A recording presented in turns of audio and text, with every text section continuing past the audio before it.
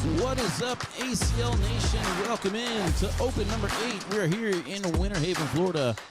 Going to start things off with a pretty good matchup between Lori and Kaylee Hunter. Thank you guys for tuning in. It is women's and seniors up first, a blind draw action later on today.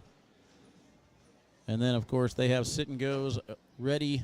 Juniors action underway as well. The junior field's pretty stacked, so I'm sure we'll get some juniors action on the live feed as well.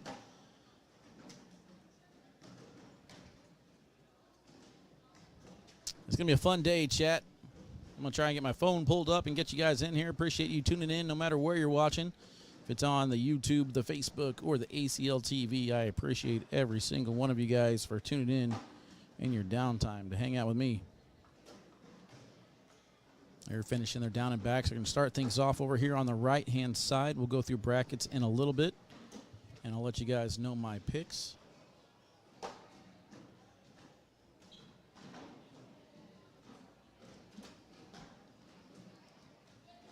Getting pretty deep into it in bracket A. On the winner's side, Megan Moppin defeated Lori to send her over to the loser's bracket, 21-0. Lori seems off just a little bit, and on the other side of the bracket, Rosie Streaker defeated Kaylee Hunter 21-4. So this is it for one of these ladies.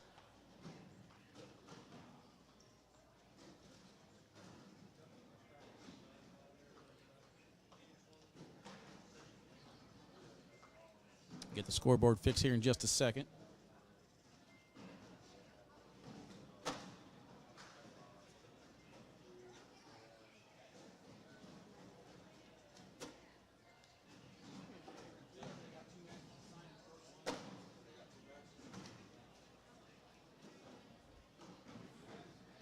All right.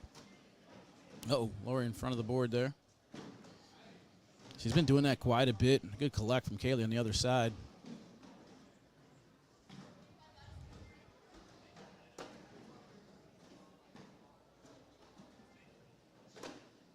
And Kaylee's going to finish off that round. We are underway with a 3-0 start. That bag in front of the board by Lori proves to be the difference. See if she can get that corrected as we go on here. Again, this is a loser's bracket match. All right, got my chat in here. What up, Byron Sisson? How you doing? See you tonight. Let's go, bro. Be careful. Safe travels on your way in. All right, looks like we got the scoreboard fixed. So let me go ahead and pull that on for there.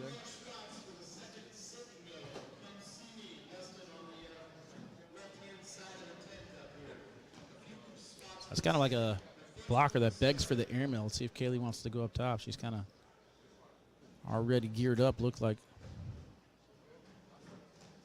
It's go time.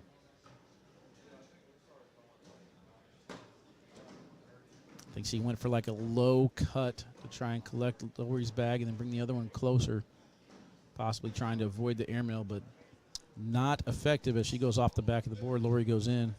Lori wants to leave that one right there. I know Kaylee has been working on the roll. Let's see if she wants to break it out. Nope, just goes right up top for the airmail, hits it.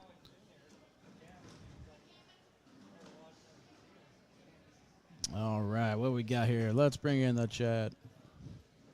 Actually, let's test this replay real quick. Let's take a look at this shot. Wasn't much hole left there for her, but she is able to go up top, hit that little gap, goes in, collects another point, making it 4-0. We are in Winter Haven, Florida, guys.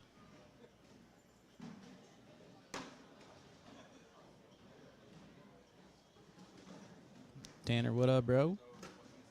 What up, Connie? What up, Cristobal? How you guys doing? Scott, what's up, my guy? How are you doing? All right.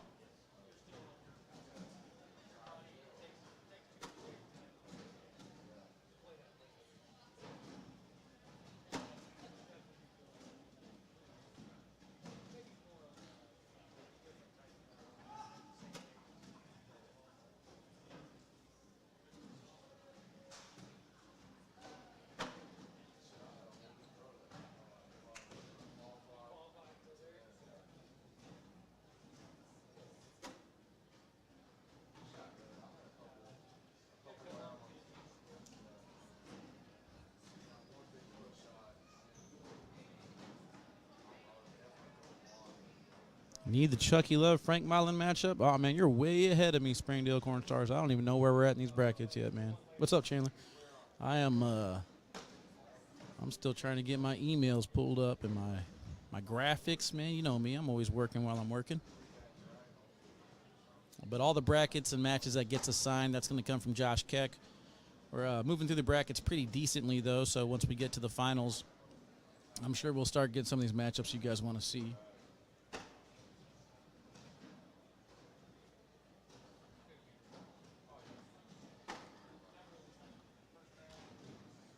I can see the spammers are live and awake, hitting that chat perfectly. Make sure you guys don't click on any links in the chat. Those are not me.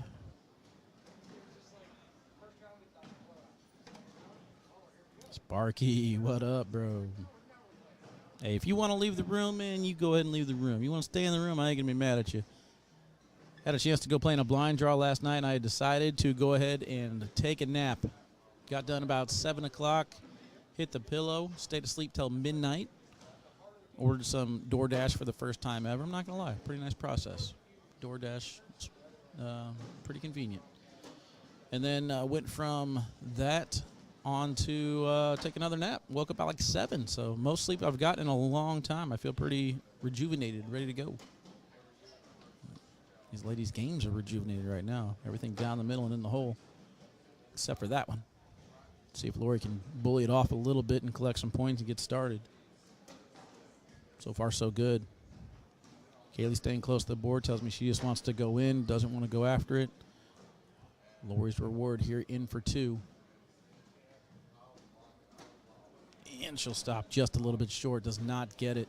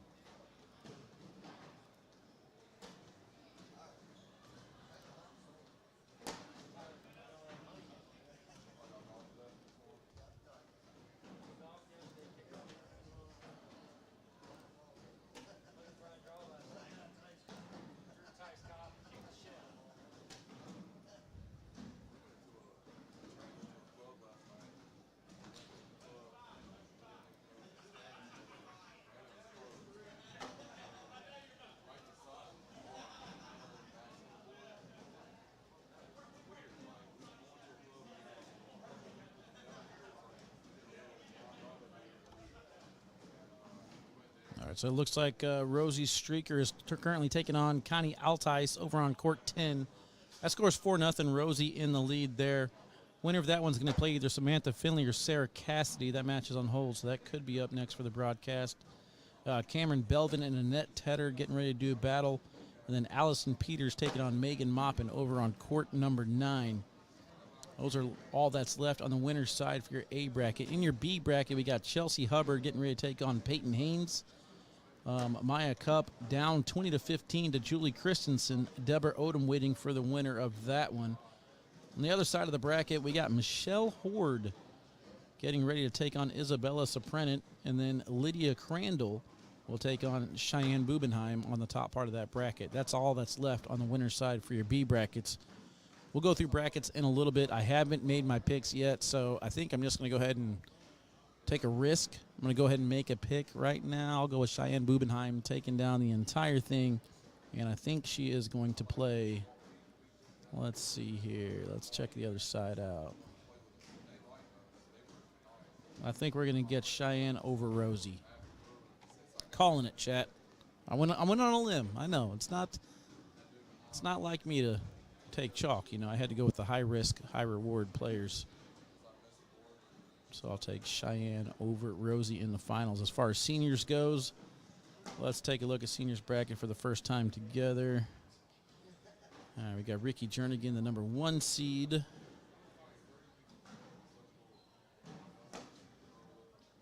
Frank Modlin, Chucky Love. Only one bracket, Donald Cupp, Mike Wright, Sam Walter. All right, I'm going to go with Frank Modlin taking down seniors. How do you like them apples? And then juniors bracket.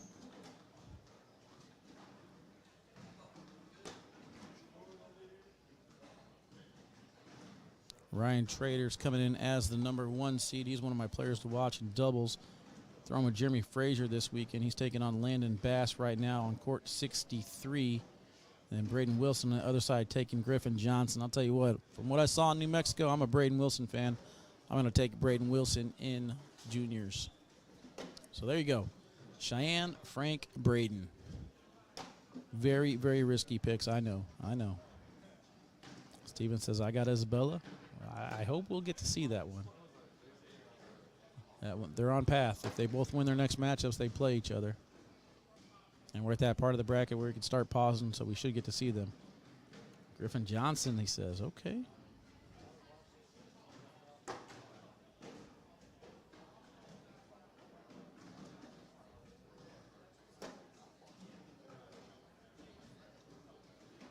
See Frank Modlin making his way over to here, so maybe he's up next. We'll see. We'll see what we're going to be teased with.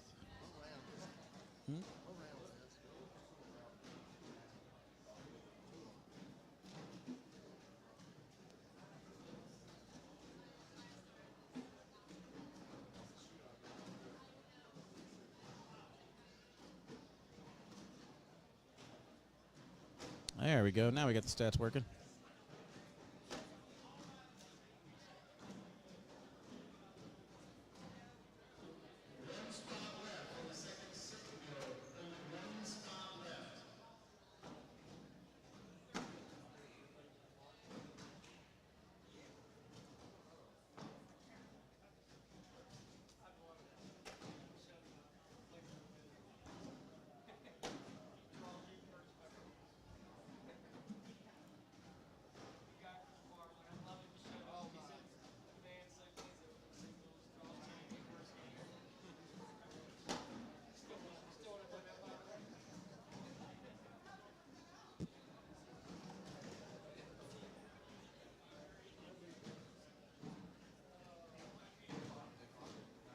$11 rounds in. Kaylee gets a couple more. They're 8-6. Yeah, like I said, Lori kind of started off the broadcast scored a little bit rough, but looks like she's starting to find her groove now.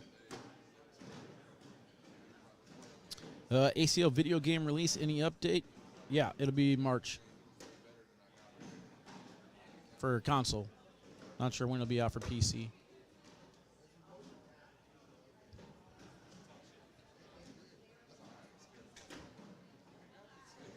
I do got to say, Winter Haven's becoming one of my favorite places to visit. I'm enjoying every single time we come out here.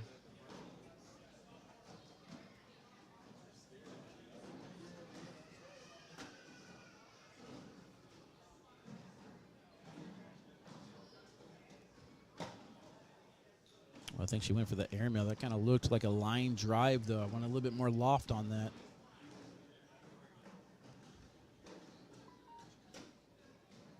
Lori misses the sneak around, but she is going to get a lead change. 9-8. Lori takes the lead.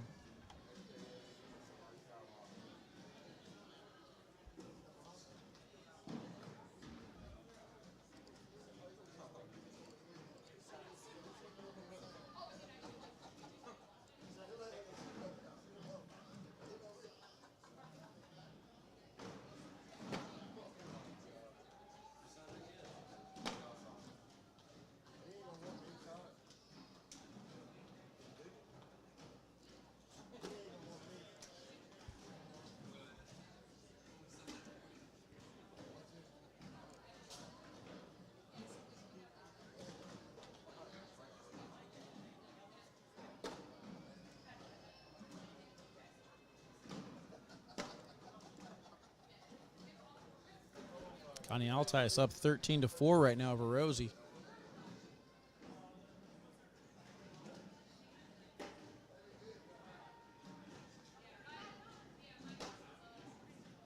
Both ladies able to finish that off. I believe it is, chat. I think it is. I'm pretty sure it is. You guys know what I'm about to say? Let me hear it, chat. Let me hear it.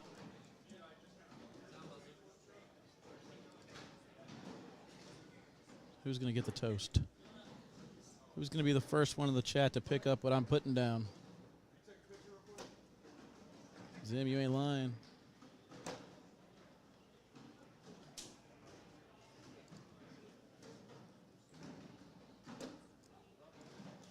Oh, man, chat, you're letting me down right now. I'm ready to crack this thing open.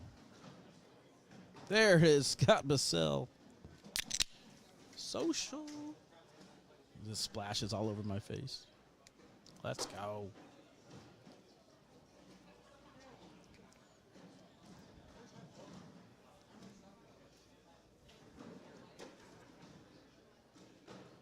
Cracked it open and just... That's the second one of the game, by the way. We missed one in round 4, but... 9.33, 9.42 the PPR so far in this one. Scores remain 9-8. 14 rounds in.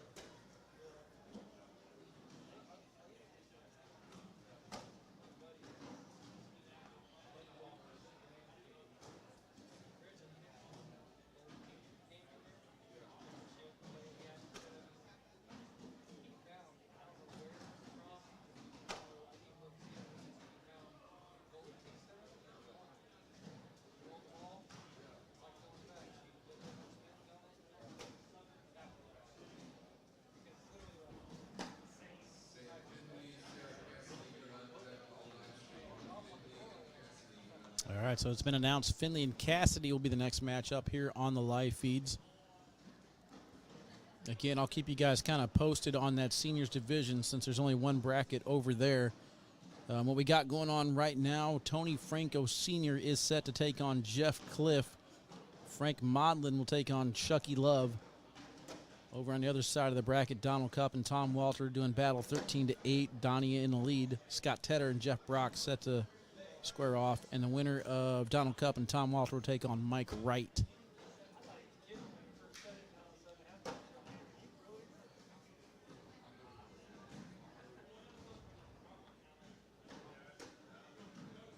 Lori catches just enough of the hole for that one to go in. Kaylee matches her at the same exact spot. Tracy says, Wally, ignoring my question. I didn't see it, baby. What was it? Where was it?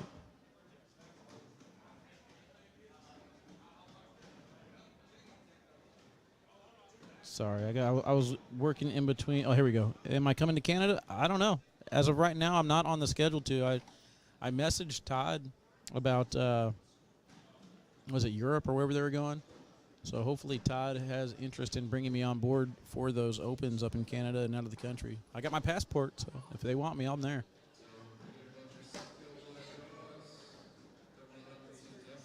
I think it'd be fun.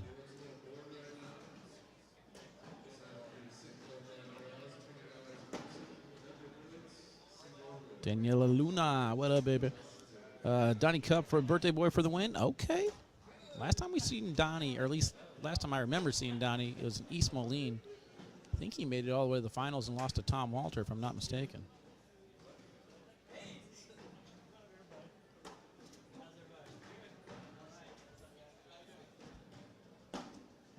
Tracy, off the top of my head, I don't have the date for the Canadian Open, so let me know what date it is, and let me see if I'm available real quick. How it's on fresh in my mind. What's up, Frank? Frank Modlin walking by, always saying hi. Love that dude. Absolutely, Lalu, I'll be there. I'm actually getting there early. We'll be out there Monday.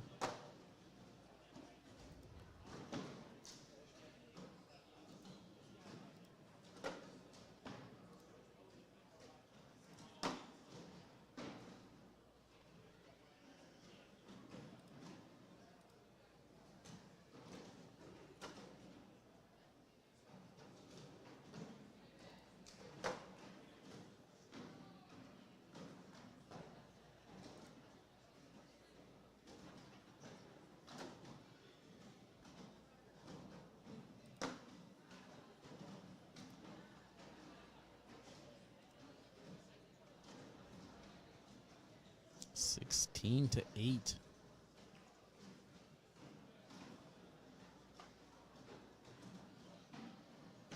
Lori's on fire right now.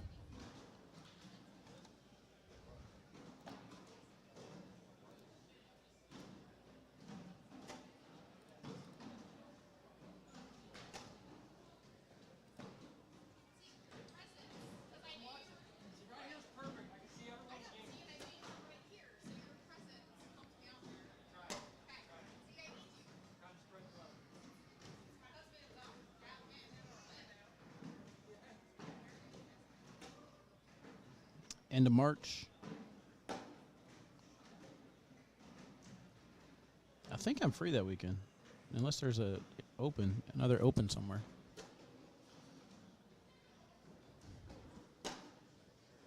Guess it's just enough of that one to fall in. I'm multitasking right now, chat, in case you guys can't tell. That's why I'm a little quiet.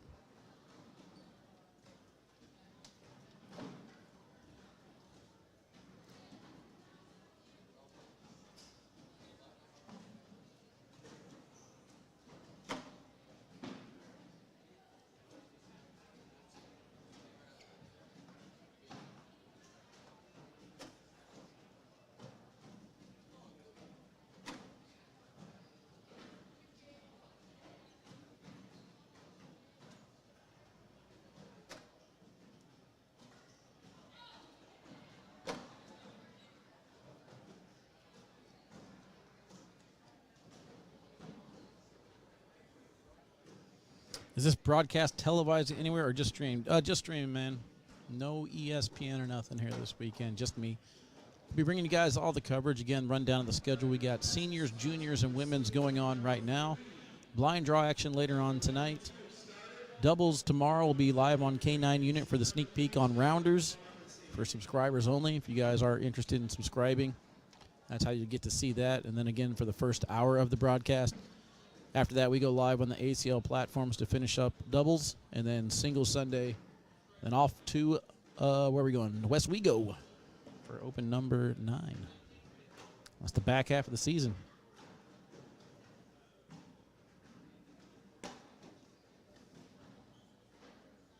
Yeah, we're going to kind of mix and match in between the brackets. Oh, Jeff is sharing the links as usual. Appreciate you, Jeff. Those are the only links I give you guys permission to click on in the chat. Jeff always comes in clutch with the bracket shares. Lori off to the left a little bit. She's been stroking, though. She hasn't thrown anything less than a 10 or 12, I don't think. She had 1-8.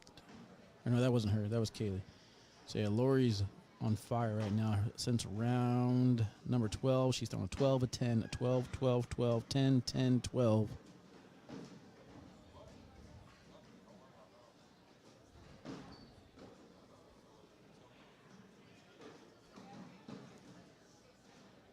That's Keck. Yeah, Keck or Cat? Waiting for the official to come to the court as we're getting. Kaylee. All right, so we're going to make sure we keep an eye on Lori's foot, apparently. What up, Reggie?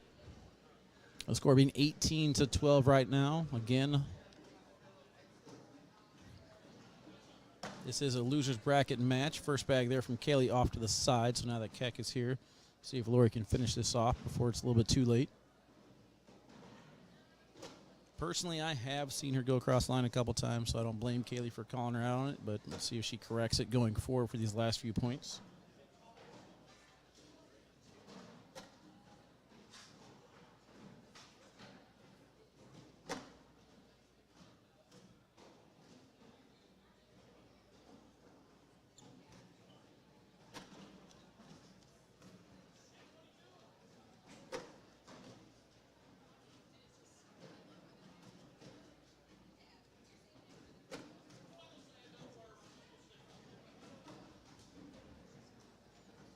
So far, 2 more points there from Lori. Jennifer knew that was coming.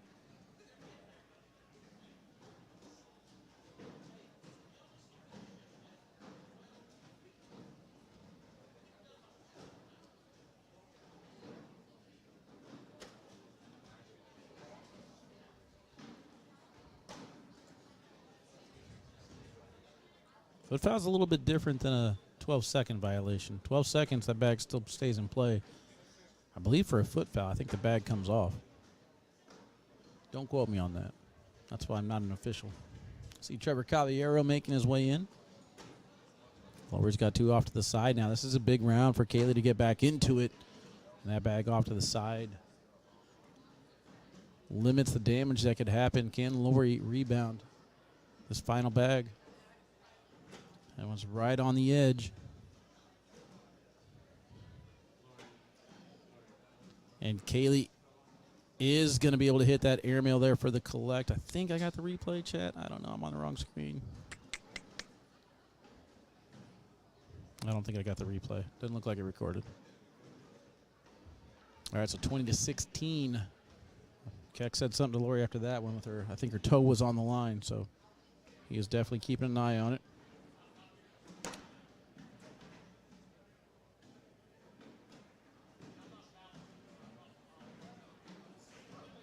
I mean, rules is rules, chat.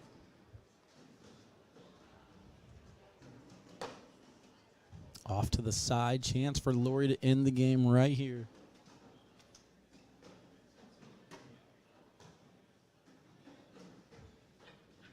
Again, it's up to the players to call the official over.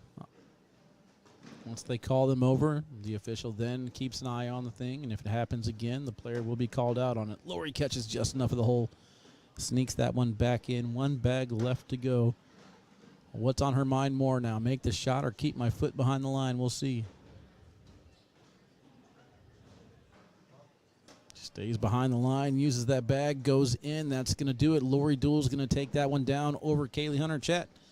Commercial break time, your favorite part of the live feeds. Take a commercial break. We'll be right back. See you guys in just a few.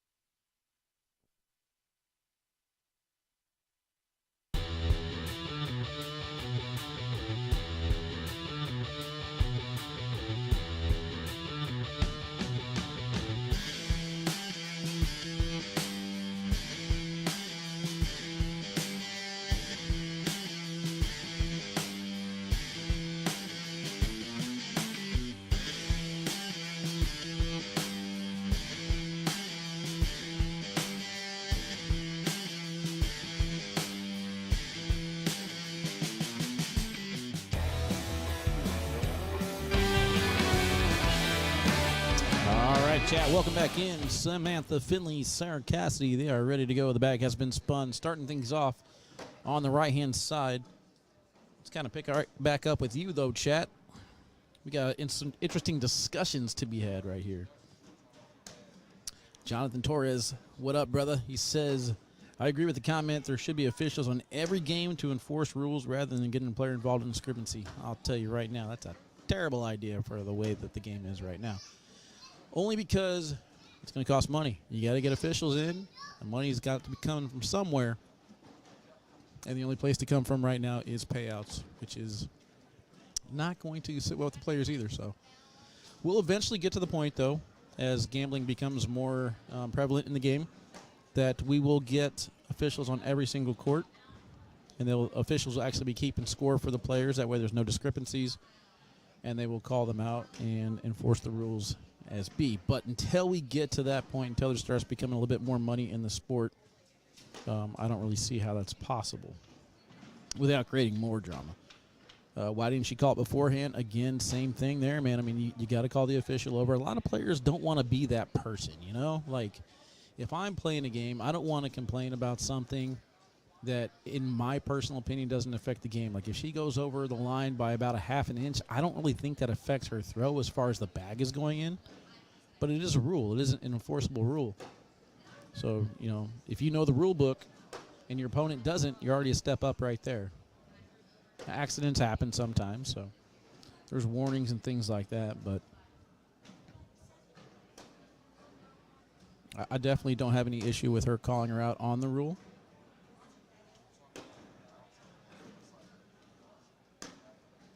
And I think all the ladies handled it properly there, too. I mean, Kaylee called her out, got the official over here. I don't know if it happened one time or if there was a warning issued. I don't know. I know Keck said something to Lori about it. I don't know if he said she was coming closer or she actually stepped over. I couldn't hear. But game was over. The ladies shook hands and went on their way. Lori continues on the bracket. Kaylee is eliminated. And the broadcast continues over here on the women's side with Sarah Cassidy and Samantha Finley. Can you cut your volume up? Absolutely. Is that any better? That's about as high as I can go, though. Actually, that's as high as I can go. But let me know if that's too loud or if it's better. Iris, I don't have control of the brackets. I know that we're on the winner's side, so we're more than likely going to get these winner brackets assigned from Josh Keck. But I don't control the brackets anymore. What up, Rich? Welcome in, bro. I do talk a little bit quieter than Trey and most people, but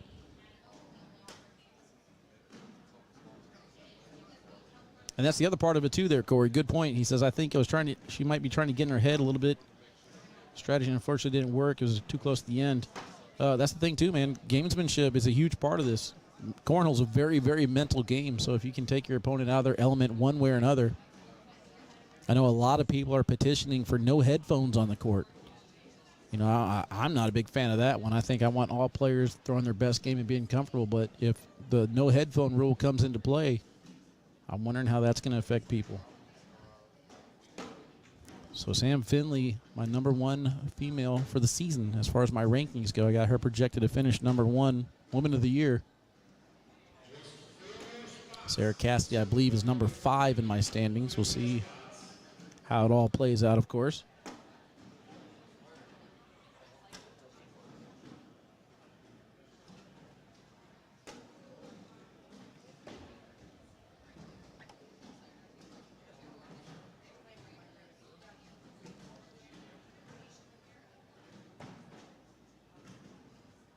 Terrell, I'm not really sure on that, man. There's some people who are, like, for example, when Baby Goat played 47 rounds against Matt Guy, I had somebody complain to me, not really complain, I guess tell me that they thought that Baby Goat was receiving coaching from John Fuentes. But, like, John Fuentes was just on a phone call, and he was actually talking to one of my buddies, and we were kind of talking all together about it. But they're like, yeah, Baby Goat's got his hoodie up, and he's listening to headphones from John Fuentes coaching. I'm like, man, he's still got to make the shot. Like, who cares if they're in their ear talking? It's all about executing the shots. But I think the thing that a lot of people complain about with the headphones, though, is like the other player doesn't pay attention to them, or communication slows down the game. I don't know. I'm not a big enforcer as far as the no headphones go. Speaking of Baby Goat, he makes his way in the building there. Hey, King Ryan, as far as I know, man, I think they're going to have me back. We'll see. I haven't been hired yet, but if they have a date and they go to k9cornhole.com and book me, I'll be back there, man. That was a fun time in Bachelor Bag Brawl. Sam staying into the board. Doesn't look like she wants to collect this one. She's off the side. Gives another opportunity for Sarah. Lead change coming. And she will hit that gap perfectly without taking Sam's bag. 4 points, 8-7 now on the scoreboard.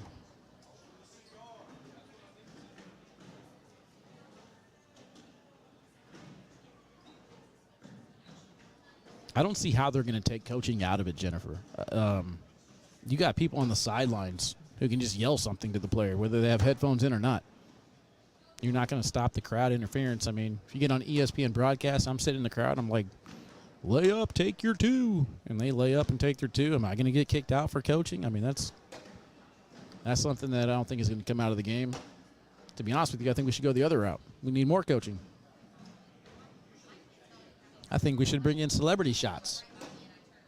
Like, oh, man, I need an airmail. My airmail sucks. Let me go ahead and call in somebody to take this airmail for me. That's what we should do with teams. Relief pitcher. Bring in the relief pitcher in cornhole. I'm all about it.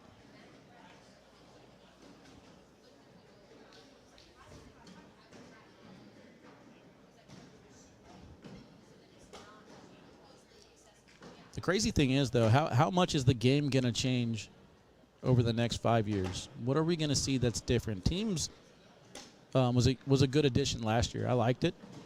I liked the Conference Cup format personally when we had the singles, doubles, and crew cup. I'm kind of hoping they bring that to the teams format. Missed 4th bag there from Sarah, and Samantha sneaks in the other side. Both players shaking their head as they walk down, trying to figure out how to get this needle moving. 10-7 right now. Let's go, Nick. Appreciate that. Brandy, not those kind of shots. Different kind of shots, Brandy. I know how you are. Always trying to get me to take shots. How dare you, Brandy?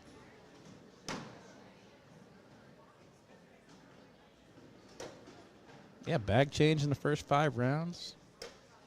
I think if all your bags have the same exact design on it, you should be able to bring like one slick bag, one sticky bag, whatever you want.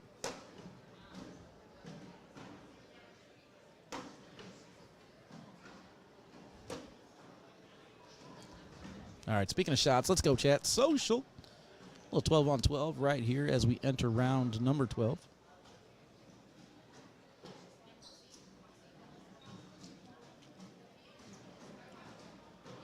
Let's take a look at the brackets and see where we're at. Megan Moppin defeats Allison Peters, so she advances now to take on Cameron Belvin. The winner of that match will be in the queen seat for bracket A. Connie Altice over on the other side finishes off Rosie Streaker. She'll play the winner of this match to get to the king seat on the other side. In bracket B, Peyton Haynes, 23-12 over Chelsea Hubbard. She's going to take on either Julie Christensen or Deborah Odom. That match is 16-15. Deborah Odom in the lead. Those two will square off then for the queen seat. And on the other side of the bracket, Cheyenne Bubenheim and Isabella Soprenet all ready to do battle. Winner of that match gets to the queen seat in bracket B. Juniors king seat match is set. Landon Bass will take on Griffin Johnson. Griffin Johnson 30-5 over Braden Wilson. Holy. Somebody in the chat earlier was cheering on Griffin Johnson. Don't really know who he is, but I have a feeling we'll get to see it. Seniors division's behind just a little bit. Jeff Brock, Scott Tedder tied 1-1. Donald Cup 4-0 right now over Mike Wright. Frank Modlin and Chucky Love starting on court 47. And Jeff Cliff 12-1 right now over Tony Franco Sr. Hey, Don Juan, looking forward to that, though. 14-7. Nope, wrong button.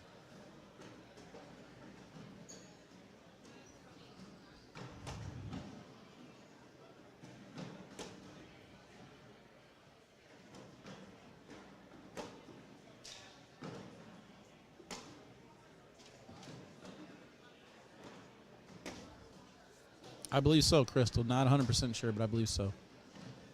Samantha uses her bag as a bumper to go in. Oh, thought she threw that one just a little bit too hard. Gives her a little case of the giggles as she heads down. Score's going to be 16-7, though.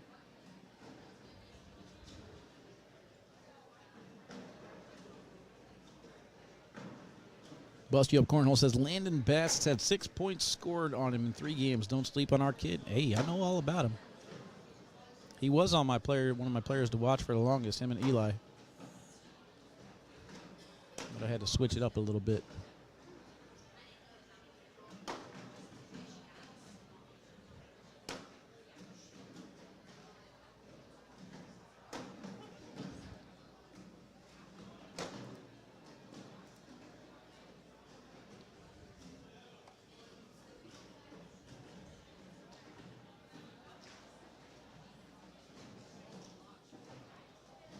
.8 PPR against a 10.27.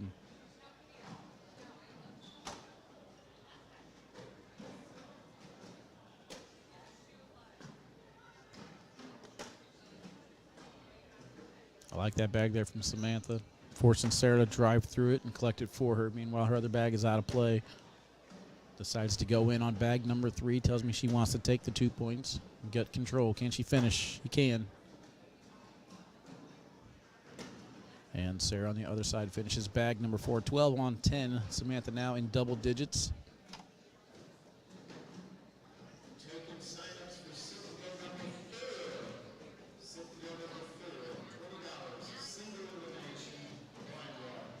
Braden Wilson taking on Jackson Gore on court 60. That should be a good one. Ryan Trader getting ready to take on Anthony Eastridge. In the loser's bracket, that looks like that's it. So only one loser's bracket. Those are the final few players left. Braden Wilson, Jackson Gore, Ryan Trader, Anthony Eastridge, and then your king seat match, Landon Bass and Griffin Johnson. Will trip, and they both fall back in. Social. Rockstar. Fruit punched. That's what I'm drinking right now, chat. Way too early in the day to start on those kind of beverages.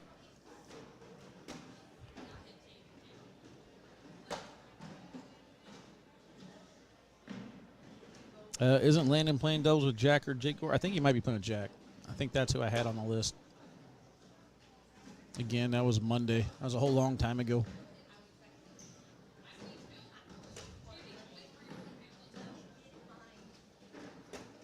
Ooh.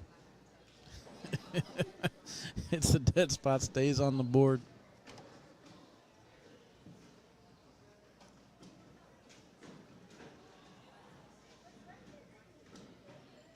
Corey says, do I need to make a Wally pop in for the social? Social. Yeah, you do. There's a lot you need to do. You got to get Corey to work.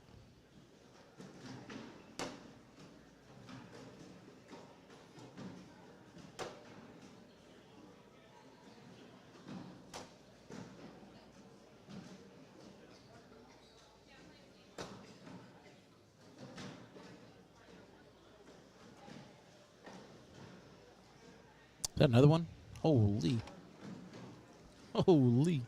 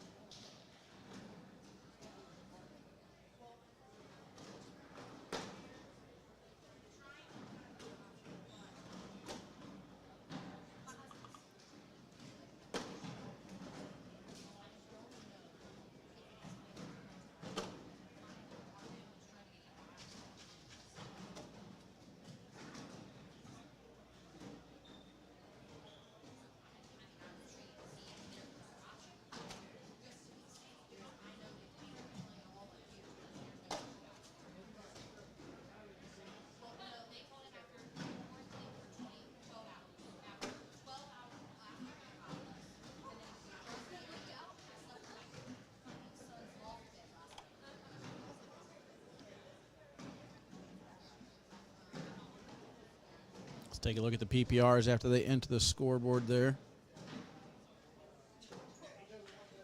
Sam Finley throwing a 10.3.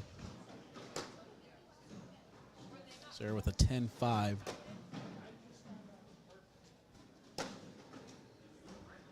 Seems like Sarah's spot is just a little bit on the back of that hole, and they eventually all just fall back in.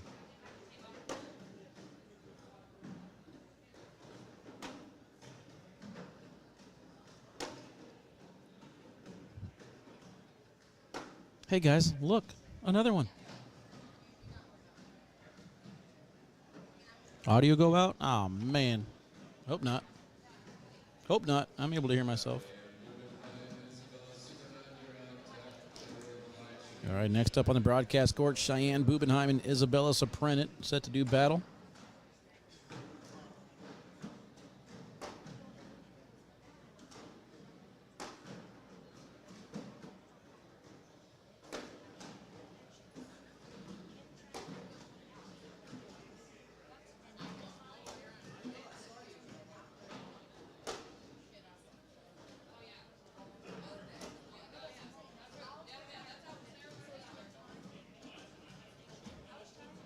I don't know what to say, chat. I don't know what to say. These girls are making me look like I don't know how to play this game.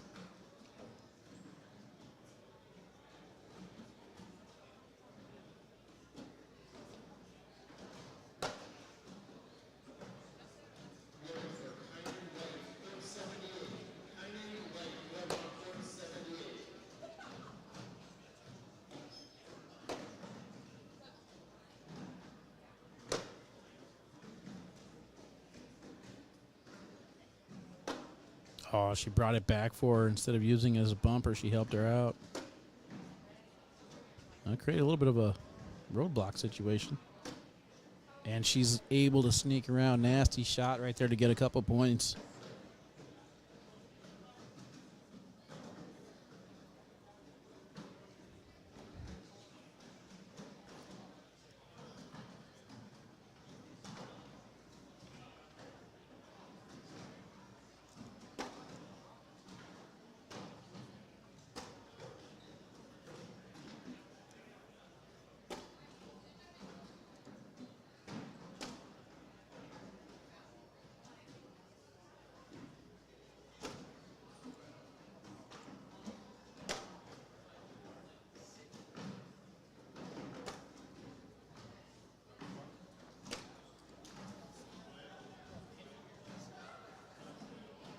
It's kind of interesting all of a sudden.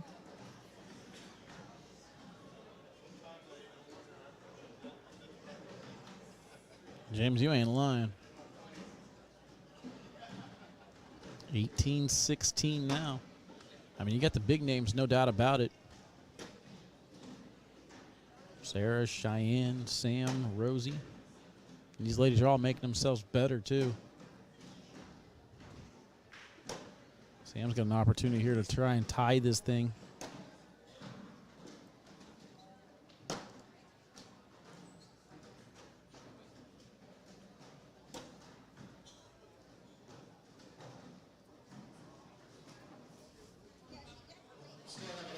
Just a bit outside.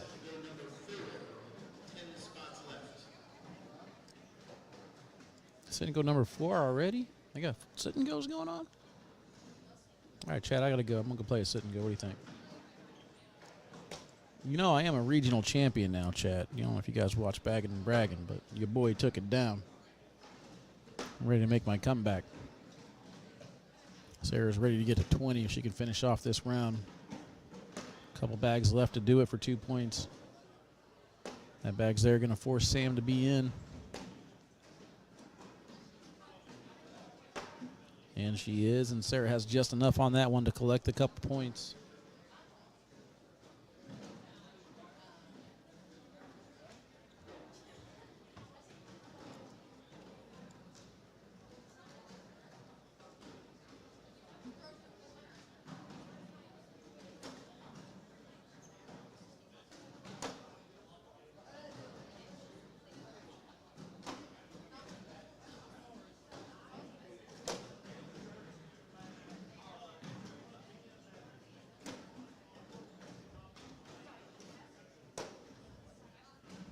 There it is.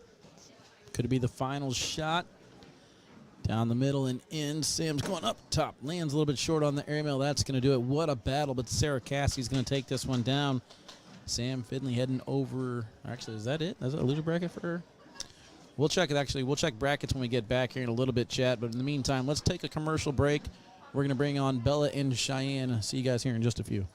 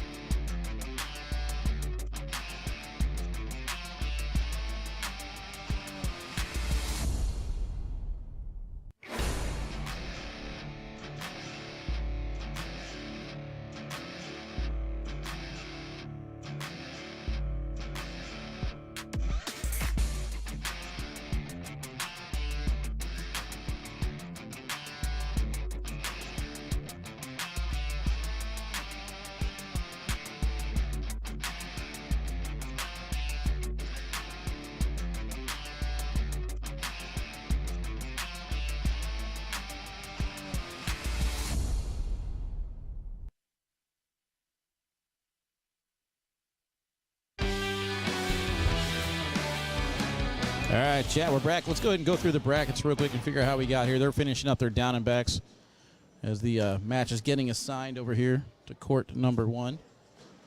Cheyenne Bubenheim there, as you see, had the bye the first round, came in as the number 2 seed, defeated Ashley Ward 27-5, and then Tiffany Fincham 24-5 to get here.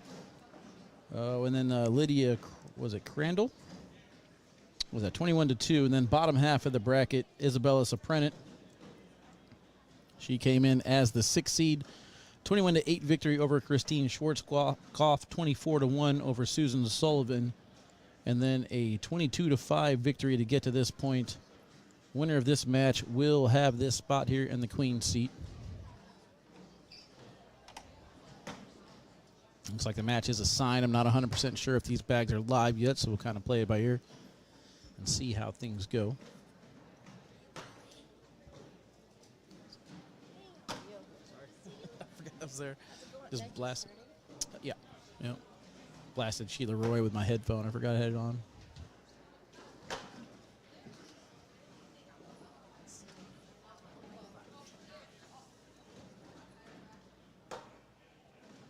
Oh man, Clay, feel you. I feel your pain. Ooh, almost got a little Cheyenne roll. And Bill's got one off. That's a big round. Is that a 7 spot? It is. That is a 7 spot to start the match. Sheesh.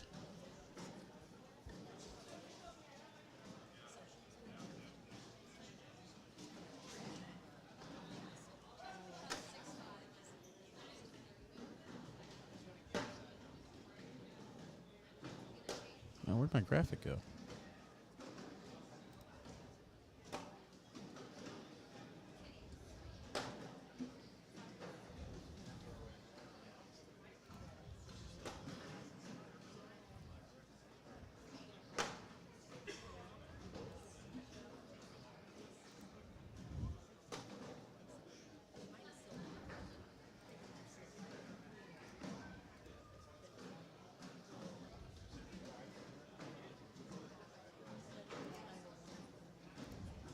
There we go. That was weird. I didn't do that one, chat. That's a computer malfunction. 10-0 start right now.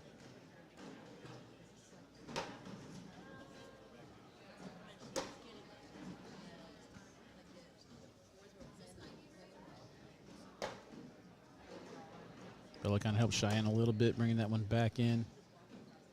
Cheyenne is not going carpet version today. She's throwing the all slides.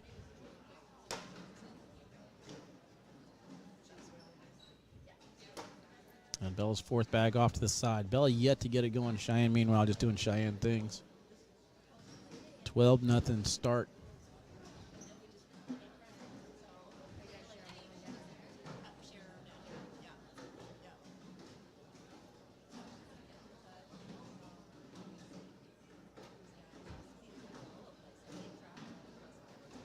Something happened there with the tablet, so they're going to make sure that they get it all fixed. All right, there we go.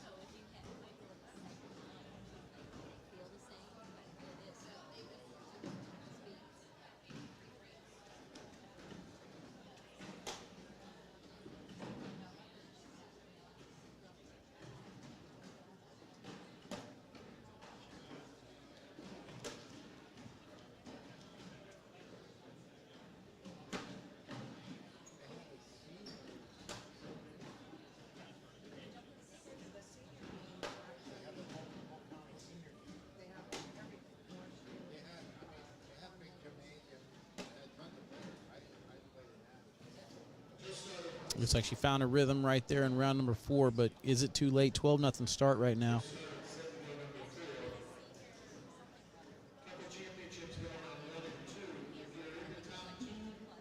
I don't even know what that means, Jody. Derek, I can't tell if these are 2.0s or regulars. Actually, it looks like it does say 2.0 there in the bottom corner. Look at that airmail over the top. Cheyenne's ready to go.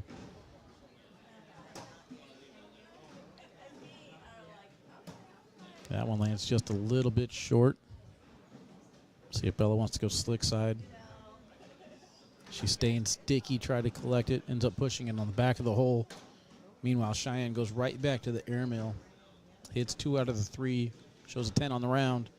And Bella's low push missed, skipped over that bag. It's going to be a 10-on-8 round. 2 more points, making it 14-0 to start this one. This is, again, to go to the Queen's Seat match. Landon Bass starting up against Griffin Johnson over on court 62. Losers bracket, Jackson Gore takes down Braden Wilson.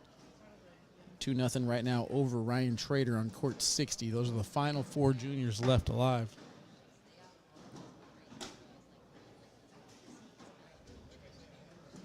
Jeff Brock set to take on Donald Cup over in the seniors division. Frank Modlin up 16-12 over Chucky Love. Winner of that one gets Jeff Cliff.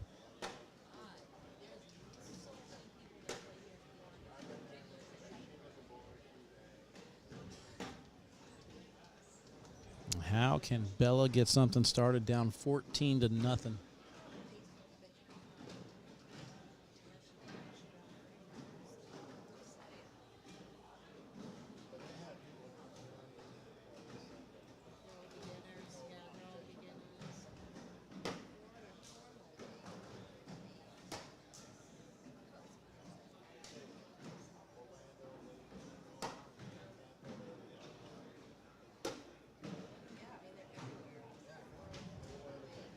I mean, Cheyenne's just not missing right now.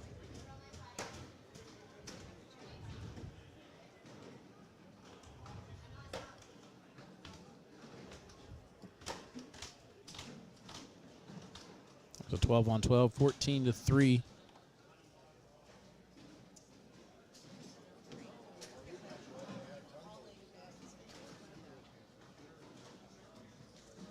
Doug says Bella needs a dirtied up level 3 blocker center board. Feel like Bella can work around it easier. I think so, but Cheyenne's airmail's right on point, so it's going to be the question, which one's more accurate, Cheyenne's airmail or Bella's roll?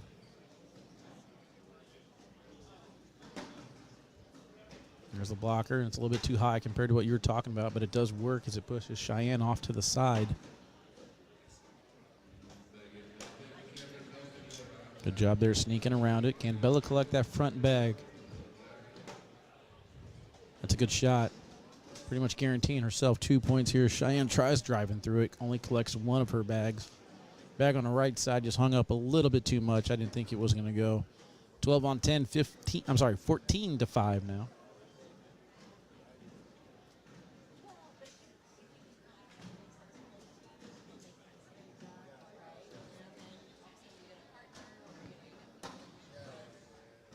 Over in the A bracket, Connie Altice 4, Sarah Cassidy 0. Other side of the bracket, Cameron Belvin, Megan Moppin. Saw Cameron make her way over here to the bleachers behind me, so I'm wondering if they're going to start up on the broadcast court next.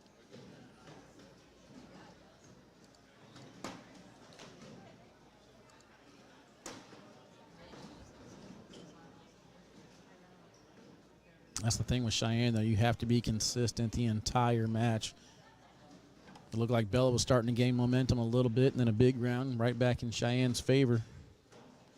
18-5 now. 10 rounds in.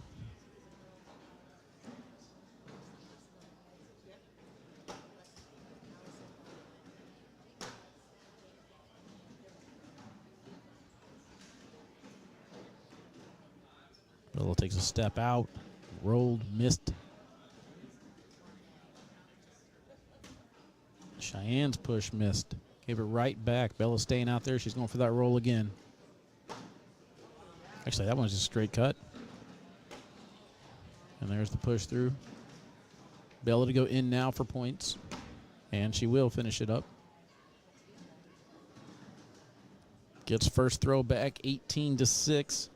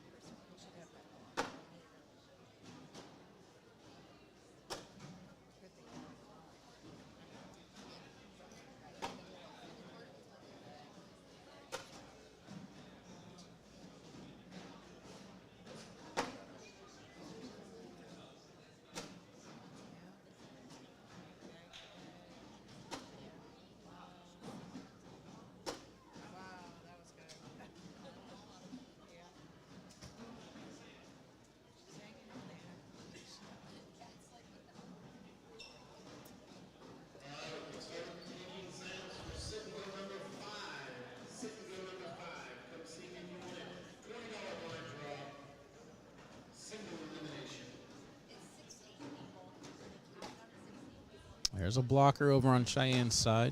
Cheyenne just done with that already. Bag number 1 pushes right through it, clears the board up.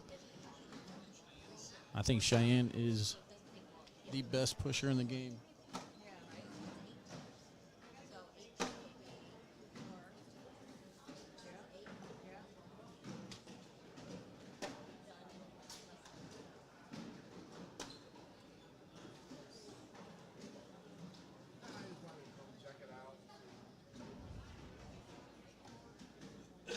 Back against the wall now. Bella's got to get something going, or this thing's going to be over. One more point for Cheyenne to take this one down.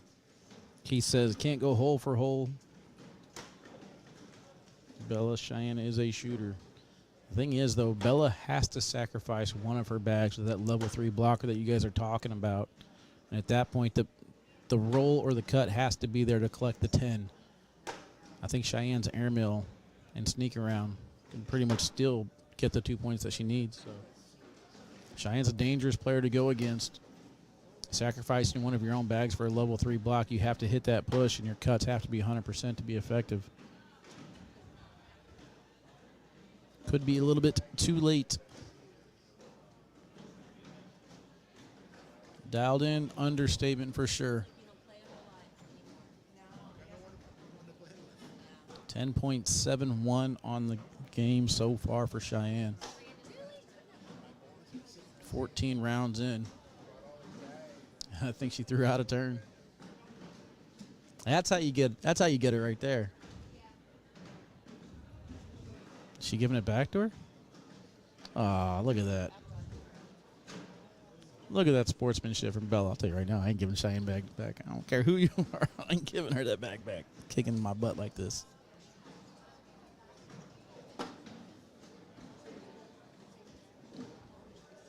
So she will get 2 bags in a row. 9 times out of 10, this usually results in a 9-on-8 round. Bella, though, able to capitalize with her first 2 shots. She's up 3. Cheyenne off to the side. Good cut right there. That's what we're talking about. That cut's got to be on. And Cheyenne's push again brings it closer. Just very, very effective. Good job by Bella to finish off the 12. Anytime the opponent throws out a turn, very rare to actually get 6 out of it, but that's what Bella's going to do. 20-14. I think Bella unlocked the secret to beat Cheyenne. Just somehow get her to throw out of turn. At least she beat her for that 1 round.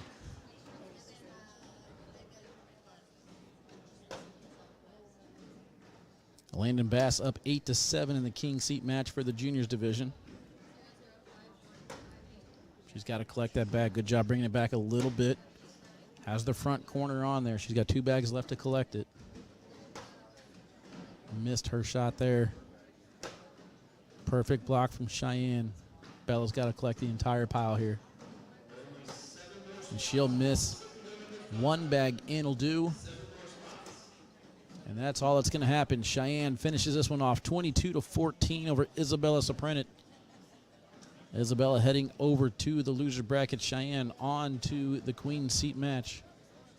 We will take a commercial break, guys. We'll be right back. We'll go through the brackets and figure out where we're at. See you in just a few.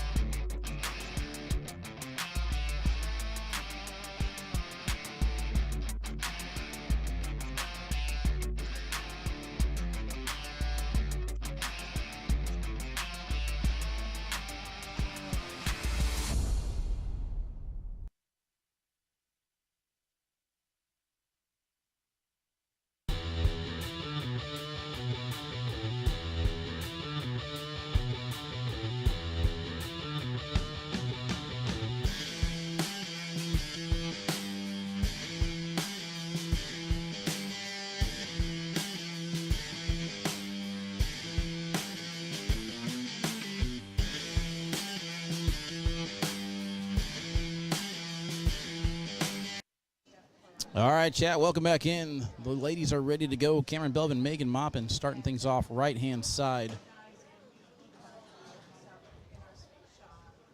I'll take a look at the brackets off the air to see how we got here. Cheyenne just defeats Bella to advance to the Queen Seat match. This is to get to the Queen Seat match in bracket A. Megan Moppin started off the day 22-0 over Lori Van Tunen. Then 21-0 over Lori Duell, 21-15 over Courtney Coy.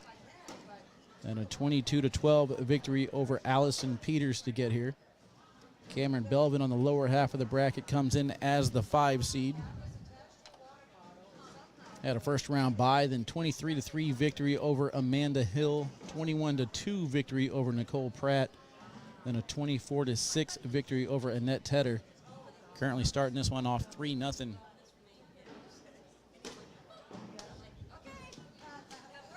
She is throwing the AAR Blitz bags. Over on the other side, Megan Moppin throwing the Vortex shelters.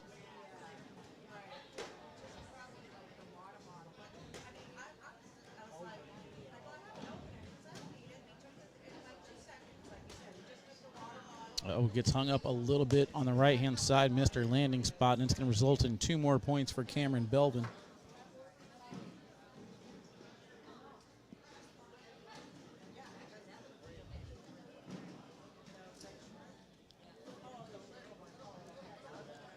So again, this is an A-side bracket match. Over on the other side of the bracket, Connie Altice is taking on Sarah Cassidy. Winners of these 2 matches will play each other. Connie is currently up 12-9. Left alive on the loser's side, we have Courtney Coy up 18-7 over Shelly Greenlee. Winner of that one will take on Rosie Streaker. Nicole Pratt and Samantha Finley scoring off on court number 9. The score is 18-13 there. Sam Finley in the lead. Annette Tedder up 6-2 over Kelly Jenkins, and Allison Peters down 14-5 to Lori Duell. That is it for the rest of the ladies in the A bracket. Cheyenne's got one way off the back. That's going to be 1 point, puts Megan on the board.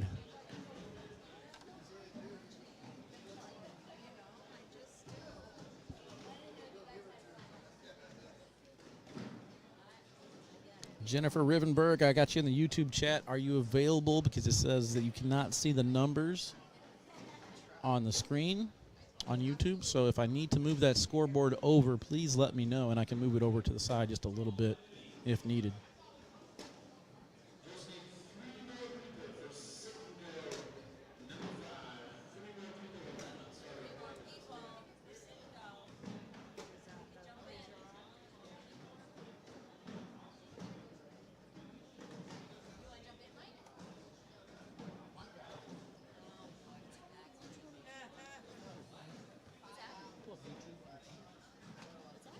YouTube on your phone for the game? Do you know if any ACL pro throws Razorbacks? No idea, Eric. I don't think so. Not to my knowledge. Megan had a chance to tie it. That bag off to the side, though. Oh, I forgot. I got to turn my mic all the way up. Number of people watching blocks the score. Okay, I'll get... and this is on cell phone, correct? Number of people watching on your cell phone? Because on my computer, I don't see the number of people watching, so.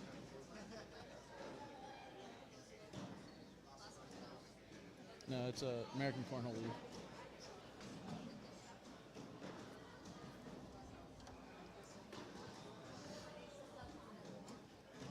League. Devin, not sure yet.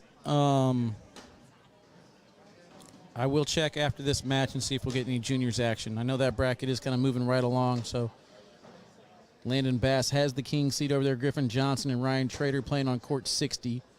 Ryan Trader 22-16 victory over Jackson Gore.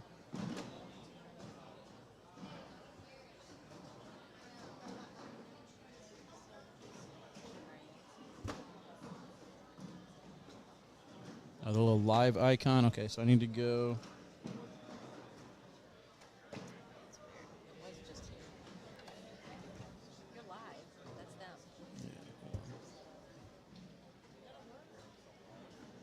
Why would it turn? You got your screen lock on? No, I don't think so. There we go. Okay, I need to go over quite a bit, huh? All right, let's see if I can get this here. Oh, sorry, camera took a timeout. I thought they were done with the round. And her airmail's going to miss off the back, so while they're walking down to the other end, let me try and move this scoreboard for you guys.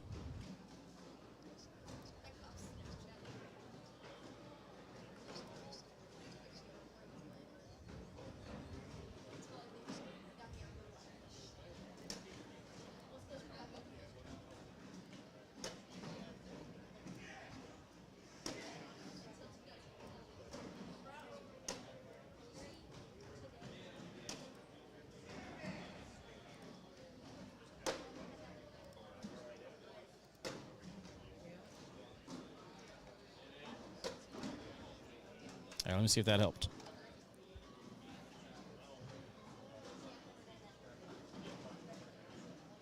Of course, YouTube's got to do something different, you know? I still need to go over more, or is that good? Looks like I need to go over some more, huh?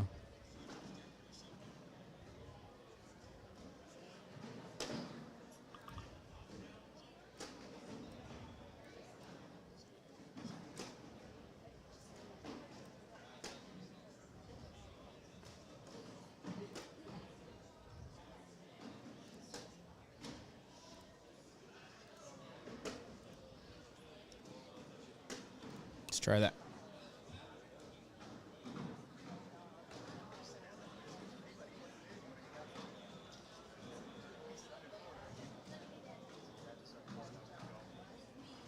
All right, I think we're good now, chat.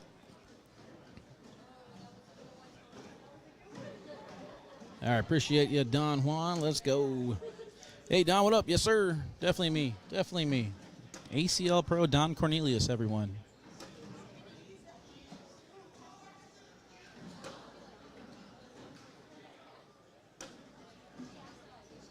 No, I was talking to the YouTube chat, Zoids.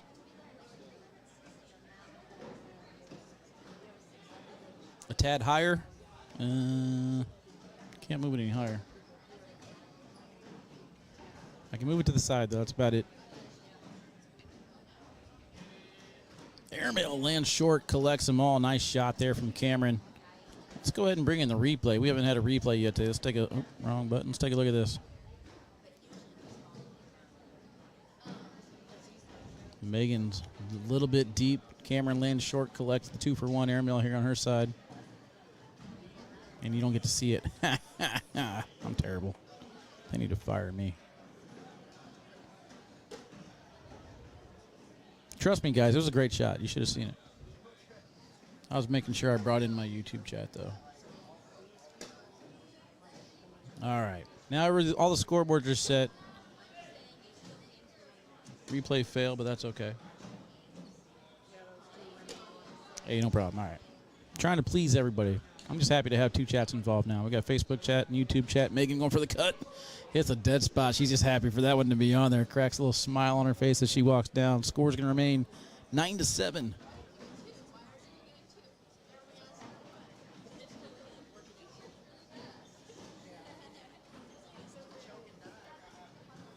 Canoe, I'm telling you, bro.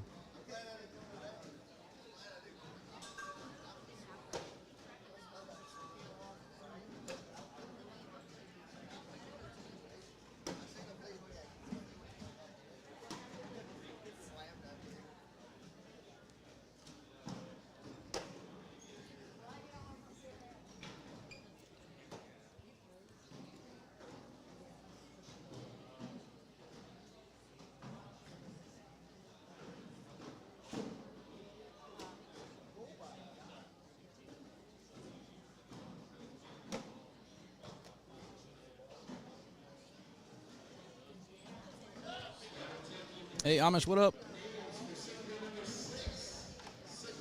Oh, you know me. I'm just trying to get everything going here. Get all my monitors on the same page. What I got today? 1, 2, 3, 4, 5 different monitors. YouTube, Facebook, TriCaster, Score Zone. So 4 different platforms. All I'm trying to commentate. Good blocker there from Cameron. I like the back block from Megan, but we saw Cameron's airmail effective. Comes with a back block of her own.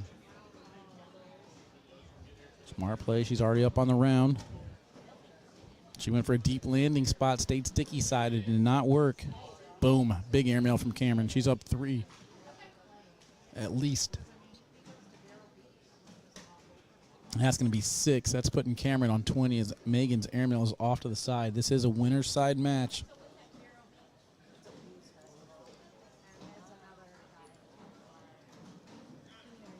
Winner of this goes to the queen seat for bracket A to take on either Sarah Cassidy or Connie Altai. Sarah Cassidy currently up 20-12 over there. Cheyenne Bubenheim's match is set. She will take on Deborah Odom over in B bracket.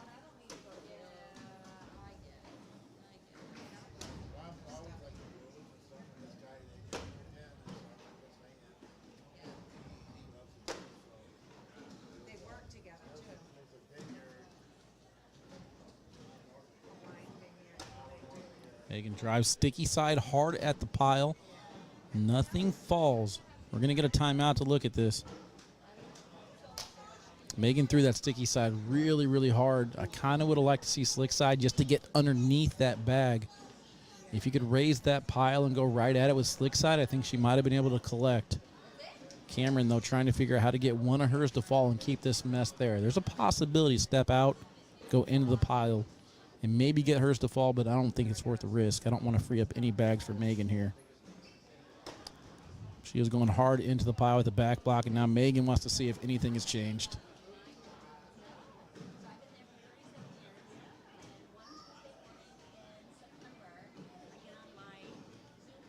Jennifer, you still can't see the numbers? Oh, man, I don't do it anymore. I moved it over as far as I could.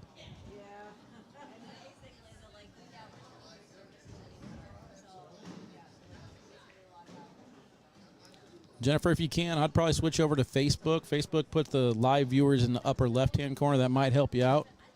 Ooh, line drive airmail. She went for it. She was willing to risk it for the biscuit right there, but Cameron's going to get the 1 point she needs. Off the back of the board. They're getting the score figured out, but that's going to do it for this match, guys. We're going to take a commercial break, get the next match assigned. We might get Juniors Championship. Otherwise, we might head back over to the B bracket for Deborah Odom or Cheyenne. Find out here in a second. See you guys in a few.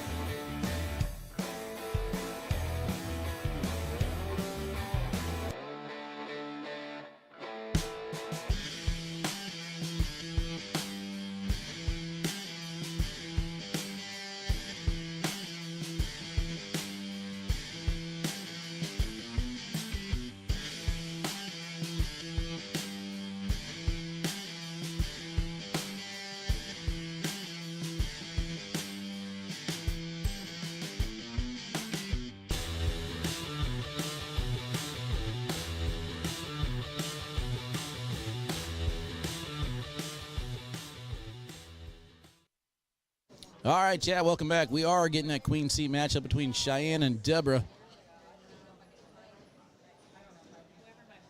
Looks like Deborah's throwing the Vortex radars, and Cheyenne again with the all-slide 2.0s for those of you that are just tuning in. We saw how Cheyenne got to this point. Let's take a look at Deborah on the other side.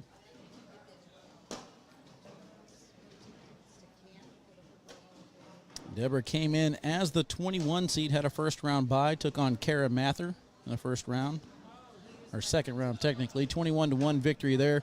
22-0 over Tina Stacy. 22-15 over Julie Christensen, and then to get to this match, 22-0 over Peyton Haynes. Peyton Haynes with the upset over Chelsea Hubbard. So winner of this match has to be double dip for the B bracket. There are 2 brackets in the women's division.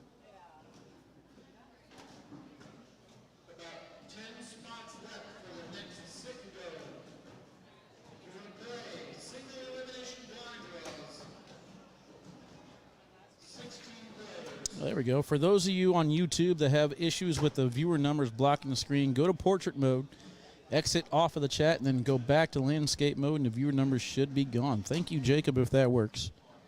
And even if it doesn't, thank you for trying. All right, so B bracket action here. Peyton Haynes taking on Miranda Coy on court 21. Then the other side, Tiffany Fincham, 10-10 tie with Haley Harlson. Winner of that one gets Isabella Soprenant, and that's it. No other ladies left alive in the B bracket. And Deborah able to stop that 7-point round that we saw against Bella as we are underway.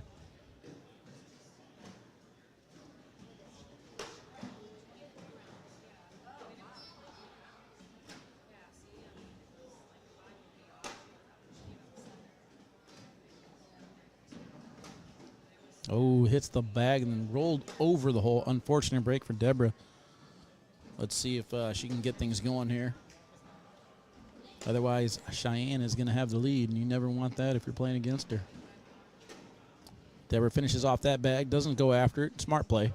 Gives up the 2 points as we head into the next round with a 2-0 start for Cheyenne. Talked to Cheyenne after that match against Bella. I said, aha, found a way to score against you. Just get you to throw out a turn. You give up 6. She's like, yeah, it worked. She's like, did you like my roll? I said, you mean, or she's like, did you like my roll attempt? I said, yeah, I thought it was a roll. I just didn't want to say it.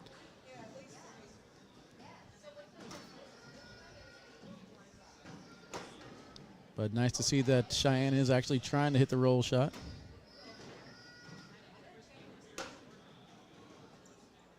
She's inching that one back in. Deborah's going to help her out on the other side. 9-9, 12-9. And off to the left. Looks like that was a little bit of a balance issue. It's going to be 2 more points, 4-0. Last time we saw Deborah take on Cheyenne, same thing. Deborah shot very, very well. Cheyenne just a little bit better.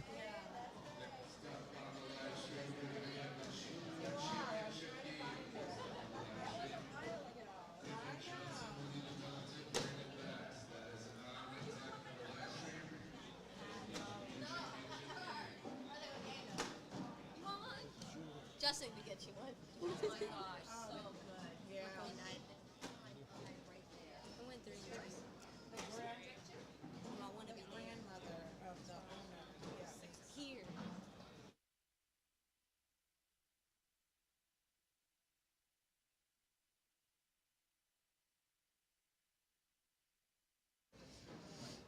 Miss you, boo-boo. What up, Zeller? How you doing, baby? Deborah's going to hit this airmail for you. Watch. Or not. Laying a little bit short. That's a big league 6-on-6 after what we've seen. Not too often are you going to get Cheyenne to throw a 6, but Deborah does not capitalize on that round. 5-0. Did I miss one off the back somewhere? I thought it was 5 or 6-6. Oh, well. I was talking to Jasmine behind me. Says she went 3-2. Jasmine Prevette trying to make a name for herself. She's one of these girls who's kind of stuck in limbo. You're playing very well. You're throwing great, probably good enough to win anywhere else, but unfortunately you're stuck in Florida where you got to take on Cheyenne, Rosie, Samantha, Sarah, just to name a few. How about that roll attempt from Cheyenne? Uh-oh. Deborah missed her landing spot. She goes off the back, and Cheyenne could push through for 3. Oh, we gave it right back to her. Reverse cut for 1. Nope, pushes the wrong bag, gives up 3 instead of the 1. And Deborah's going to talk to herself on the way down. AJ on the sideline trying to cheer her back into this 8-0 start for Cheyenne. It was 5 on 4? Okay. I missed a lot. That's what I get for trying to talk to people. What up, Dana? How you doing? Dana, you look beautiful today. Did you know that? Somebody better tell you every day how beautiful you are. David, so far so good, man. We've had a pretty good setup day. Took a little bit longer than I thought it would. I feel like I need to open every other week. Whenever I had this long break, I don't think I've done an open for, 3 weeks? And I'm kind of out of it. Took me a little bit longer to set up things, and I forgot to change the title. I think this actually still says ACL Live on there, so yeah, dropping the ball. Dropping the ball.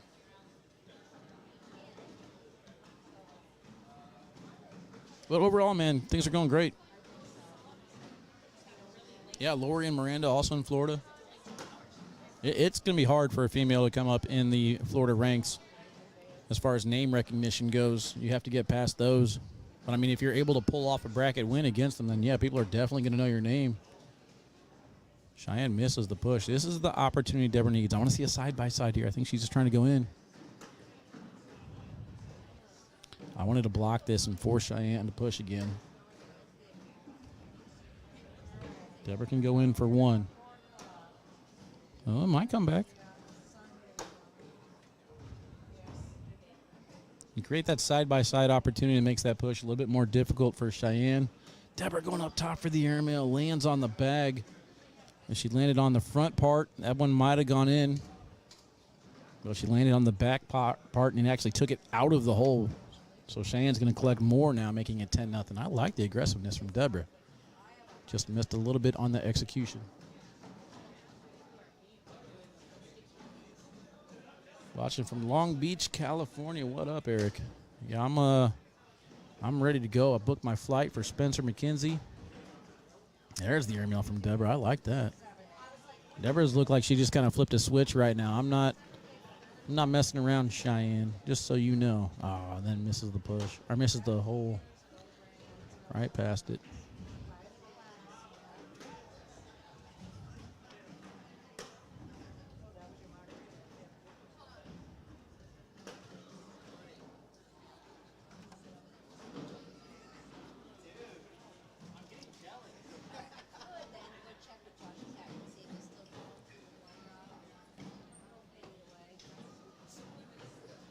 Oh, man, Don, you want to do some Cayman? Don, I'll tell you what, man. I hope you're in my pool again for Spencer McKenzie. Best match I ever played was against Don. I didn't miss a single bag. Tell him, Don.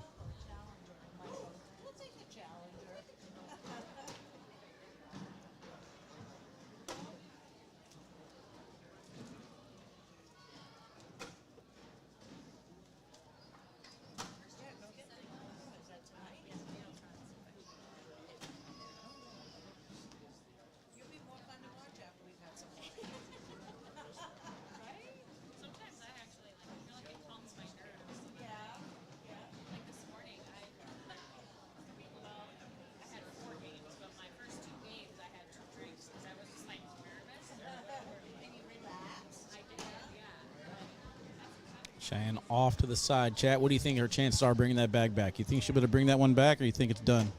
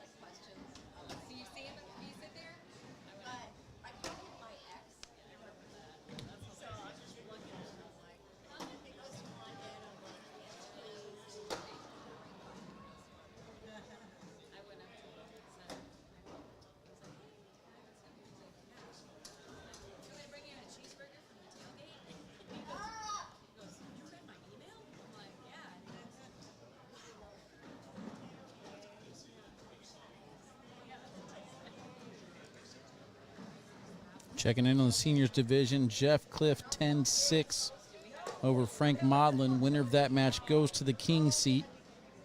Donald Cupp on the other side up 11-7 over Jeff Brock. Again, winner of that one goes to the king seat. Championship match is set. Landon Bass will take on Griffin Johnson. Griffin Johnson finishes off Ryan Trader 24-20. So that'll be next here on the broadcast court. The Juniors Championship. Cheyenne's airmail there almost collects her back bag. Deborah's got slick side down and misses her landing spot too far to the right. Deborah's slick side push is just a little bit off. She's talking herself on the way down. Looked like she tried to throw that one a little bit harder and force through it.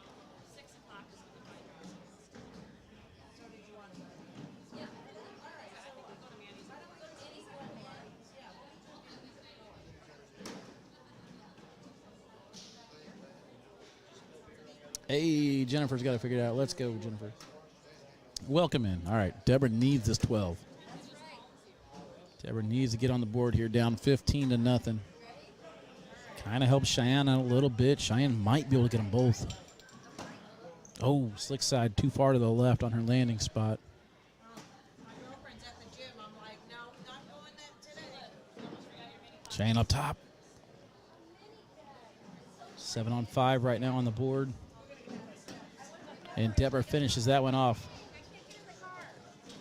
15-5. Deborah on the board in a big way. Entering round number 14.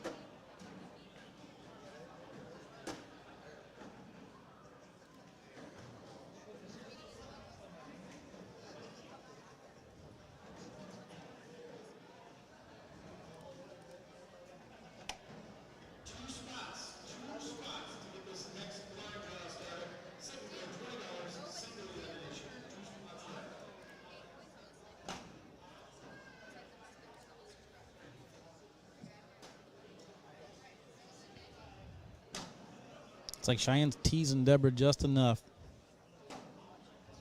Good job so far from Deborah avoiding that bag. She's leaving it there, though.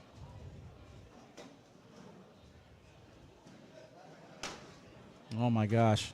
Again, situation here for Deborah to push through the pile. Stayed sticky side that time, and she's able to get all the way through. Nice shot there from Deborah. Good adjustment. Staying sticky side. That slick side's been troubling her so far this match.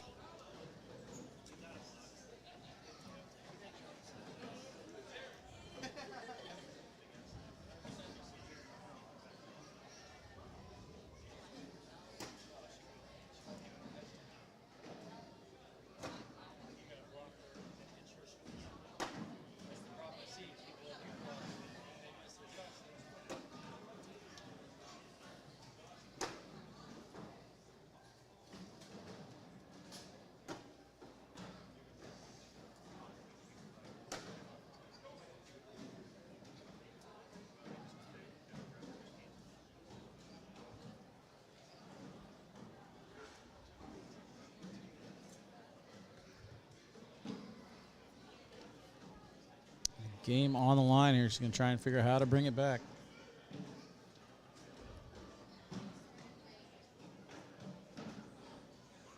We will see.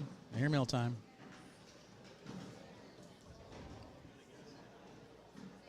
She will go up top, and she will hit that one. What a shot from Deborah. Huge hit at the right time.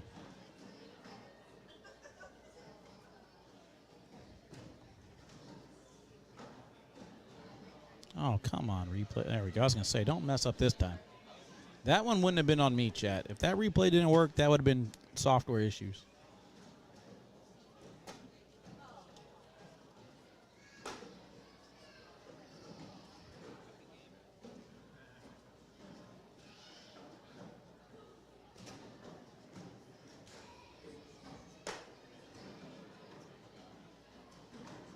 Got to say, pretty happy with the numbers so far, guys. Thank you for tuning in.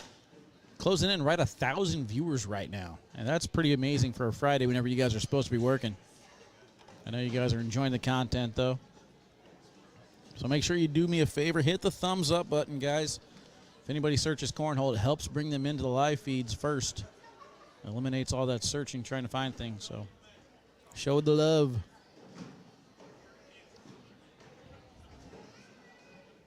I don't know why we're doing replay, though. That's on me. That's on me. I was excited I got the replay work, and I just wanted to show you guys again, you know. Tracy says we can watch and work at the same time. Yeah, but I know most of you aren't. I know most of you guys get sucked in and start watching. Next thing you know, that whistle blows and you guys are off work. That's before your guys' time, though. None of you guys actually had a whistle that blew when you got on and off work. That's like Flintstone stuff. Look at these airmails from Deborah. The game on the line, she's hitting them. EJ on the sideline says, why haven't you been doing that the whole game?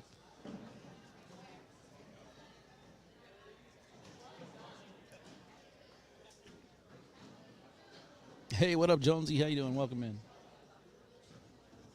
Skyball, we will get Landon Bass Championship up next. That'll be on the broadcast court here. Juniors Championship. Landon Bass in the king seat will have to be double dipped by Griffin Johnson.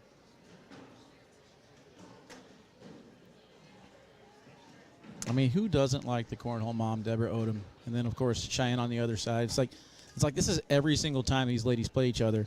Cheyenne is off to a quick start. Deborah Odom finds her way back into this match, has control, and then Cheyenne always finishes it off somehow. Can Deborah get over the hill this time? Cheyenne's big airmail right there forces Deborah's hand. She's going to have to go up top again. And that one's going to land short, hits the pile, goes off the side of the board. The ladies hug it out. Meanwhile, I'm going to show you guys some love as well and give you your favorite part of the show. Let's take a look at some more commercials. See you guys in a few.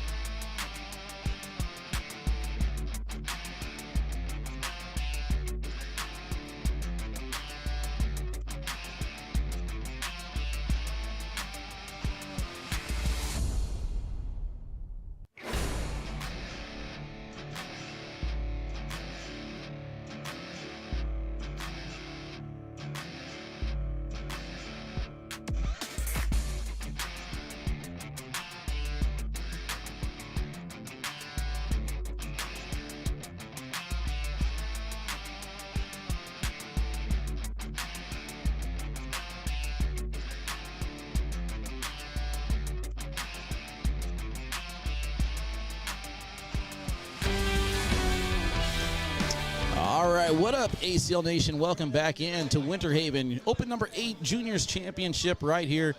Landon Bass sitting in the king seat will have to be double dipped by Griffin Johnson. They said they're going to go down and back one more time. Hit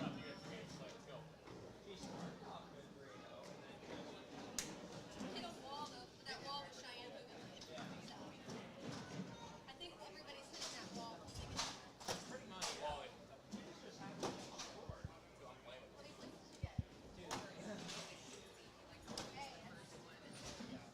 On my way to the airport. See you soon. Hey, Tony, safe travels, brother. See you in just a little bit. Not sure what end they're going to start on.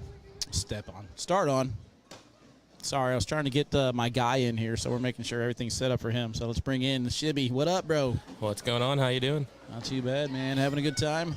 We got Landon Bass sitting in the king's seat. He is wearing a 27 feet mag brought to you by Onboard Apparel. Melissa is amazing. Show her some love in the bust you up cornhole shorts. And on the far side, we got Griffin Johnson, who I know nothing about, but I feel like you'll be able to tell me a little something about this kid, huh? Oh yeah, this is his typical cornhole wear too. Hoodie and Crocs. Well, you can never make it on ESPN wearing Crocs. Heck no. Oh, I know. I'm a little bummed about it myself. I mean, they got some fancy Crocs. Like, so for me, I have my Crocs. They look kind of like normal shoes. I'm wondering if I could wear those or if it's just the actual Croc design that they're doing away with. But either way, one broadcast in so far on the season. I think it went pretty well.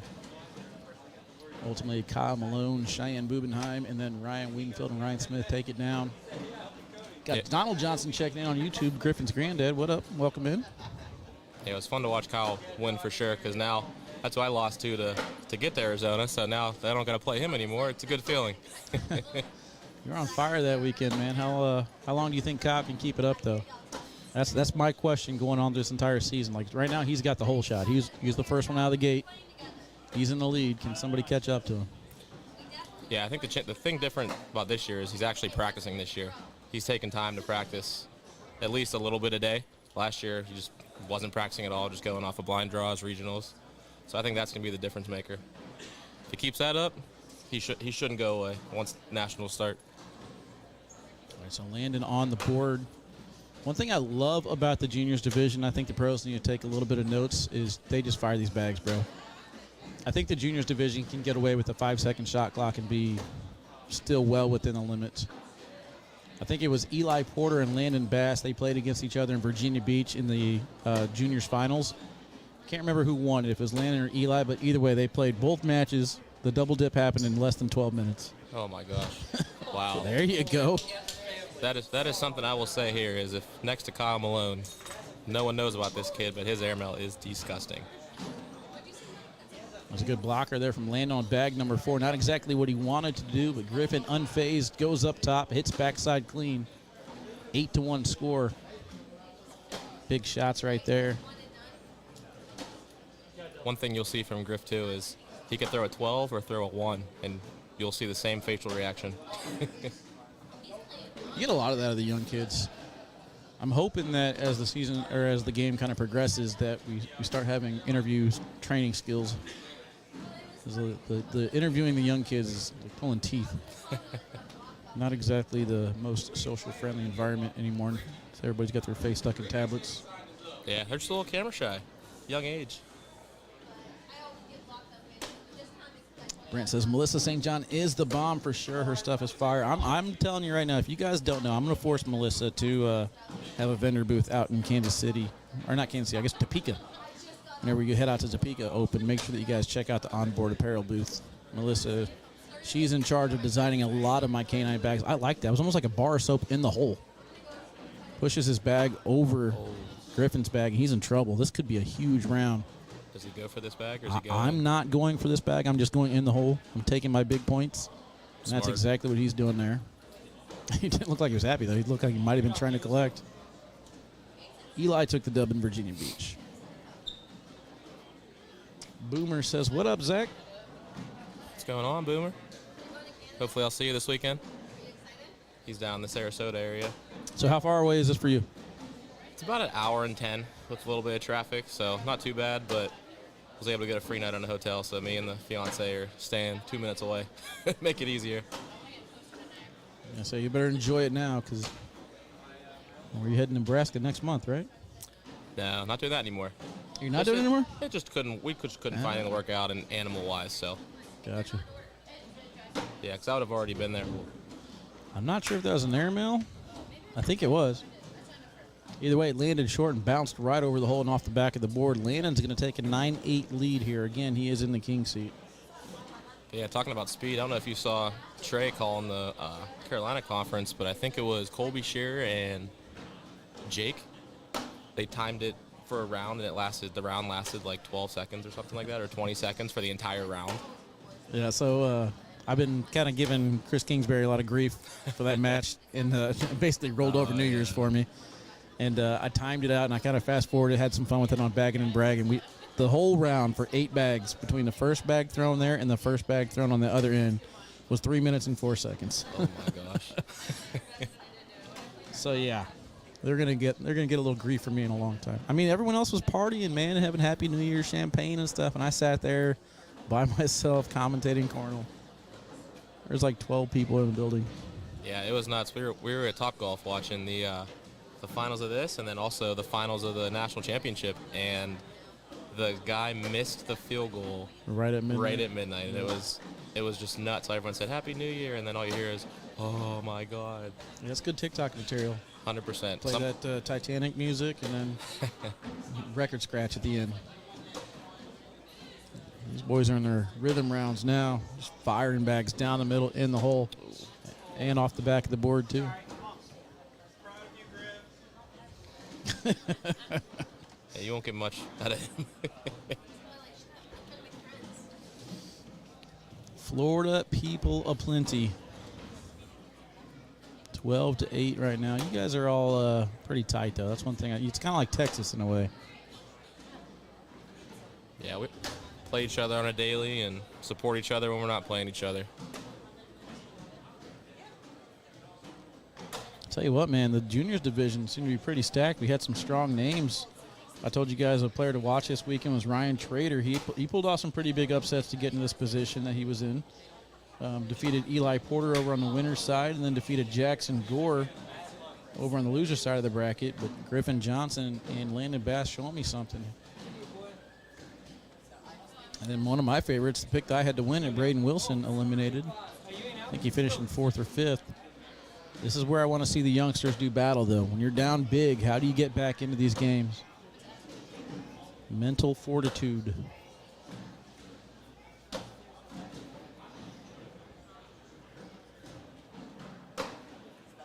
I like that slick side, bringing that bag back in a little bit closer. Takes a step out, slick side again. This is too far to the left. Griffin's got to do the work, though, on his side, and he will collect a good shot. Awkward knuckles. Let's take a little replay on that right there. Gotta love the awkward knuckles. Dude, that's my favorite part of the game, to be honest with you. Awkward knuckles and socials. Exactly. Yeah, that last game Griffin played was a little weird one. It was tied. He was up and then gave up an 8 and then got a 6, then gave up a 6 and won 22-20. Was that against Ryan? Yes, it was. Yes, yeah. So that's why I was actually looking at the match before that to get into this point. Oh, Barso? Question mark? Going sticky. The Man. crowd wanted it. That was a smart play, though, from Griffin. That's the thing. I was actually going to say that with Ryan Trader, they like those gusto shots, and sometimes you'll give up big rounds because of it. We were practicing here on the main broadcast court earlier. It was Ryan and Mason. Big shot from Griffin. And they'll take that and one shot 90% of the time. Smart play there by Griffin to avoid it. Oh, yeah. Ends up getting 2 out of it for playing smart. Get a chance to throw it all this weekend so far here? Or you just walk in? Through a little bit. Probably been here for like an hour and a half, 2 hours. But mainly just been watching Griff. I'm playing with him tomorrow. I'm not sure if you saw that in the doubles matchup, so I'm pretty excited. Board conditions sticky or slick or perfect? How do you feel? I feel like they're a little stickier to start the weekend. More of like this would be tomorrow once a lot of people get in the building. But, yeah, they're not too bad, though. A little bit of a hopper from Landon to go in, 16-10. I felt like they're a little bit stickier, but I've only thrown like really sticky bags. I threw in some really broken Vikings and some really broken Magic. So, Well, you know who you're talking to over here, right? yeah, this is definitely not sticky bag my thrower. conditions. But for someone like you might enjoy it. Yeah, I'm one. If it gets too sticky, it just doesn't work out. Throwing harder is not good for me with that angle. 'Cause then it goes everywhere. Perfect block from Griffin. Forces the issue from Landon. Will he roll? Going up. Stays on the board, though. Playing it smart, playing up. And it pays off again. Griffin's Right back in it. mentally getting back into this game. He's to clean up the throw just a little bit, seeing he's got the skills. 16-13. Game number 1 is kind of like a feel-him-out game anyway. But I don't know if that really plays into effect there in the juniors division because they fire so fast. Like, when you get in the king seat in the bigger brackets or whenever there's more than one bracket, you have to sit a while. The juniors division, there's really not that many players, and they just fire bags nonstop, so these matches go a little bit quicker. You're not sitting around as long. Trey Hunt says Zach's slick side is a 4. Yeah, that's funny. Me and him got paired up in the in our blind draw at our conference. Big bag there. Made him throw my C just slick side, and he couldn't even get him to the hole. I'm going to leave that comment alone, but you know exactly what I'm about to say, Trey. Big shot there. I got that replay recorded. We'll take a look at it again after this. I had something I wanted to say, and I forgot to push the replay button, but you guys know where I'm going with it. Poor Trey. Leave Trey alone. Side by side, I like it. Kind of bullied out in the process. This could do it. Could be bad game here.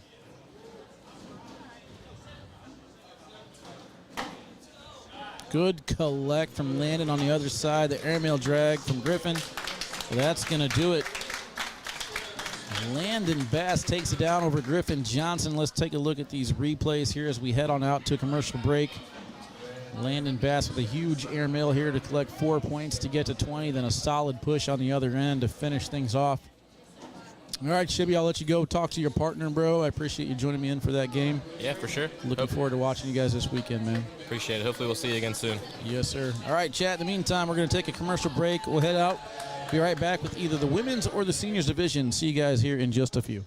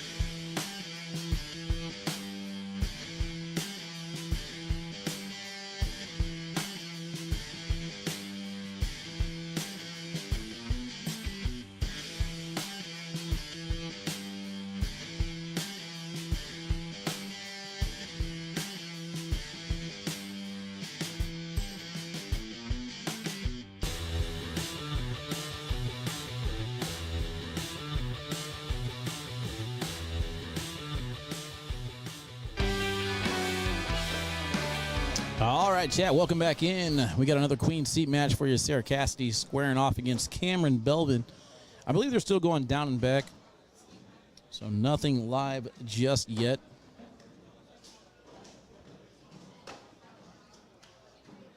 This is in your A bracket. We saw Cheyenne on the other side take down the B bracket queen seat. Still left alive on the A bracket. Over in the loser side, we got Connie Altice. She's waiting for the winner of either Lori Duel or Annette Tedder. Lori Duel currently up 8-6 right there. On the other side, Rosie Streaker taking on Samantha Finley on court 6. Rosie's in the lead 12-5. Winner of that one will take on Megan Moppin. Rosie Streaker, my pick to come out of the A bracket. And then B bracket, only 4 players left alive. We got Cheyenne Bubenheim, Deborah Odom, Isabella Apprentice finishes off Miranda Coy there 23-9. So we're down to the final 3 over in the B bracket. Deborah Odom will now take on Isabella Apprentice in your loser final to get back to Cheyenne. And then seniors division is set. Frank Modlin's going to take on Donnie Cup for your king seat match. Jeff Brock, Scott Tedder, Tex Christman, Brent Dikery, Tony Franco Sr., and Thomas Millwood, the only seniors left alive.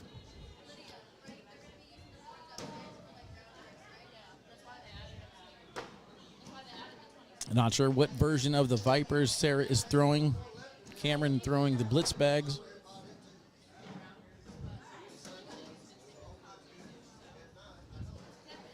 You see Sarah Cassidy rocking the Florida Freeze hat.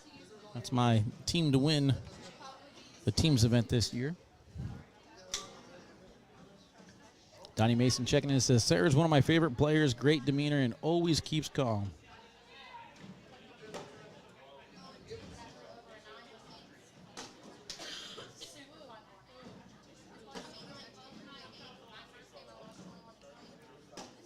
Ducherry. Is that how you say it? Ducherry. All right, Brent Ducherry. How is it do? Cherry. There we go. See, you're setting me up, Ethan. I read everything in the chat, man. I believe you. And you set me up for failure like that? Come on, man.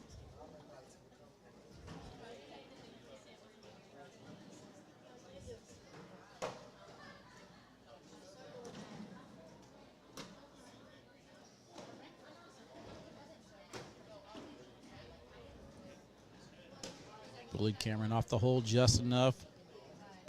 That bag is now out of play, even though it's got a little corner hanging. Yeah, I'm like Ron Burgundy of cornhole. I have to read everything. Sarah not happy with that shot. She might have let Cameron off the hook. Instead, it's going to work out in her favor to get 3, making it 5-0.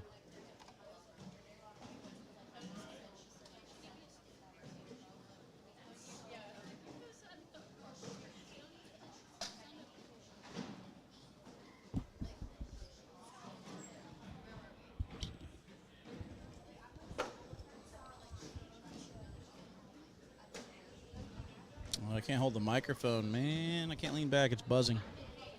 That's a bummer.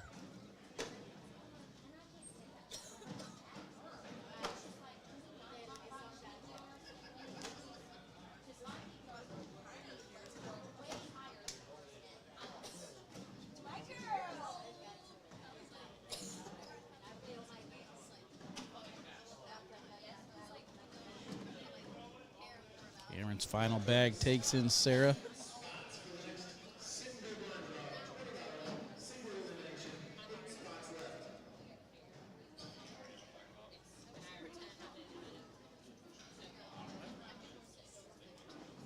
Hey, Alex, don't judge, man. The women can grow beards too, you know. He said Beard Guys, perfect sponsor for women's matches. Perfect sponsor for the weekend. I don't care who's on the court. Definitely appreciate Beard Guys coming in, as well as Central Florida. Good times to be had this weekend, for sure. Plenty of Airbnbs rented out. I'm sure I'm going to get myself into some trouble at some point. Cameron misses that push and goes off the back. Sarah hits the dead spot. Cameron can actually get out of this with a point. Taking a step all the way out. And misses on the other side. That's going to be 2 bags off the board. Was that 8 on 4, I think? Cameron unable to get anything going just yet.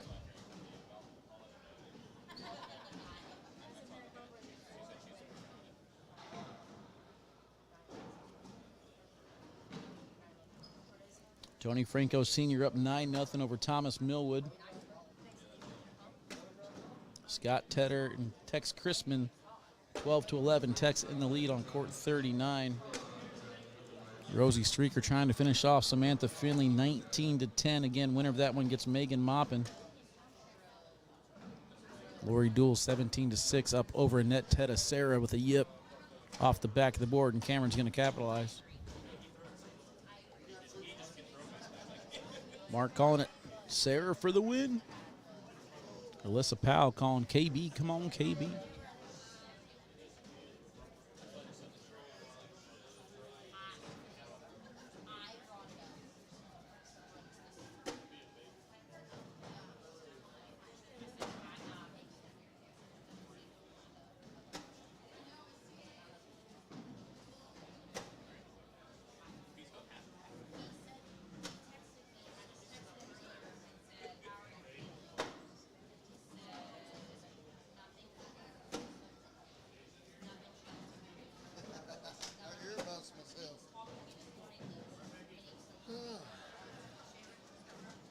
Just like that, we got ourselves a game. 7 points in a row.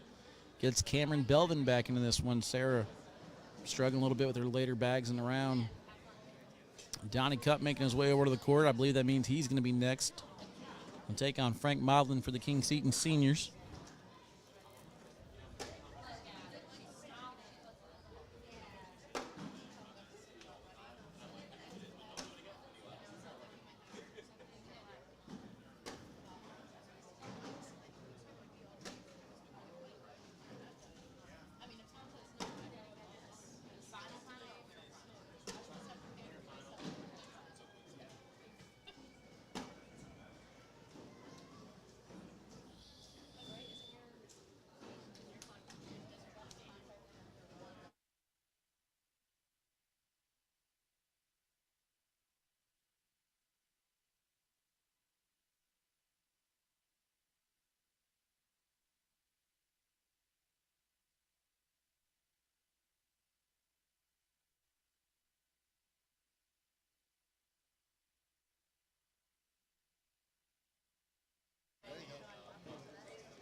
All right, looks like Lori Duel is able to finish off, who was she playing? Annette.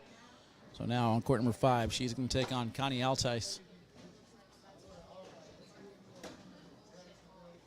Sarah spun that bag. And Cameron pushes it out of the way instead of collecting it. So 10 on 10, 15-7.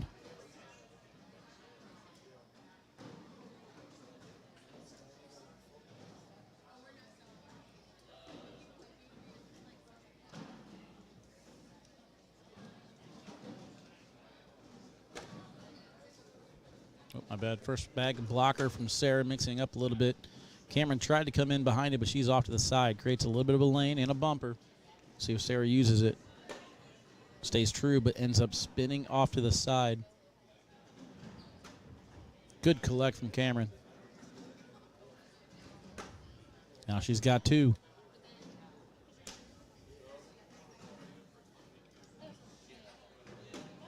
Good adjustment on bag number 4. Cameron in for the points, and she will collect the 4 points needed, getting her to double digits now. 15-11.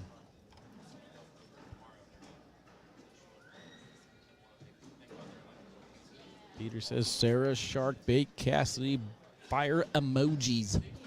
Alyssa Calby checking in. What up, Alyssa? Welcome in.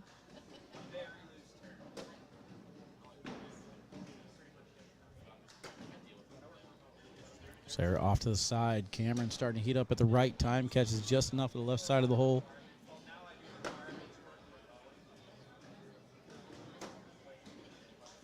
One bag left to go to get at least a couple more. And she'll finish off her 12.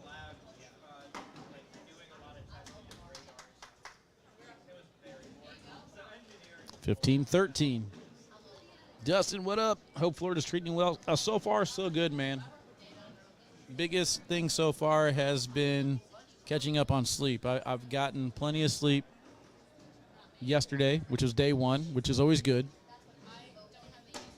We'll see how I hold up probably around 5 o'clock, 6 o'clock. I'd say if the buzz starts wearing off a little bit and I start getting tired again, then I'll be in trouble. But for the most part, man, I feel real well rested and ready to go.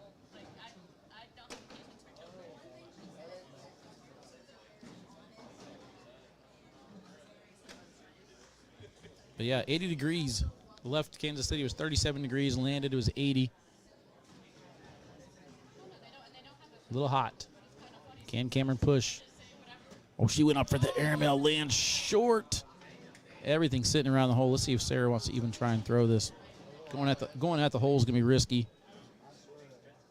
We're going to get a timeout. She's going to take a look at it. I don't think I'm throwing this bag if I'm Sarah.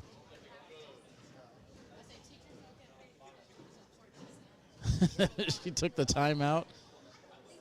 As soon as she turns back around to look at the board, she's like, I don't know. See if she wants to go for it. Looks like she's got the bag in her hand, so she is going to throw it. Never mind. She changed her mind. When in doubt, throw it out. 15-13 the score. Not worth the risk if she misses and those all three fall.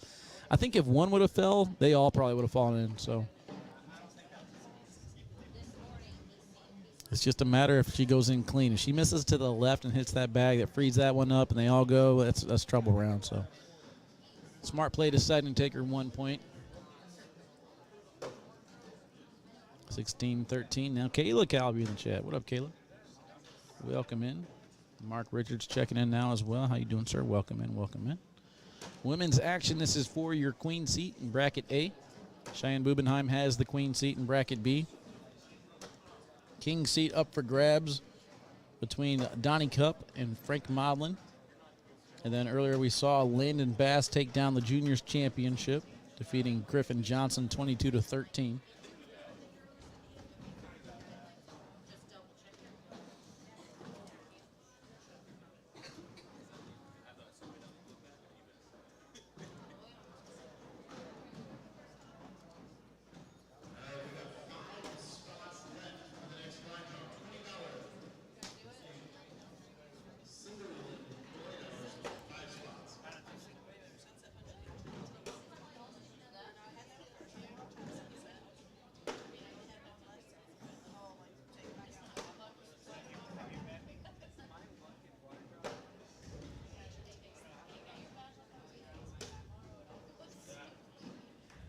Social. Devin Harbaugh checking in. What up, Devin? You guys ever get these spam, like Snapchat friend requests? Because I am getting blown up right now with this one that I accepted. I thought it was one of my friends, Maria Hutchins, and it's I guess now that I look at it, it's Maria Higgins, and this spam account is just blowing me up. I think since this match started, I've gotten like 27 Snapchats.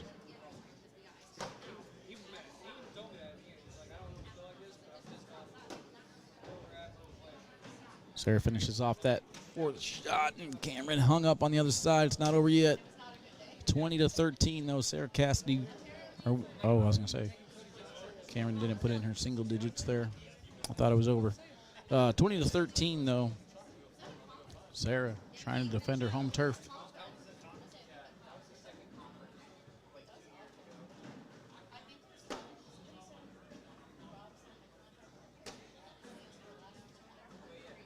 Getting hit with the Nita Sugar Mom? Yeah.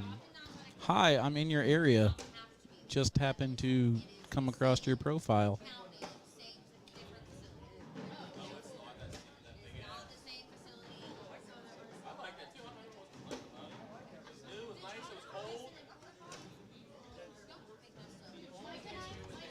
I'm prejudging. Of course, I haven't opened any of the Snapchats yet. So maybe she is a respectable young lady who's just wanting to have conversation. I have to give her benefit of the doubt until it's applicable. But the second she tells me she needs my cash app, I'm gone, chat. I'm running. Sarah trying to finish this one off. 20-13. First bag is down and in, and that might do it. Bag off to the side. Can Sarah finish? 2 bags left to go. Round number 17. Third bag is in the hole. Fourth bag is the moneymaker. Queen seat belongs to Sarah Cassidy as she's able to finish off. Cameron Belvin, 24-13 is your final score. Sarah Cassidy finishes that one off. She has the queen seat for bracket A. We're going to switch over to seniors, chat. Go ahead and grab yourself a beverage. Check your Snapchats. See you guys in just a few.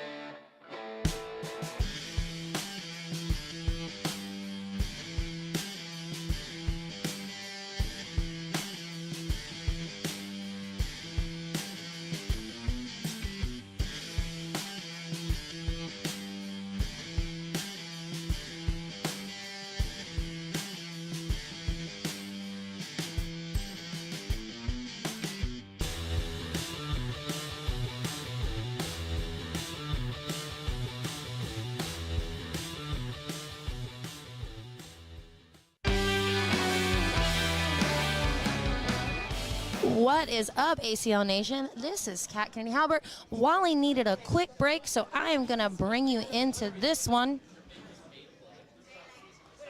Frank and Donald Cup doing a little talking. We got some seniors action going on today. Bear with me. I think it's been a while since I've been in the booth. And Wally just left me high and dry. Who said he was allowed to go to the bathroom? This is the seniors winter final here.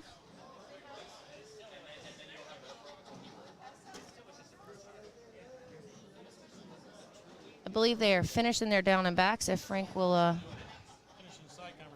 the little side conversation we got going on here. So I believe they will be live when they get back to the other end. I would hope Frank wouldn't talk like that during live matches. Oh, Freddie's in the chat. What is up?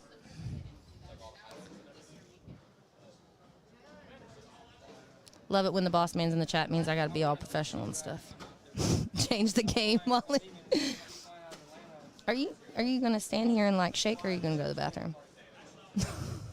I wish y'all could see Wally right now. He's trying real hard to make sure that I don't screw I had this everything up. set to go. All right, so here we go. Now I'm gonna go. I'll be back. Woohoo!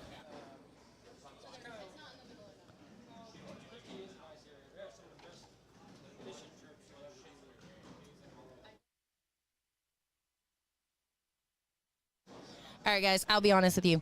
Every time I get in this booth, I can talk all day long, right? We all know that I can do that. But the switching, I don't like to be yelled at. And y'all are kind of mean sometimes when we get bad on the switch. So I just need to make sure that Wally didn't leave me high and dry, so I got yelled at.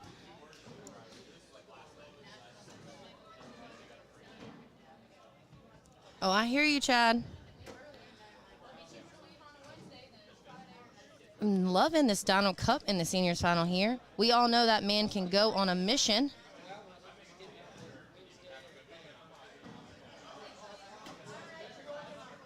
Let's see. Take a look here. We were at on the bracket. It's a lot of whole action going on here. I'm going to go with they didn't even start that round. Give me 1 second, guys.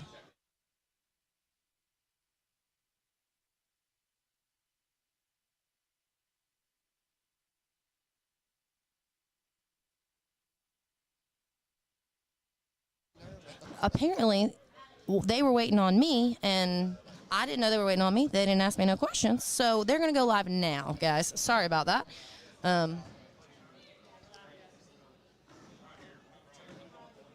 Cameron, I appreciate you asking about Tanner. I'm hoping he's going to feel a little better. He's going to be 2 full days of antibiotics. Unfortunately, Tanner has come down a little ill. He is planning on making it in, though, for the tomorrow's double, so we will see how it goes. So anybody that sees my husband, just give him a little slack. He is not feeling too hot.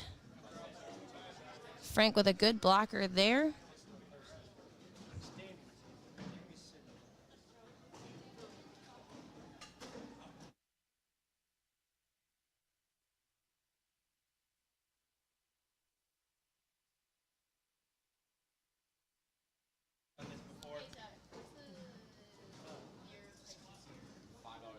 Oh, no. See? Brian, already forgetting the switch. What do they do to me? It's my fault. Sorry, guys. I'm sorry. We fixed now? Y'all can see what you need to see? This is why I don't do this. There's distractions. There's all these people. I did say a lot of whole action. Because it is. You can take it as you please, but, you know. See if Donald tries to chase one of these here, if he's just going to put it in and give Frank the 4. Tries to chase, and unfortunately, he's going to give Frank 6 on the first round. Oh, and I switched it. Ladies and gentlemen, no more yelling at me. But I appreciate the reminder.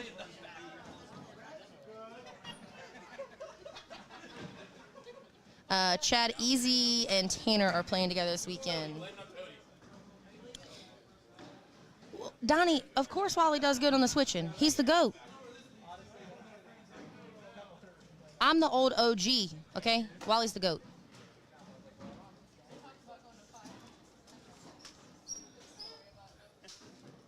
Oh, and Wally's back. And he left me in the same seat, guys. Yeah, that means you're stuck here. I'm okay with it. God, my headphones are up. Holy. That's the wrong way. All right. How's chat treating you? Oh, you forgot to switch screen. I'm just kidding. I did not. I did it before they even got to the other end, so I didn't forget because I already got yelled at once. Yeah, but your look on the face right there was what I was going for. The instant panic mode kicks in. There was instant panic mode. Oh, Donald Cup gave up a big round, unfortunately, that first frame. Apparently, Wally, they were waiting for me. Oh. Like, they threw this way, and then Donald Cup airmailed, like, on a wide open board, and I was like, there's no way they started. So I asked, and Frank was like, well, you tell me. I was like, oh, okay. I guess y'all were waiting for me to do this lovely thing. So we got it underway, though. 2 frames in, and Frank is out to a strong start of 10-0. Well, that's what happens when you get to the seniors division. You start getting polite players, and then, you know, they're respectful, and they want to make sure that we're comfortable and ready to go. Like, at the 10-0 start, Frank's not waiting for you to switch cameras here. He's just going right down the middle and in. But he doesn't go in, though, so you didn't miss anything. You still see it. On his next bag. Oh, God. We're going to have fun this weekend. I'm not going to lie. I kind of missed the Airbnb we had last year. I know. It's a little different. I have an Airbnb at my house. There's like 8 people staying at my house. How far is this for you? It's like 15 to 20 minutes. Just depends on the traffic. We live in Florida, so it's a thing. Yeah, actually, traffic was the only time I was able to nap yesterday. I got my Uber ride out here, and I was in and out. I caught myself snoring a couple times. Oh, coming from Orlando, it's definitely nap time. 100%. I tell them all the time, I'm like, y'all need to pick Tampa. Tampa is way less traffic, and it's about the same distance. Like, it's all about the price, though. I for sure get that. Oh, I don't even know. You think Donald's going to go up? Up? Oh, he Tried to. tries. Doesn't grab him, though. Setting up the little clappy clap. Frank wants to block this. I think he was trying to stop in front of the hole there. I mean, Donnie's chasing, though. 100%. You're going to see him chase. I mean, Donald airmails all the time, so it's definitely expected. Oh. But I almost even kind of like just going in, though, because he went for it one time. He hit it, but he didn't grab anything. You're blocking. You're almost taking guaranteed chance of giving him 4 if he actually hits it. Yeah, I think Frank can definitely outrace Donnie, but Donnie's going to look for that gusto shot. He's going to try and collect the 4 on the airmail anytime. Oh, 100%. But no, it wasn't a bad traveling. I appreciate the traveling. I do think I need to start flying out on Wednesdays, though. Like, it's weird for me because my share airs on Wednesday, so I mentally think I can't do anything Wednesday. But, like, we record on Tuesday, so I don't know. I'm just sitting in my apartment on Wednesdays getting ready to fly out Thursday morning. I might as well just fly out Wednesday night. All right, so we're making an executive decision going forward. Your air hotels will start being booked on Wednesday night for you to fly in Wednesday night. So that way you have plenty of time for your setup crew. Yeah, I only missed out on an hour and a half of setup, which I know, probably could have been the difference. But well, I hey, feel it like worked we out need to well. have, Everything was kind of in place for you. I feel like we need to have opens like every other week. Holes for holes around here. Like every other week is fine for me. We took, 3 weeks off since the last open? No, for sure. And I feel out of my element. Donald was really hoping to just wash out there, trying to at least keep Frank to a minimum of a wash, and unfortunately he does not. Gives him 2. It's going to be 14-0. Yeah, you're going to be surprised by this, but I went out on a limb and I took Frank to win the seniors division today. Oh, was that the limb that you went on? That really, really sturdy one that doesn't move? I felt like being gutsy, and then I took Cheyenne in women's. Oh, Wally, you really went out on a limb this weekend, let me tell you. Got to risk it for the biscuit.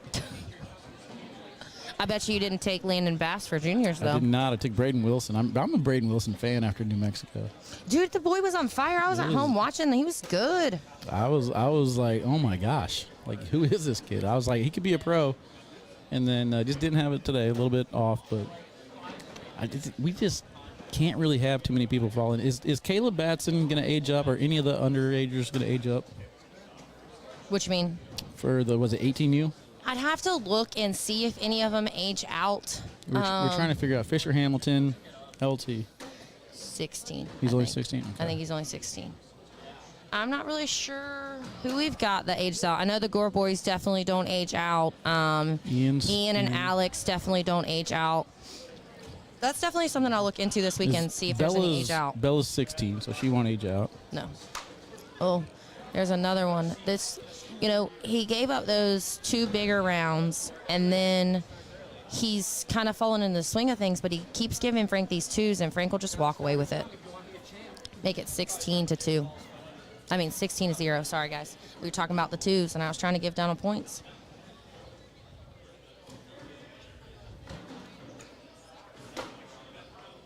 Donnie's got a little rosy streaker case of the 2s right now, finishing second place with Tom Walter in East Moline.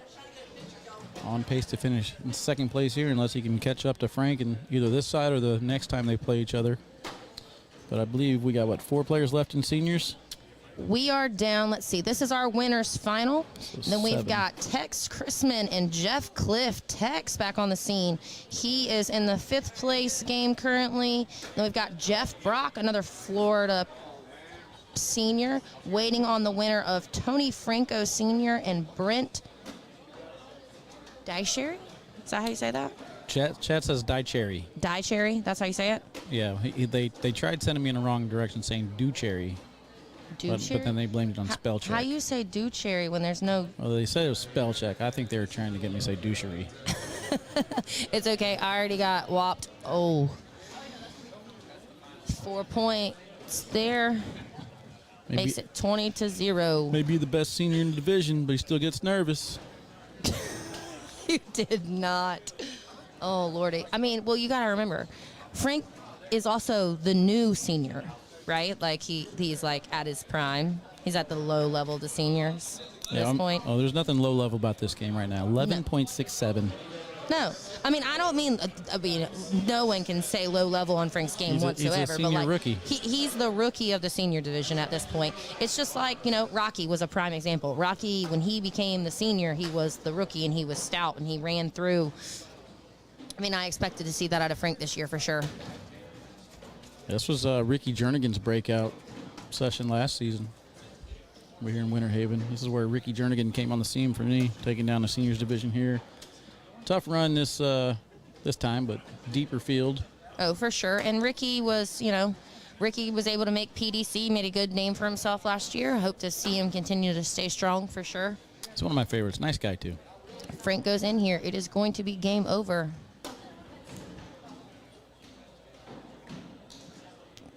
Donald gets that back. I will fall on the floor. Try, but that is going to be it. Your winner's final, Ghost Town, 25-0 for Frank Modlin. You ready for a commercial? Sure, you're going to teach me how to do it? Okay. On the bottom line over there, push DDR1 on the pad. No. Yep. DDR1 on the bottom. Yep. There you go. All right, guys. We'll be back in just a little bit, 2 minutes. Get yourself a beverage. See you guys in a few.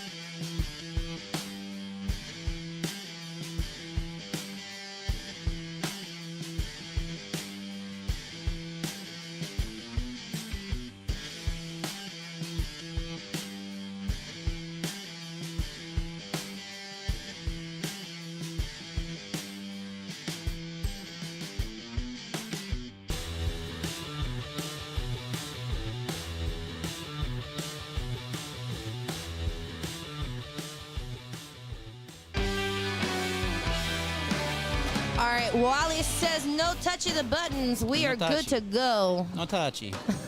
The girls are finished up. They're down and back. They will start at the other end, and I promise I may hit the button. Then can I hit the button then, Wally? You could hit ME2. ME2? ME1. ME1? Uh-huh. ME1? Uh-huh. Take. Let's go. Boom. You're officially hired. Nope. I see Sparky in the background there from Spark Apparel, just in time to watch Spark his player. is Spark. Let's see if Bella can finish chewing whatever she's got in her mouth over there. It's nachos.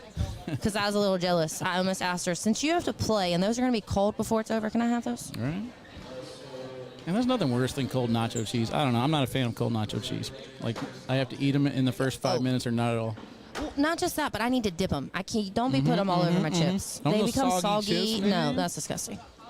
All right, well, this was the winner's final. This is now the final. Bella will have to double dip Cheyenne if she wants to take this one home, and then the winner of this will take on the winner of bracket A, because this is bracket B. We were 2 brackets of women's today. Love it.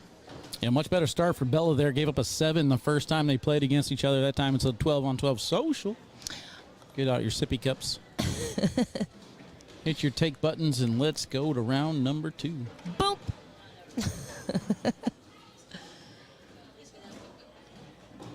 Bella's been one of the hottest players in the female division across the country lately, just throwing bags every single day. Well, you know, Being homeschooled gives you plenty of time to practice. when you're homeschooled in 16, there's things that you can do that some of us can't do, unfortunately. But I am glad to see Cheyenne back with some 2.0s. Don't get me wrong. The carpet feel was interesting, right? She's got more shootout championships this year throwing sticky or carpet bags than any other bag, though. That's facts. Because we've only had... really, Wally? I mean, really, that's where we're going with this? it's true. We've had 1 shootout championship, and she has won the first shootout for the last 3 seasons. Like, what are you looking for here? None? I did it. Don't yell. It's so hard to remember to push a button, isn't it? It is when it's not like in my routine. Like I It's can sit here overrated. and talk to you all day long, but the actual thought that I have to remember to push a button. Cheyenne and I talked a lot in Arizona, and I wasn't against the carpet gags by any means. You know what I mean? But she's just so consistent with the 2.0. I mean, to be honest with you, when Cheyenne started and when she became really good at the beginning, she was throwing the changers, and Wally's not even listening to me, so I'm speaking to the wind. Speaking to the wind. But, I mean, Cheyenne's just so consistent and good with a slick bag. Wally, did you hear anything I said, or are you just ignoring me? They had the scoreboard messed up. What? What? Cheyenne is good, is what you said? No, I said I like Cheyenne with a slick bag. I mean, when she started and when she got really good, she was throwing changers. When she was throwing game changers. I mean, here's the thing that nobody else can talk about, but I don't care, so I'll talk about it. The women's division is not as strong as the men's division. So Cheyenne is pushing the buttons. I don't care. Cheyenne is dominant in the women's division. So leading the women's division by as such a far gap as she's had, like she's naturally going to get bored and start trying to figure out how to win the other divisions. The thing is, she's overthinking this. She won an Open last year. The first female, to my knowledge, to win an Open, and she did it in dominating fashion by throwing slick bags and pushing through it. Correct. So as far as trying to catch up to all the guys and the carpets and the roll bags and stuff like that, I don't think she needs to. But I don't blame her for trying something new. No. I just hope she doesn't stay there. No, for sure. I mean, I'm all about trying to expand your arsenal, right? Like Cheyenne has the slide, she has the push, she has the airmail. She has a beautiful game. She doesn't have that carpet style throw because she doesn't throw with a carpet bag. But we've seen slick bag throwers throw those style shots with, look at that. Look at that. Go ahead and hit DDR2 on the top line for me. DDR2, top line. Replay in life? No, you didn't have to do anything. What? Did I tell you to hit another button after DDR2? No, I'm sorry. You can kill me later. Ladies. Not meant for button pushing. You can have your seat back. No, you're good. Yeah, see? But yeah, here's the thing: is like, if I were to win every single time, I would get bored, and I would try and be like, okay, I'm going to win doing something new. I'm going to win, throw them between my legs or something. You know what I mean? Like, you get bored to a certain point where you feel like you have to change All right, things. pause. I want to see. Oh, my goodness. Beautiful shot right there by Cheyenne. And Bella comes up. She tries to clean it. Cheyenne can go in. I think one will fall for. Ooh. She got lucky. She didn't help her out. For Go ahead sure. Go ahead and hit the auto. Yeah. No, I didn't tell you to hit another button. I'm not touching anything. He's going to yell at me. This girl. Look at this shot. Lands right on top and rodeos it in. Oh, my gosh. Hit the other one, ME1. Top line? Yep. We'll get you there. ME2 on the bottom. All right, we'll get it. We'll get you there. No? Oh, you're good. Okay. Look, guys, I'm trying, okay? That's all right. He's trying to add in take replays. this. He's making things super. I'll take the seat back. I was actually giving you the final before you even had your first pop quiz. So. Oh, thanks. I didn't expect Cheyenne to hit that shot. I mean, it came out of nowhere. Butler asked if a 2.0 is considered a slick bag. 2.0 is a bad PPR. You want to get that up, Kyle. Keep practicing. You'll get there eventually, buddy. Oh, Cheyenne goes out to a 6-0 lead with a 4 and a 2. But, I mean, a 2.0 to me is considered a slicker bag, right? It's not a carpet bag. It's not a slick. It's It's got not the going slick to. side with a surefire variant. Correct. So it's not going to be a slick on both, but it's not a slow bag by any means. It's a very comfortable bag for the majority of people if you want something that's going to move a little cleaner without having to worry about it flying off the back on you. I mean, this is what I'm talking about, though, with Cheyenne right now. Throwing the offside 2.0 is an 11.14 PPR, 89.29% bags in the hole. 8 rounds in so far. I mean, I'm all about that, 100%. And don't get me wrong, I really enjoyed watching Cheyenne play with carpet bags just because I like seeing her do different things. But I think if she actually went in and took some time, I think she could figure out how to roll and do some of those things with that bag. I don't think she needs to go to carpet to be able to do that. I think she could get away with it with the 2.0. I agree. I think the 2.0 is slow enough for that. Get the right angle on it, then, I mean... I do feel like I became a better thrower, though, when I started throwing carpet. So I definitely understand her wanting to throw carpet as long as she goes back to the 2.0. I feel like it hones you in just a little bit more. For sure. We got Lori. Is that Lori and Megan over there on court 3 on the other bracket? Lori and Rosie there, sir. Oh, Lori and Rosie. Okay. Yes, I will take a look for you. Whoa. We got all sorts of jacked up. All right. Cameron is waiting on the winner of Lori Duel and Rosie's Streaker. That game sits at Lori up 10-6. Lori throwing a 10, Rosie with a 9.6. Yeah, I don't have access to it, but I think Sarah Cassidy in the queen seat over there in that bracket has the highest PPR on the day so far. But Cheyenne might be able to give her a little bit of a run for her money. I got to credit Bella, though, for sticking around on this one as that one kicks off to the side. If my opponent were throwing over an 11, I would definitely not be losing 6-2. For sure. I mean, Cheyenne could have gone into there. She kicks. I mean, as long as Bella stays tough here, I mean, Cheyenne's going to put them in the hole. You know that that's going to happen. She can go through you. She can go over you. So you have to really kind of make that conscious decision. Do I want to try and go hole for hole with Cheyenne? Or do I want to try and block and make her do something? Because the girl can go hole for hole all day long. But if she's going to give you a couple of these little advantages where she's to the side,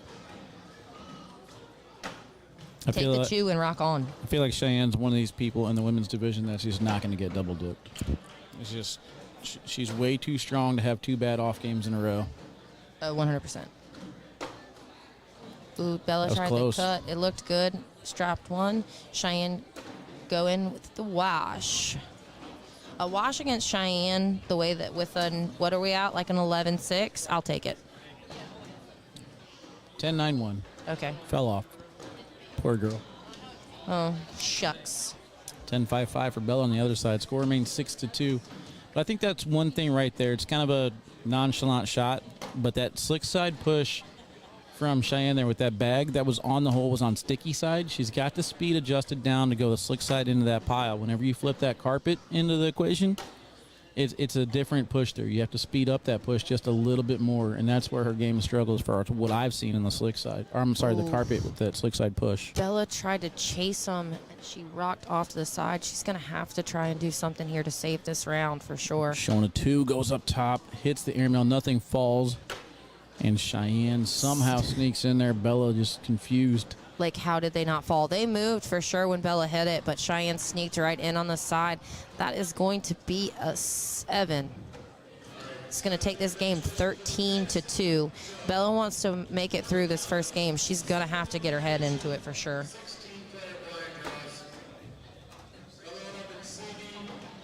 Wally, you got in trouble. Good. Someone said that you used to talk to the chat, and they were mad, I guess, because you're not talking to them anymore. Aw, poor chat. My phone's way over there.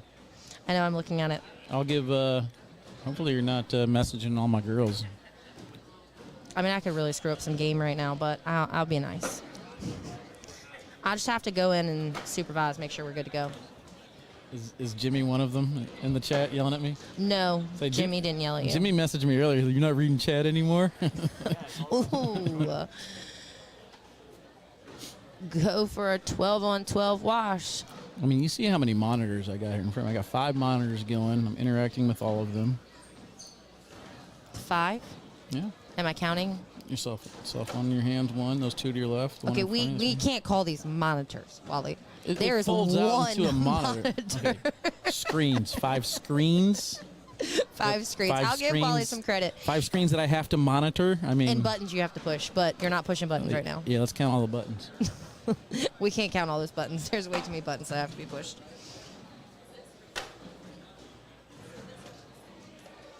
I promise, Kyle, Wally's not getting too big for you. I'm just trying to give the man a little bit of a break. He works really hard to maintain these live streams for all of our opens, and he does a great job with very minimal bathroom breaks and Mediocre food job. and drink delivery. So Bella's going to get 2 there. She's going to get first bag. Let's see how she handles it with a 13-4 game.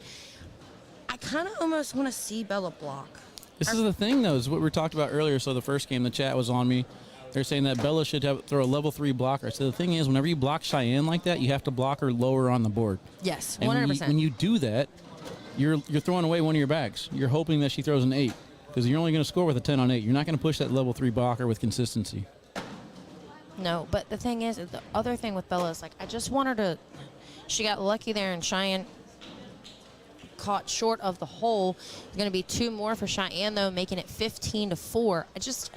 I feel like Bella still has some of that youngness in her, right? Mm-hmm. Like that I'm frustrated situation, and she's just kind of humming them. And I get where it is, but with a carpet bag, if you're not, like, fully dedicated to the throw, it's going to kick. It's a carpet bag.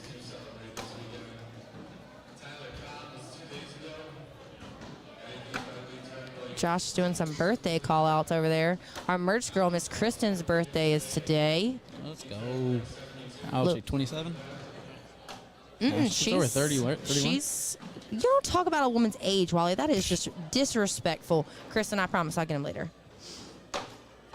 Oh, Bella goes for their airmail. She goes off the back. She's got gray hair. I mean, she's got to be old. That is just. You want to take your hat off so we can talk about yours? I dye this. I go in and dye 1 strand at a time to make it look like I got gray hair. Oh, dear God. Ladies love the salt and pepper. 3 more for Cheyenne makes it 16-4. I was actually kind of heartbroken. I was turned around here. Baby Goat has a new Zuka. Like my sticker's been on his same spot for the longest of times, and it's not there anymore. Well, I guess you need to get the boy a new I know. sticker. I know. I've got beef to pick with Josh Bennett first. How dare you unauthorized new Zuka? Cheyenne looks pained that one didn't go in. Well, it'll be okay. She's up 16-4. 18 Game rounds in. 1 of these finals. Has she picked it back up a little bit? Or are we still sitting at like a high 10? 10.82. I mean, Bella's throwing 10.12, only put 4 points on the board in 18 rounds. I mean, this is just crazy. Well, you got to look at it, though. Bella's she's had really, really good rounds. She's consistently throwing 12s and, majority 12s and some 10s, but she had those really bad rounds, which has hurt her. Looking at the Rosie Streaker and Lori duel game, looks like Rosie has come back, and she is up 16-10. Rosie throwing over a 10 now. The winner of that will move on to play Cameron Belvin. In the losers final, Sarah Cassidy waiting in the queen seat. Give Cheyenne 2 more. Looks like it's going to be 18-4.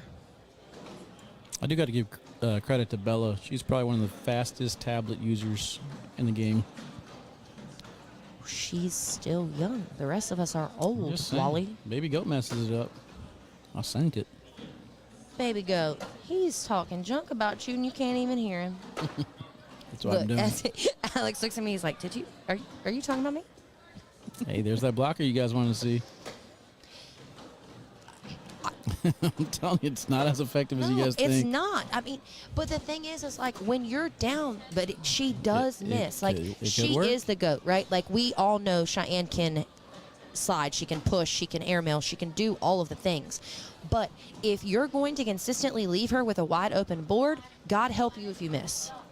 You have to push her to her limits. Like we know she can make them, but there is a chance that she's more likely to miss an airmail than she is to miss putting the bag just in the hole. I'm sorry.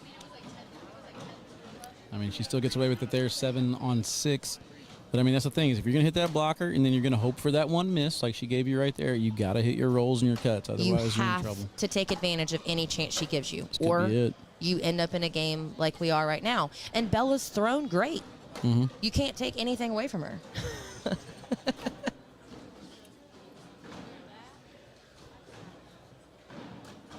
Good bag, but Cheyenne takes both those. Bella's going to have to go up and try and get this one, which she 100% can do.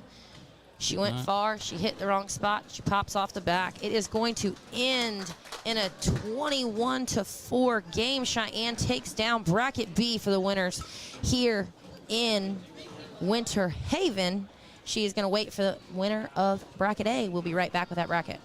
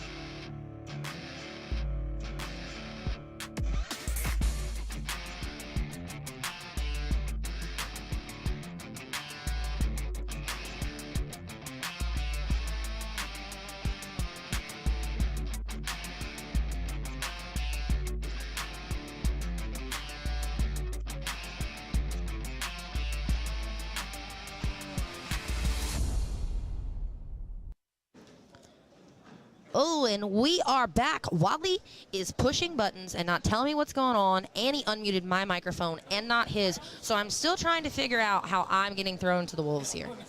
Yep. I'm sitting here like rolling it out. Hey, Good caught old, me off guard too. I ain't gonna lie. good old I was Big waiting on Arms is Rosie to behind show me up, and asking then me like, I where we're realized at. I didn't tell you to turn the loop on, but Rosie just made her way to the court, so we haven't missed out on anything. We're talking to Jimmy about it. Jimmy Human's behind us here saying that Kat is correct with everything she said that last match. Preach, baby, preach. Given so far. Oh, he is going to be analyzing everything. I just want to let you know, by the way, Jimmy and Kyle helped me measure out boards yesterday, and he learned how quickly and how irritating it is with these lovely carpets and making sure everything's straight and measured. So they are all 27 feet. They may not look straight, but I promise you, they are 27 feet. Follow the tape. Taped off. And they're all taped. So if 27 feet the whole time. This one's taped? Yeah, I put tape on it. All right, we'll see. you got tape, so if you can't see your tape, it's your fault, not ours. Game starts. I should note that there is. Go ahead and hit ME1 or 2, whichever one's not there. There you go. And then on the bottom, ME whatever, 1. Yep, there you go. So I should note that there is a plastic mat that this mat is taped to, which might stretch with foot traffic over the weekend. So when we measure these out by Sunday, it could be about 3 or 4 inches off. I'm just saying. Well, then, by all means, if someone feels like coming, the tape measure is on my right in front of my computer. Feel free, adjust away.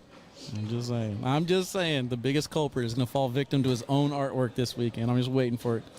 I'm waiting for Jimmy in the finals, breaking out the tape measure and finding out that's 3 inches off and be like, well, it was fine when I measured him Friday. Well, there's tape Take a down. quote out of your book. The tape is down, so if you see the carpet move the carpet. It's not the carpet. I'm telling you, the plastic mats will stretch. Calling it now. Well, Jimmy, make sure you practice your air mills when you get here in the morning, so if they're off, you can remeasure really quick. Ooh, they punched each other. Oh, Lordy have mercy. These bags are alive for these lovely ladies. This is the loser final. Last two to get to Sarah Cassidy in bracket A. Bet you can't guess my pick to win this bracket. Still alive. Rosie. Uh-huh. Kind of figured. I went deep today. I went for the hard ones. So, Jimmy, just to give you a heads up, Wally's been, he went out on a limb for his picks, like the really sturdy one that even when the hurricane comes through, it doesn't move, that limb. Mm-hmm. That's where he went this weekend. Because he picked Frank to win seniors. He picked Cheyenne to win women's. His junior pick was definitely a strong pick.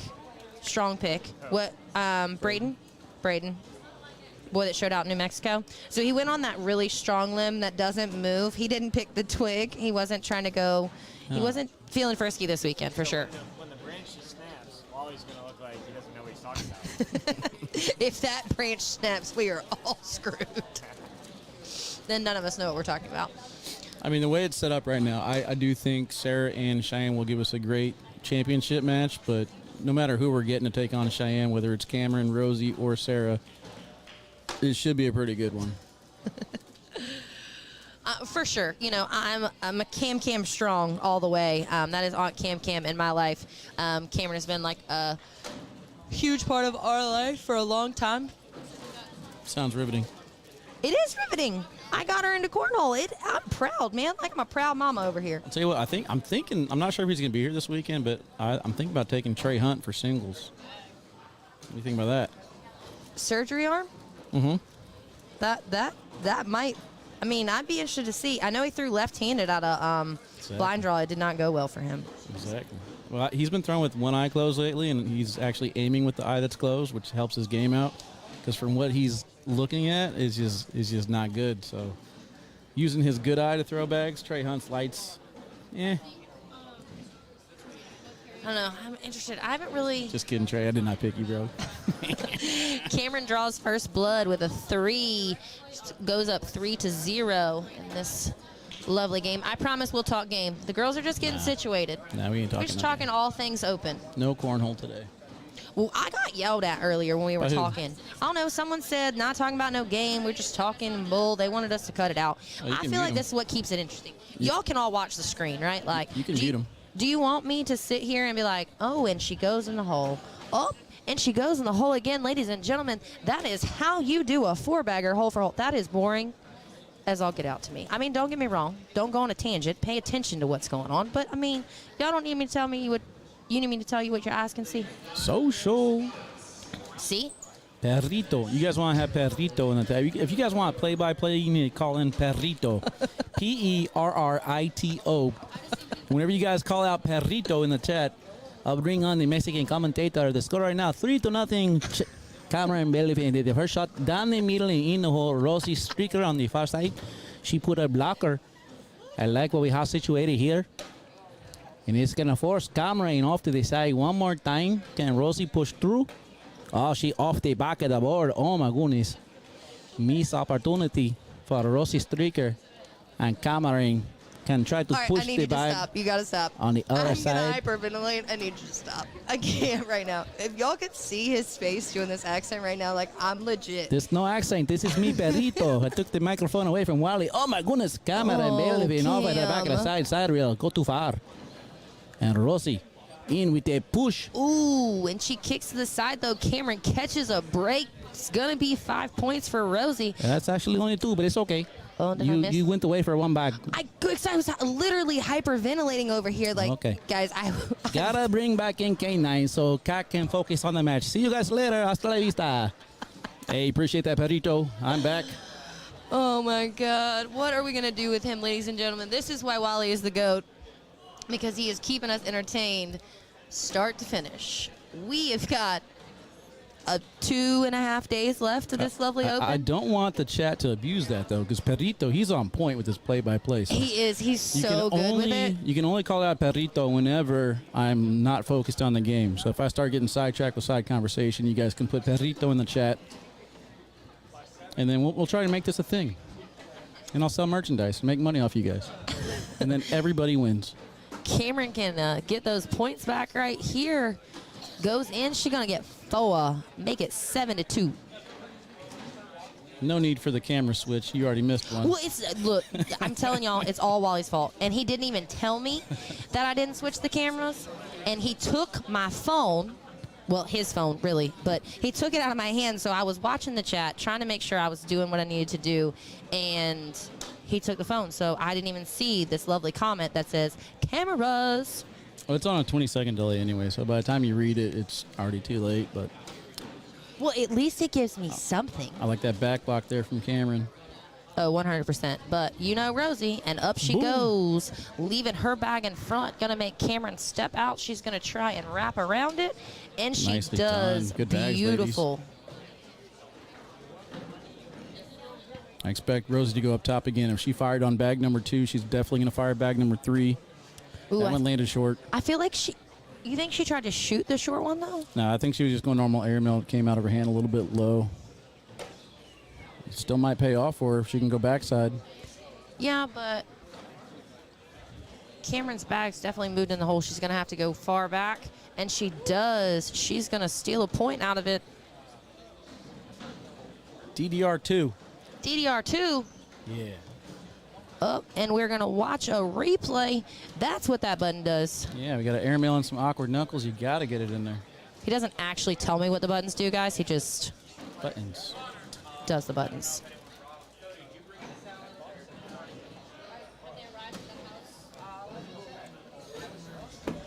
All right, let's check out with the chat what we got here. Desiree McCoy says, hi, Cat and Wally. What up, Des? What up? Oh, apparently you guys like Perrito more than me, huh? Okay. Well, I don't know if they enjoy the play by the I don't know. Rob wants it on the video game. He wants to know if we can get Perrito on the commentary for the video game. Oh, that would be fire for sure. I don't know that I could. I'd have to mute it though. I don't think I could play. I am super excited. They are officially ready to go on some game consoles. Got some launch dates. I'm excited about that. Got a little timeout here. Just trying to take a look. She can't see what I see on this scene.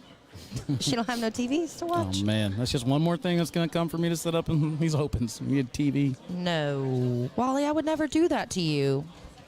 Yet. See what Rosie does here. See if she tries to go backside and grab that bag. I'm probably She just blocking. is- She's going slick. She went slick. She kicked Cameron's in. Cameron can sneak in that one side and grab 4 here. Oh, she went to the other back. side, knocked Rosie's in. It's going to be a wash on 10. Score remains 7-3. I think Rosie was trying to go slick side to get underneath the pile and bring her back. But I think the block might have been the play there. The block or the backside airmail? because she just hit the backside airmail. You hit the backside airmail, you still leave your bag in front of Cameron, so she either has to go for an airmail or her try to push everything in with a kickoff. I mean, you're looking at points there, I feel like. Just saying. She got away with it, though, as Cameron missed the 4th bag.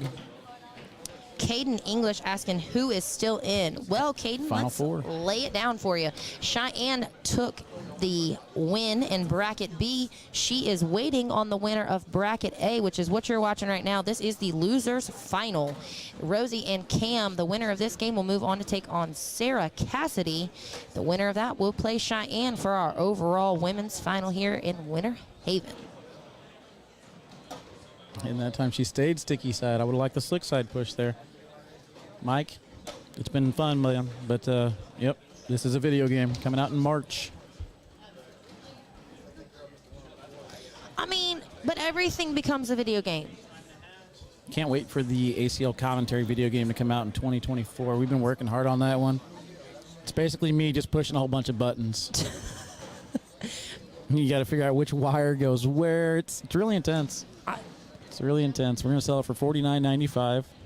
Now, that only works is if the wires get cleaned and they're taught how to be cleanly placed. I want to let y'all know I'm super OCD. If you know me, you know that. Top, deep. And Wally gives me mild migraines with his wires over here. I am, trust me.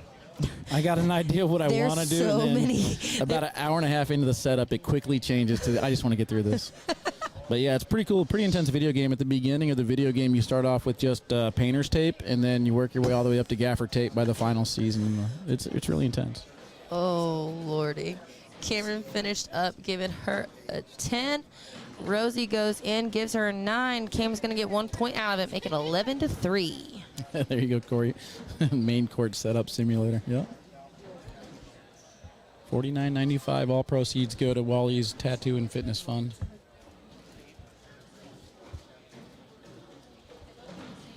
$11-3.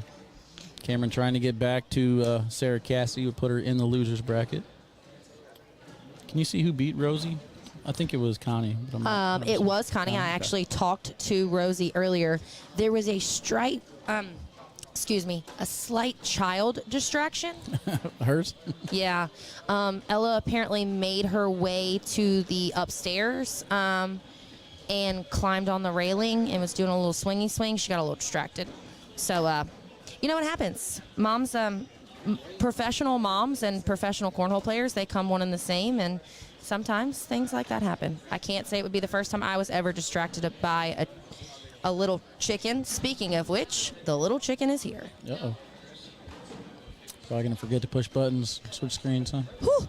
See? Distracted. Oh, look. There he is. He distracted the Cam. There you go. He saw Cam. He's like, oh, Cam. Oh. Sorry. Uncle Noah's got it. Oh, yeah. We need to see Kat on the boards. We actually tried. Yeah. Rude, Wally. I didn't even say anything. I played women's this morning, and I don't play anymore, guys. It's been a really long time. But I played this morning, went 0-2, but I threw over a 9 both games and took my losses with stride and took myself right on home. It is what it is. I was happy. I haven't touched a bag in probably a little over 2 months, so, you know. Yeah, I got the bug, too. I'm starting to get back into it. Kat and Wally are going to team up this year. We're going to win an open. I am all Mark about my teaming words. up against with you instead of against you. As long as I don't have to play at the same end as you, we're good to go. That was fun. I had a great time. Oh, 13-5. Ooh, I Cam almost lost my tape. Can you is imagine doing- the tape rolls out there on the main court? in the They middle of this probably big would have moment? killed you, dude. Rosie's trying to mount a little bit of a comeback. For sure. These girls, well, what the heck is going on? Pulled this game and it pulled the last game. Give me a second. There we go. Rosie throwing a flat 9. Cam with a 9.73. No one's crazy high here, but very consistent. Lots of 10s. Lots of 10s. Both ladies kind of have a similar bag path. It's just hanging up there in the air, and Rosie's got a little bit more of a downward angle on hers, but They're both hitting the same landing spot on the board, sliding in the hole for 12 on 12 right there in round number 12. It's almost fitting every single time. Another social. I got called out, Wally. Uh-oh. Look at the chat. The chat called me out. Who's this? Where he is? Dave Ray? Yeah. I mean, that's terrible in the women's division. Have you seen what we got going on over here?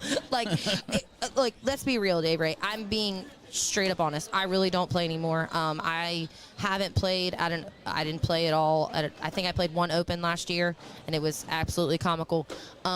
In doubles only, and then this is the only event I've played so far this season, other than playing around at some regionals. But I think I actually have learned to throw better now that I don't care. Like, I can there's relate. no pressure anymore, right? Like, I used to be, back in the day, like, I was a decent player, and now there was all this pressure, and now there isn't any of that anymore, so I don't care. I'm supposed to lose, right? There's no pressure of, like, oh, she lost to her? No, now I'm supposed to lose. Yeah, you would actually get the nerves back if you made it to this point in the tournament. Like, you would be nervous. Oh, all day. I'd be yeah. like, I was nervous in Tier 3 championship. We took down the regional last week, and I was nervous in the championship. I ain't gonna lie. I was throwing absolutely terrible at the beginning, then kind of picked it up and got to the finals, and I was like, man, I don't belong here. But I don't care what tier it was. It was fun. And it was fun because, like, I almost didn't care. Like, my excuse was ready to go. I don't throw bags anymore. I like that bag there. She might be able to get a drip back in. I want to see what Rosie does here.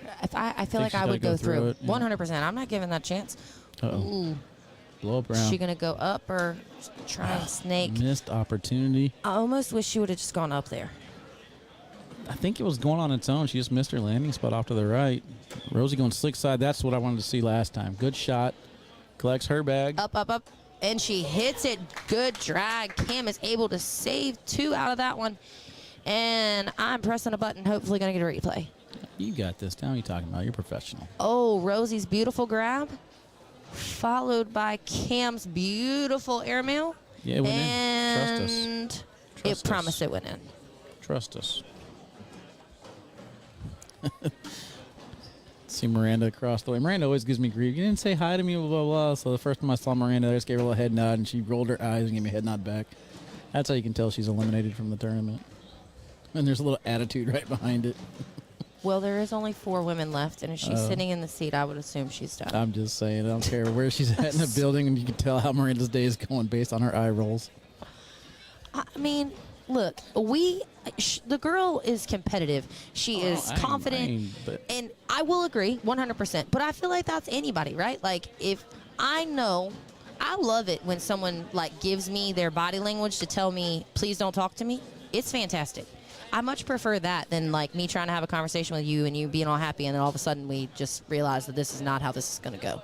Yeah, beautiful, gorgeous grab from Rosie there, trying to save some. It's going to be 15-7 because she makes it a wash.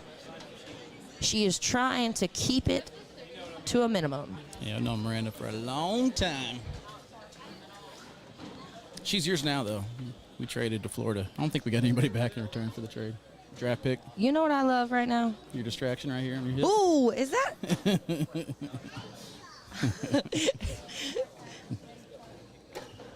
Oh. 15-7. I feel like last time we were on this end, Rosie escaped, had a big opportunity to get back into it. But Cameron missed the push to collect some big points.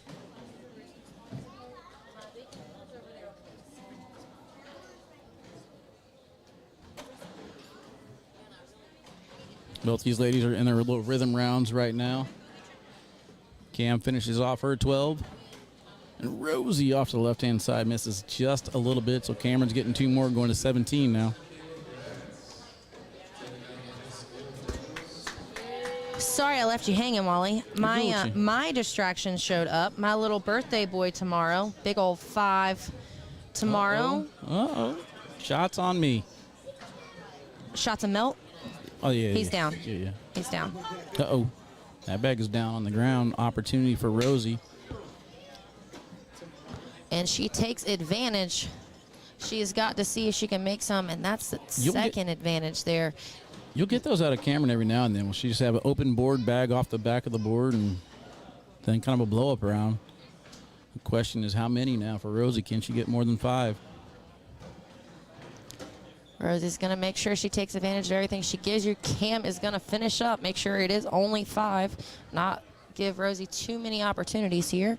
Rosie finishes up, coming in hot, though. I was going to say, that one had a little bit of mustard on it. For sure, 17-12. Cam needs to finish up here, make sure she can go ahead and take this one home. Hey, look who's in the chat right now. What is up, Shauna Foreman? I love seeing that name more than I can tell you. Like, I can... Glad to be able to entertain you, Shauna. Hope everything is recovering well. You're going to be fully entertained this weekend, Miss Shauna, watching the live stream. Promise. It's like kind of weird every now and then. So for those of you that don't know the setup, we'll show you a little bit later on the blind draw whenever we get the 5th camera working. But we got 80 boards set up today. There's, 12 up top? I think so. 6 on one side, 7 on the other. Yeah, 12. So 12 or 13 boards set up top. But the crazy thing is they're going a different direction than the other boards. So every now and then I catch it out of the corner of my eye, and it looks like they're throwing a bag over the rail. I'm just like, oh, never mind. That's legit. Like, it's cool. It's just weird. I like the elevated games, though, how it's literally a whole floor up above this. It just creates a cool view. For sure. Ladies had a good round there. It's going to keep it 17-12. Rosie's going to keep that first bag there. No, it is for sure. It's different, right? Because everyone complains about, like, if we put boards in one room and then put boards in a different room, because they play different, right? So you play in the other room and then you come back in here. With doing this on the walkway, the track is what they call it upstairs, we were able to actually keep everyone in the same room. Everyone can hear. It's just at a different elevation. I really like it. I think it's a really cool look. And it's cool. You get to go up there and watch as well as play. It's a pretty good deal here at Winter Haven for sure. Yeah, bigger this year than last year. I mean, are we coming back next year? Do we know? You let people in on a little secret, Cat. You're the planner. Are we coming back next year? That's the plan. Nice. I like. But This is one of apparently my favorite math. ones. You're right, Kevin. I appreciate the call out. Oh, don't listen to them. He said, well, you said 12, and then I was just like 6, 7. Yeah, no, and I agreed with you, and that's not the case because it's 13. You're trying to give them the baker's dozen. They don't want the freebie. That's on them. Chad will believe anything you tell them. 6 + 7 is 12, Chad. Well, apparently not. Scott, we are a total of 80 sets here in Winter Haven. 80 sets. That's all we got, too. Couldn't add another board if we wanted to. We have put everything we had on the truck out for as many as we could get. Josh was able to open up some spots this morning, so if you didn't get in, sorry about you. By the way, just FYI, right? Public service announcement. If you want to play in an open, sign up. Like, the minute you can sign up, because these things are selling out like hotcakes, which I love, but there's so many people just missing their chance. Make sure you take advantage and get in when you can, because these ladies are ready to take your money. 12 on 12 keeps it a 19-12. That's a big round there from Rosie, making sure that 4th bag goes in. She's just waiting for that opportunity for Cameron to make another mistake. Like that's really, really hard whenever you're basically having your opponent stare at 19, needing 2 more points. Every single bag seems to have that much more weight on it. Oh, for sure. Well, and you're also putting the pressure on you, right? Like, so this bag right here, Cameron's got off the side. Rosie's going to try and make sure she pushes it out, because you're wanting to make sure that you take advantage of everything Cameron's giving you. But now Cameron's in a great place, too. She can get both those with no problem. Rosie's fine with that. She just cleans it up, starting fresh here with the final couple bags.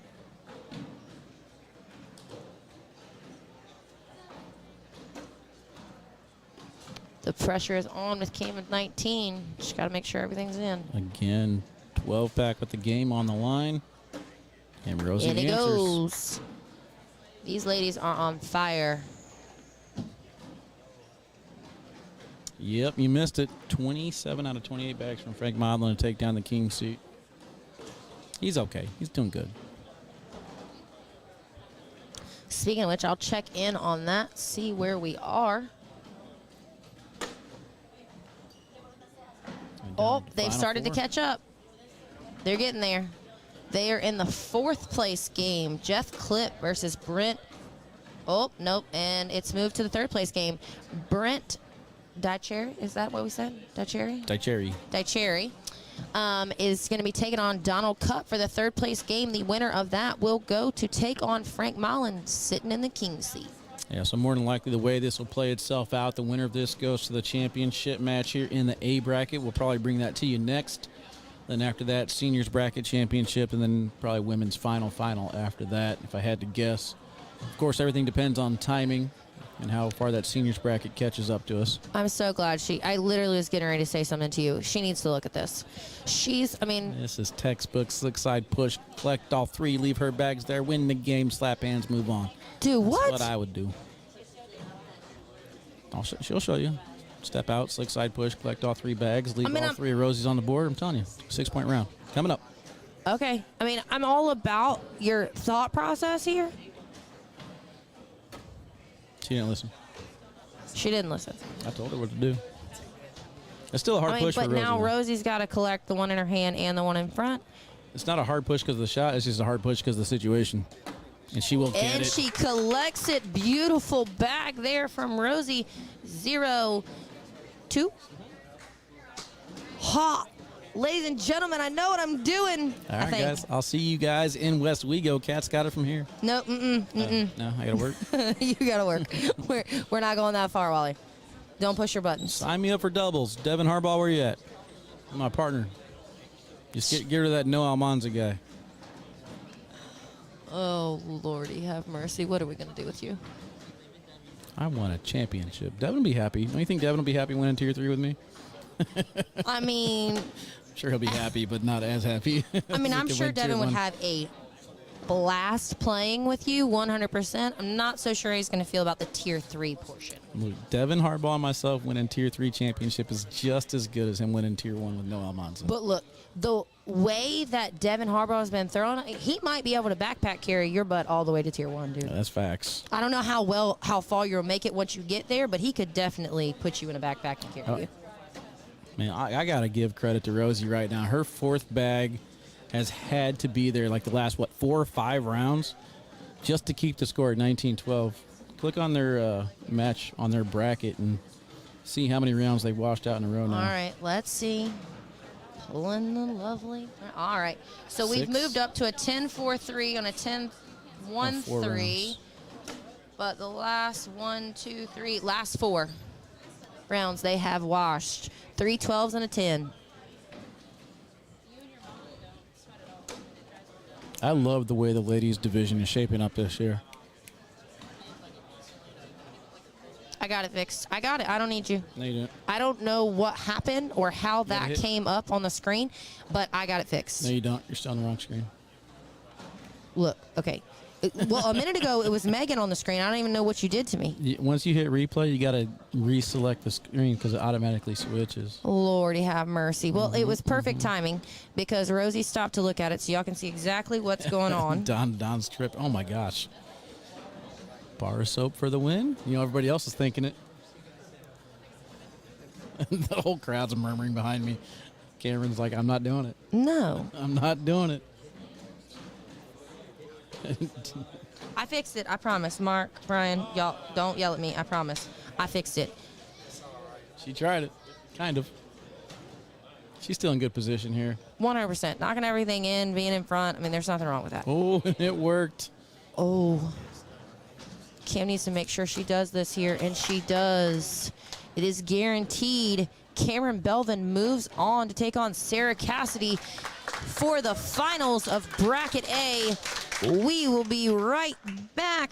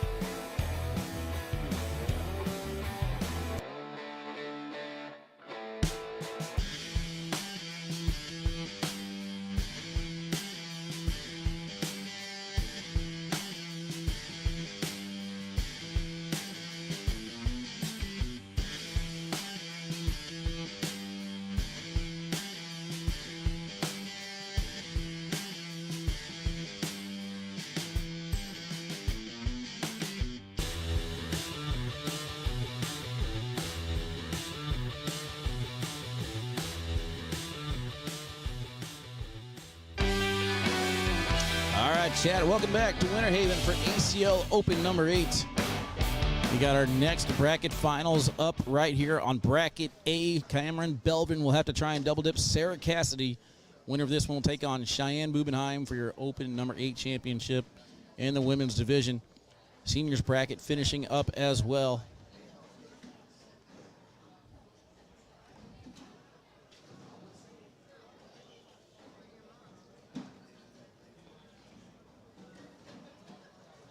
Cameron Belvin came in as the number 5 seed, 23-3 over Amanda Hill, 21-2 over Nicole Pratt, 24-6 over Annette Tedder, and then 21-7 over Megan Moppin to get to the queen seat match where she fell to Sarah Cassidy 24-13.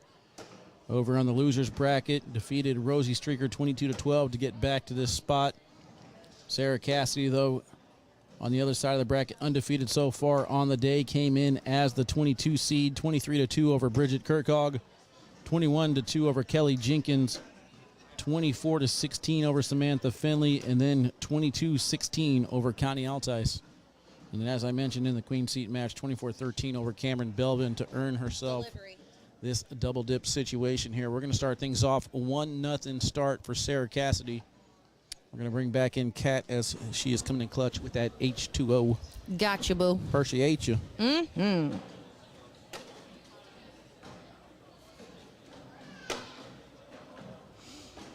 What is going on here? I'm tripping on acid, really? That was Don. It was because whenever you did the replay thing with Megan Moppin. Oh, yeah. Trust me, I was lost. I was doing the same thing. I was having serious confusion going on. But I got it fixed. I knew what buttons to push. I didn't have to ask Wally. I got it fixed. It's just a minor little Well, I do got to lapse. say, I appreciate you for covering me with the restroom break and then staying on. We had, Of course. 3 fun matches there. Yeah, for sure. I And mean, introduced Perrito. We've had an interesting day. And I got to give credit to the chat, too. We're sitting right around 1,000 viewers the entire day so far. I love it. Love it, love it, love it. The only thing that's bumming me out, though, is we have 333 viewers on the YouTube, and only 67 of you have hit the thumbs up button. And then here on Facebook, 535 viewers.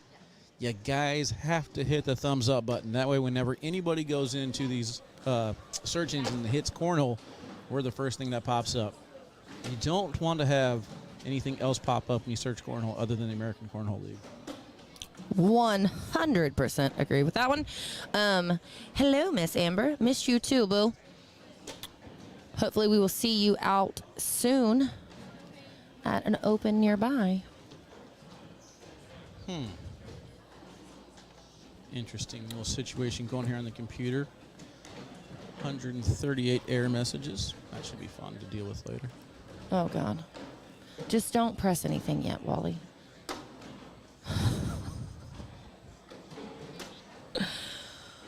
If the computer goes down, it's definitely Wally. It shows we're still live everywhere. Well, that's fantastic. I mean, I'm seeing all these thumbs up buttons, so that's a good thing. Hey, let's go. Welcome in, chat. Welcome in. Oh, look at that. We skyrocketed. 57 up to 107 in less than 10 seconds. Let's go, chat. Thank you. Love it, love it, love it. Love it when they listen. Love having y'all around, too. Like, we can talk game all day, right? We all know what we're watching. We all know what's going on. But the chat just keeps it so interesting, Wally. Well, let's bring in the chat real quick, guys. I'm going to create a poll. It's not going to be a visual one. I want you guys to chime in with your comments. Are either one of these two ladies here, Cameron Belvin or Sarah Cassidy, going to throw under a 10 PPR this game? Yes or no? As a matter of fact, let's make it even more fun. Go ahead and put the exact PPR in there. You're asking too much. If you get the exact PPR, you will win dollars. And I want to wish what was everybody. That? What did you say? They'll win what? If they guess the exact PPRs, they're going to win dollars. Oh, Wally. Wally. If anyone knows what he said, please let me know. Is it cutting out? It's breaking up just a little bit. Darn technology. That's got to be one of those error messages we had. God, I hate those microphones. Cam, everyone says no. Cam 9-8 and then 9-6 from Travis. Okay. Michael. Cam is throwing the new AAR Cornhole Blitz bags. AAR Cornhole has been an apparel company in Cornhole for a while, but they are officially a bag company on the market, and she is signed with them this year for her pro season, throwing the Blitzes. Blitzes are similar to like a All-Slide 2.0. If I had to take a kind of gander at another bag, they're pretty similar to the 2.0. That's Amanda Hill, right? It is Amanda Hill. Amanda Hill and Brad Kurth, soon to be Amanda Kurth for sure. Hey, congrats. They are literally standing directly in front of us, too. I was going to say, I think we had a situation earlier where Amanda played against Cameron. Yes, very first game, she had to play her sponsor.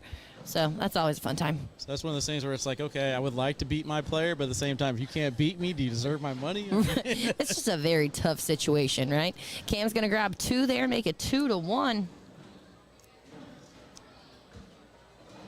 Matt said, sorry, Wally's breaking up, but he's going to go with a 10.48, he says. Yeah. I don't know, guys. Something. Dollars. It just messes up my accent or something. I don't know. It's definitely that. It's just technology, man. The wire's loose or something, I think. Yeah. It happens. It happens. All right, so over there on court number 2, we got the seniors division trying to catch up. Donald Cup currently up 12-3 right now over Brent Dycherry, whatever. Really? You've been telling me how to say it, and you can't say it? It's harder to read than it is to say. I just hit me with my own phone. Winner of that will get back to Frank Modlin to try and double dip him. Good luck with that as he threw an 0.67 or something? 11.71. Yeah, like one bag, Yes. 27 out of 28. Cameron Belvin currently up here 4-1 in this one. It's so interesting to me watching Cameron throw how she looks down to the line before she starts going forward. It's like she wants to. It's almost like an outfielder checking where the warning track is before you go to catch the ball. Well, she did play softball for years, so. But like she's not even close to stepping over the line. You know what I mean? It's just weird to me.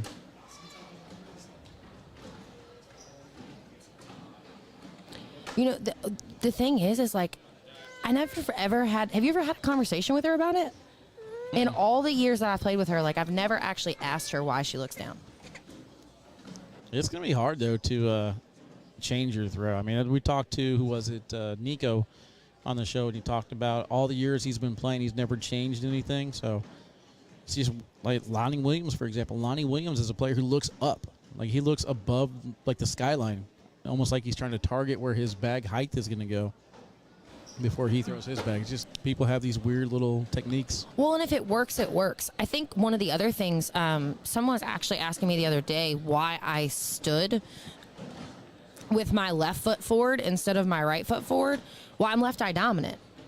Most people don't realize, like, if you're left eye dominant, putting your right foot forward actually puts you, like, out of your line. So you, as much as people don't think, like, you actually tilt your head to accommodate your dominant eye. So, I mean, everyone's different, and it's all about what works for you. Is that the same thing with, like, the mouth people? Do they, like, open their mouth when they throw to a certain direction? I don't think the mouth has anything to do with it. I just want everyone in the cornhole world to close their mouth when they throw.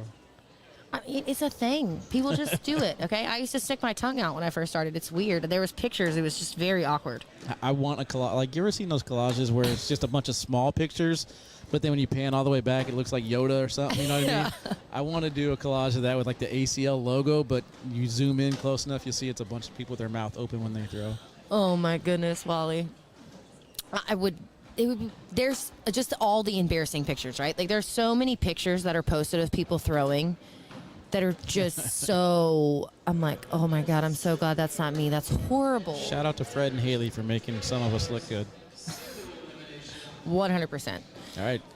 Seniors division is set. Championship match will be between Frank Modlin and Donald Cup. Good run from Brent, however you say your last name, Cherry.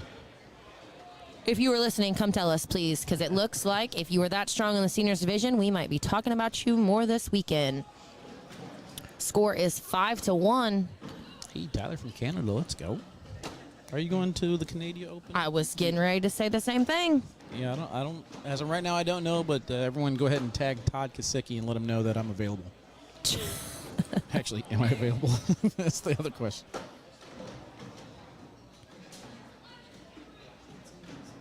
Alan, if you are dominant, I would do right foot forward for sure because you want that part of your body kind of turned, but it also depends on like if you're a stepper or if you're someone that stands still. It's all going to be what's more comfortable for you.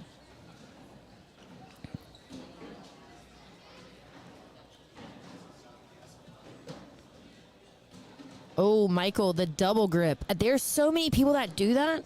You know, someone actually told me that I do that, and I didn't even realize it. And it actually got in my head for a little while until I forgot that. What was it? Like I do it, the double grip. When you come back and you actually like let it go and like re-grip it.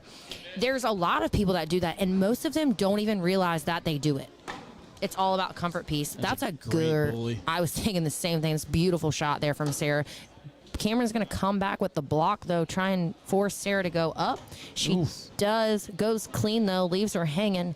Is Cam going to go up, or is she going to try and... This is a control round right here from Sarah. Beautiful. I feel like that's the safest go, right? Because Sarah can go back up. She only gets 2. Or she tries to go short with it. Man. Smart move from Sarah there. She's going to get herself back in for first throw position with 2 points, making it 5-3. Sarah's got everything working for her right now. Go ahead and click on Cameron's name right there on that tablet in front of you for me. Boom, boom. We got 9.92 and 9.75, chat.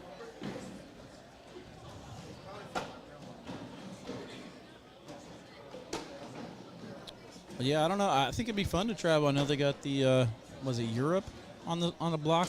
There's 8 international opens on the schedule. Like 8. I'm so excited. Got my passport ready. I'm ready to go. I'm bummed we didn't go to Australia. I want to go to Australia. I think it's maybe back in the works for maybe next season. So better be back in the works for me next season. Oh. I want to go. Trust me, I'm right there with you for sure. All right, what's the first thing you do whenever you're going to Australia? What are you going to do? What am I going to do? Yeah. Can I go find a kangaroo? I was thinking kangaroo. Kangaroo. But I got to find P. Sherman 42 Wallaby Way. Yes, 100%. But, like, I feel like that's the first thing, right? There's actually a show that I used to watch, a tattoo show, that's based out of Australia. I'm down to get a tattoo by one of those peeps over there. It's been a while since I got some ink. We got rumors, too, about Hawaii next year. I'm hoping you guys can pull that one off. I'm going to go and get me, like, a tribal, like, old school, like, with the needle and the stick. I'm getting... Dude, you would not last 2 seconds. There's no way. I'll do full back. I'll get my whole back tattooed. You are out of your mind, dude. Come on, dude. I can sit through it. I like pain. I could deal with my whole life. That could go 1,000 different directions, Wally, so we're going to leave that one alone. This game is 7-3, ladies and gentlemen. Reverting from... Don't get chat started, Kat. You know how sick their minds are. I know I got yelled at earlier because I said a lot of hole action, but I was just, it was true. I mean, cornhole is only as dirty as you make it. I think you had it right the first time. Cornhole is dirty if you make it. Hey. Which can also be misconstrued as a sentence. So you want to make sure your adult privilege, what's the word, privacy? Adult parental locks. Make sure your parental locks are on before you start. Parental controls. That's it. That's the term you're looking for? That's what I said. I have an accent. What do we need parental controls for? Change the conversation. You're right, Jason. He started it.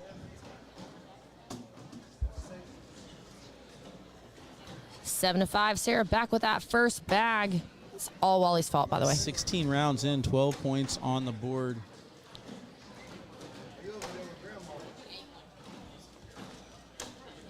Bracket on the line. Definitely not as easy as just finding a tattoo guy for traditional Hawaiian tat. I mean, when in Rome, right? I'll find somebody. Go to the mountains. Oh, dear God. Volcanoes. If we go to Hawaii next year and Wally comes home with an infection, it's all on him.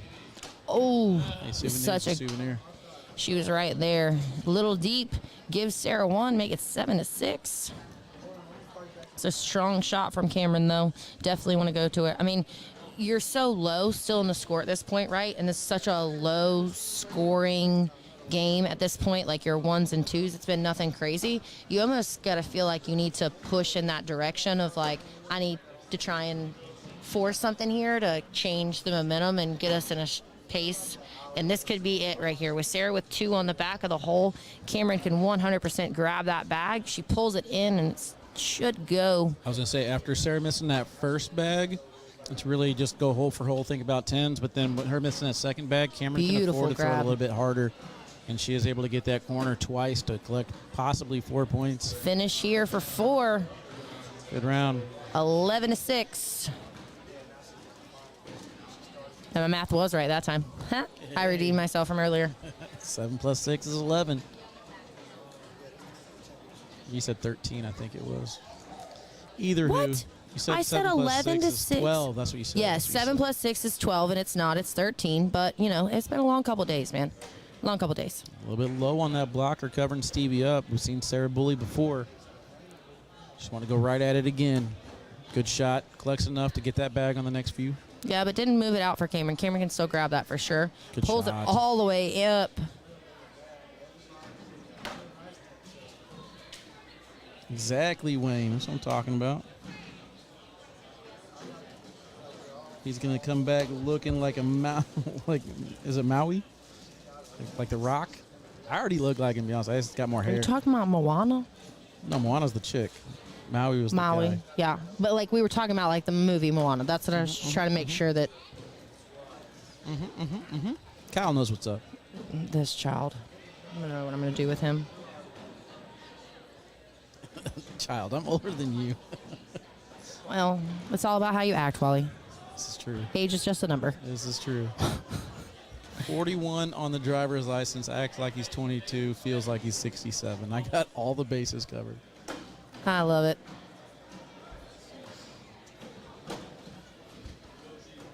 We just got called out to get a Stevie tattoo. I'm good. Who?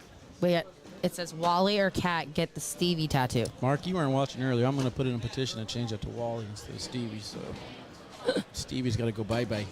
Good collect from Sarah with that bag on the back of the hole. I feel like we need to find a Wally award, though. What, chat, if we were going to do a Wally award, what would it be for? I like this. See where this goes. Like, what would the award be about, right? I would love to know what the chat feels like on that. Flirting. I'm not really a flirt. I got no game. Like behind this microphone, I'm an entirely different person. I'm confident because you guys can't call me out on it. I mean, Get they me out- can. get me out in the real world But you can delete them real fast. I can block anybody. You get me out in the real world situation. Will you go out with me? Nope. Blocked. She'd be like, what? Be like, well, on the computer, I'd have blocked Cam you. to the side.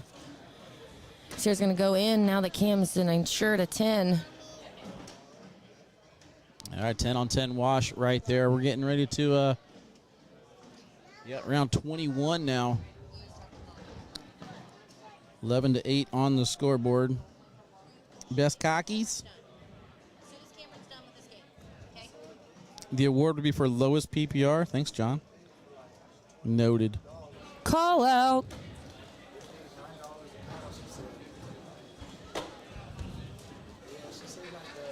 Awkward Knuckles Award. I think that'd be fun. We could do an Awkward Knuckles Award. Don't these people know I am commentating? Who? My phone is just blowing up today. That's why. That one's the daddy. Oh, Cam can go in here, guarantee the 3. Oh, and it doesn't fall back. Only gonna be 1. Scores 8-12. Cam, we gonna have to find some pep in her step. Starting to go award out. We got another games to go. I mean, this one's on pace for a good one. We're probably going to. I know, and we're only game 1. Let's go. She wins this one, she's going to have to pull it again. Got a leaner. And it works. Sarah off the side of it, on the back of the board, out of play. Cameron trying to finish off for at least 2.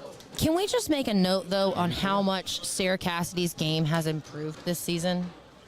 I haven't actually seen her enough. This is like only the second time this season I've seen her. So Okay, I'm very impressed from what I've seen today, though. We all know that Sarah's always been a solid thrower, right? Like, and the sad part about it is sometimes there was a time and a place like Sarah won a women's singles championship, right? But then she's really known for winning women's doubles with Cheyenne. And now Wally has left me hanging and I'm out here talking on a limb. But no, seriously, I've watched her at the last 2 conferences. Southeast has already run both its conferences for the season, right? And I have watched her these last couple months and she is just throwing so pristine. Her and Ashton Spees made a nasty run in both doubles conference events. I mean, I think we're talking about like a 4th place in one. And Southeast is stacked. So to make that kind of run in a doubles event at that conference is but their throws just look so much more confident. Oh, man, that's a great shot. She's unfortunately only going to get 1 here. But I think Sarah is throwing with a little bit more confidence. Ooh, it went. It fell. One of the bags fell. Sarah was watching it. Oh. Took her out of her rhythm. 100%. I almost feel like if I was Sarah, I'd have just thrown it, right? Like, just throw it. That's not in the rules, Kat. I mean, it's wait. I completely agree with you. It's not the way that the rules state. However, ask T-Port what happened when the bag started falling down the board and how quick he threw it to keep his bag on the board. I will never forget that game. But no, I am impressed. Back to what you're talking about, I'm impressed with what I've seen so far out of Sarah. PPR aside, she is hitting the shots that she needs to hit. Her airmail looks good. And I think the biggest shot and the hardest one is right there, that bully. Just take that bag out of play. So far, we've seen it 3 or 4 times as she's been on the broadcast court. Tried it there, didn't need to. Yeah, and Cam was, ready and willing to give up the 2, and Sarah gave her a wash. I mean, Cam needs to finish up here, right? The score at this point is 18-8. Cameron needs to finish up now because if you continue to let this go on, by the time y'all get to game 2, you're going to be worn out. And then whoever wins that game, Cheyenne's been sitting there watching. Y'all going to be worn out going into that 3rd game with Cheyenne, and that is not a game you want to be tired for. That bag looked a little worn out of the hands of Cameron as it lands short. That one's off to the side. You're only needing 3 more to get to game number 2. And you're at a chance of leaving 5. I like the block. Sarah is able to go through it, though. Cam goes to finish up, and it's going to be an 8 spot. And immediately she looks over. 16-8. She looks over to her left, the Brat Pack president, trying to see what needs to happen. She's going to get some more aim and fuel there. Gets another breath. She's got that thing that my daughter does too. Whenever things start rattling out of control, she kind of reaches up, scratches herself on the forehead to get back into it. But big round, 18-16. That's probably the biggest blow up we've seen so far on the broadcast court this weekend. Sarah makes her pay. It was honestly and truly, as much as that sucks for Cam big time, it was Sarah's only chance to really get back in this game, I feel like. With that much of a deficit? What? Defecation. Gotcha. It's the mic. There's something wrong with the mic. Dollars. You had to find one opportunity, and she took full advantage of it. Cameron gave her way more than what we were expecting to give her. We were expecting 5, and she got heavy on the last throw, but Gets first throw again. She needs to just finish up here.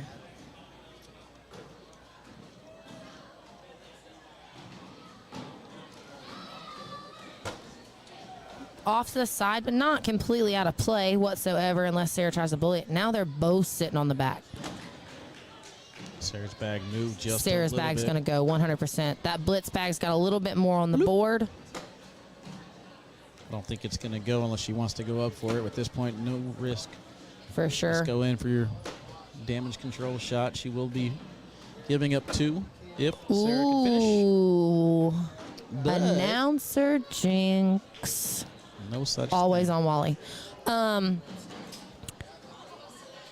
3 rounds ago, that bad Kingen, I'm Cameron, I'm shooting it, right? I'm up 18-8, I'm shooting it. Yeah. Now it's 18, well, I mean, 26. it's 18 to, but yes, but it was 18-16. There's no chance. You can't afford to give up that many. Give up a 5, you're over. It's so weird right now. After that one round, it almost feels like Sarah's in control. Just the body language from Cameron right now, I'm not feeling it. Yeah, you give a big round, but you only need 1. She actually did make a note. She said she was a little dizzy, so Uh-oh. you can see it. She's getting a little pale, a little dizzy. She's trying to push through, trying to power through it for sure, but she's going to give Sarah 2 more. It's going to make it 20-18.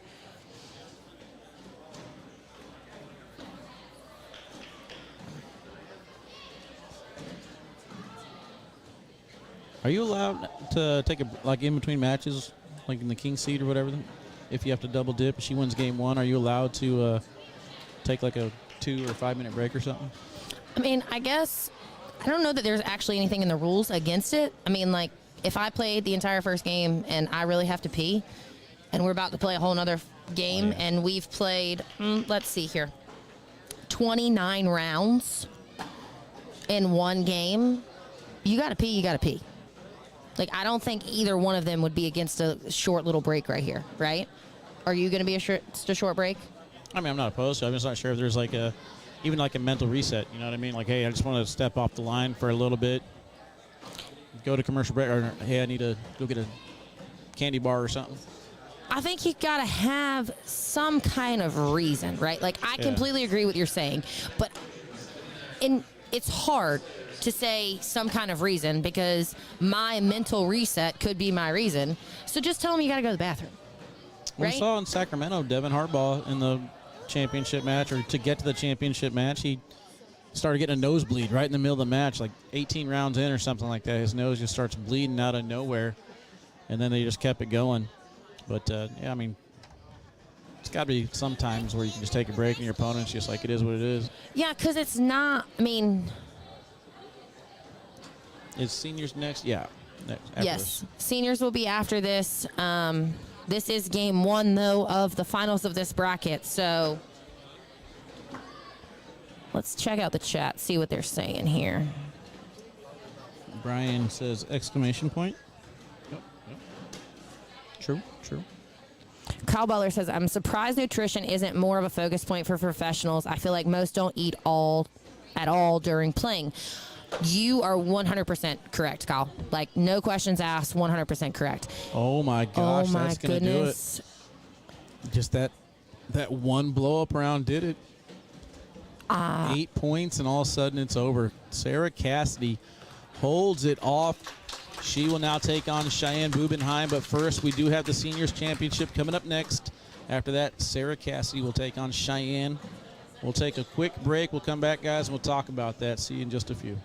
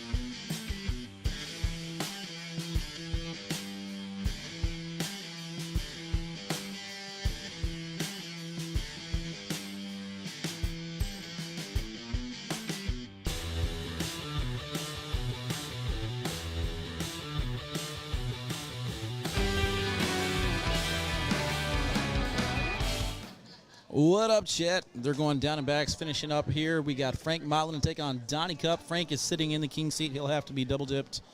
They're still messing around with down and backs, so nothing to talk about just yet unless Kat wants to say something. I was actually going to do a BRB real quick. You need anything, Wally? Sure. I'll take a Snickers bar or a candy bar of some sort. Are you going to the concessions? I can't attempt that. Yeah, for sure. Yeah, just some type of candy bar. Take 5 if they have it. Otherwise, anything's fine. No one said you could take 5.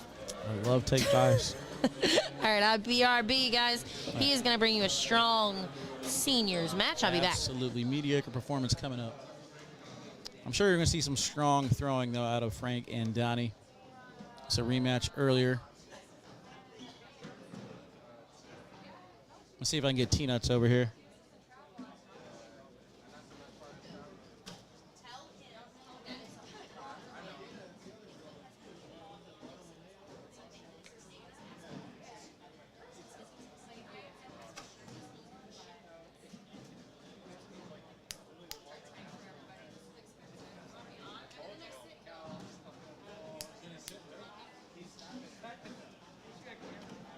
Does this mean later? This means now.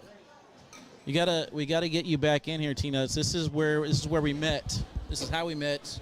You vacuumed the carpets. You made your commentating debut last year. I did. We got to get you in for at least the one. carpets this year?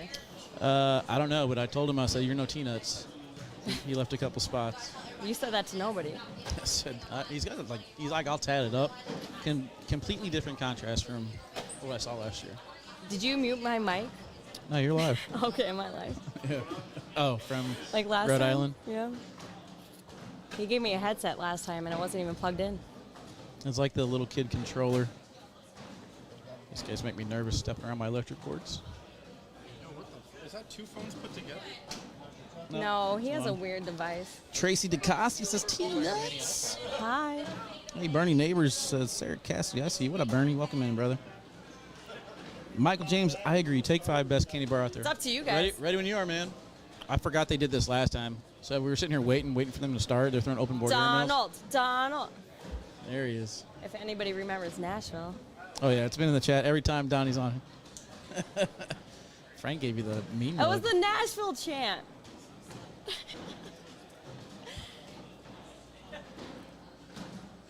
I saw that. Frank We hit just him. want a good game. Frank threw an 11.71 in the king seat match to earn this spot. See, but both these guys are barely senior division, right? This is Frank's rookie year. I believe Donald's first or second year. Donald had a strong running. East Moline finished second place to Tom Walter, trying to get over the hump. The unfortunate problem is that hump is Frank Modlin, throwing 11.71 last time they played against each other.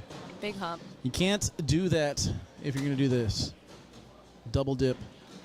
Not going to happen by throwing 8s. Stephen Burnison, love me some Molly. I love you too, bro. Let's go.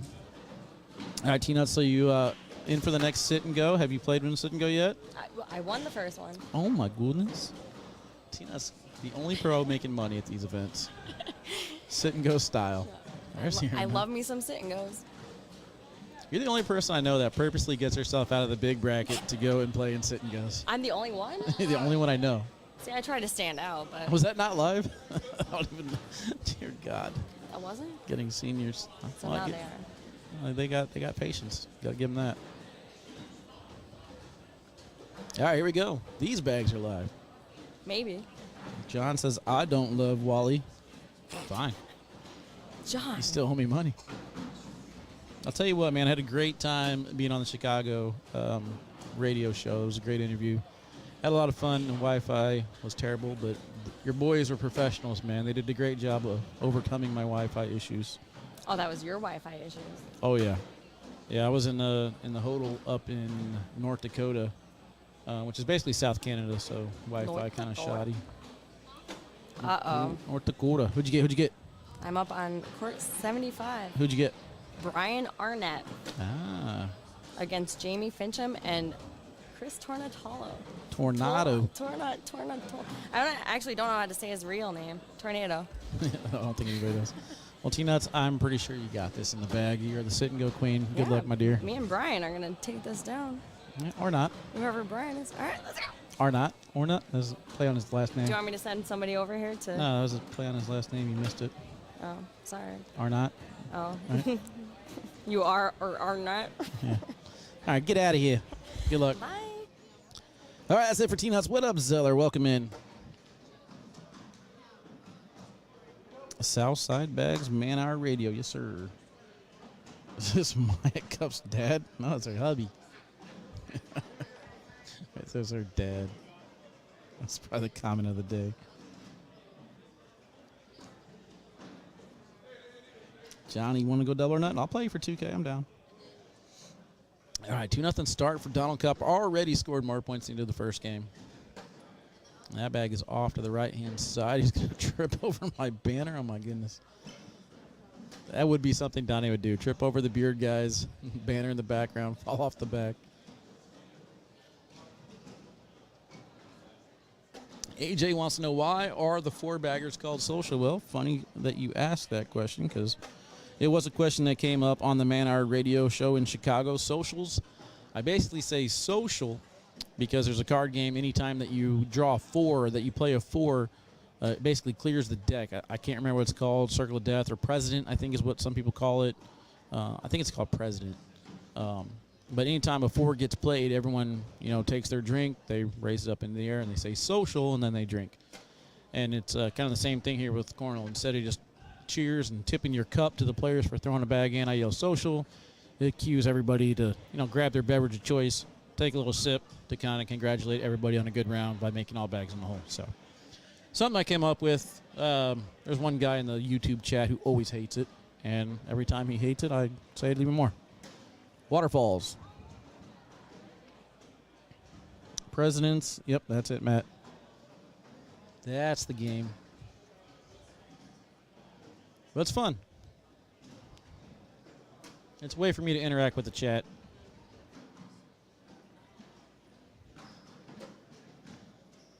Unlike some other commentators out there, man, I really enjoy interacting with the chat. Keeps things going for me. Doing a lot of these broadcasts solo kind of can last long, long hours, and you guys definitely do a great job of keeping me entertained.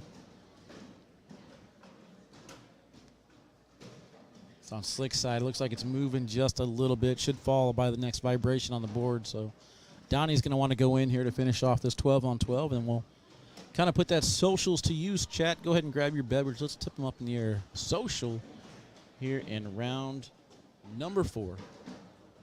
I guess that was round 3 heading into round number 4, but either way, cheers.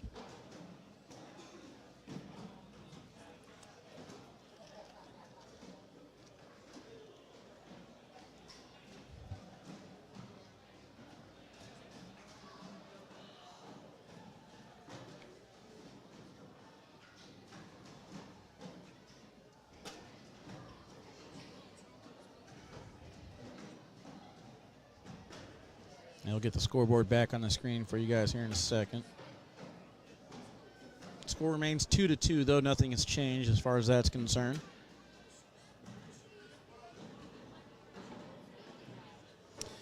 Cameron says, I hope you have the King Seat guys on the broadcast for help in NOLA. I'm actually trying to reach out to Brian. I sent him a message. Haven't heard anything back yet. I'll be in New Orleans Monday. So, yeah, I hope to visit King Seat Podcast again, head out there. And maybe do another interview. Excuse me. You had a fun time last time I was out there and just ran a little short on time. I basically flew in for an hour and drove right back out.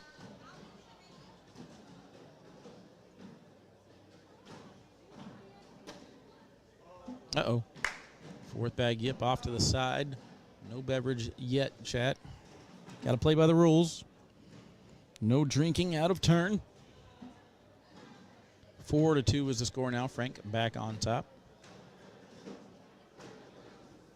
Again, first time these guys played against each other, 25-0. Donald Cup threw an 8.14, but Frank Modlin with an 11.71, making 27 out of 28 bags on the hole.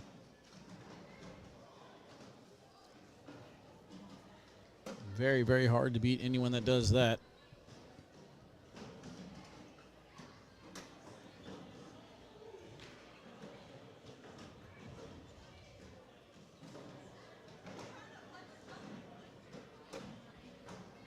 Oh, 2 off to the left now. Got to reset himself on that mat and try and get back into it. Frank, ill-advised blocker there, Frank. I would have just gone straight in. I'll have to teach him a few things. Didn't need to block that pile. Accidentally goes off to the left, and Donnie's got a chance to get out of this. Use that bag as a bumper to redirect in the hole.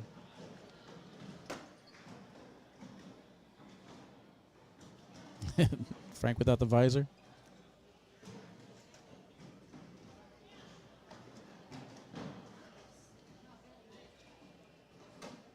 Oh, Donnie went up top to try and grab his bag. Lands too far to the right, and it is going to take in Frank's bag with him, making it 6-2 now. How many perfect games has there been in Cornell? Oh, man, a lot. I mean, I've even got one. I think I might actually have 2. It happens quite a bit. Not like perfect games in baseball. Donnie's got the bumper this time.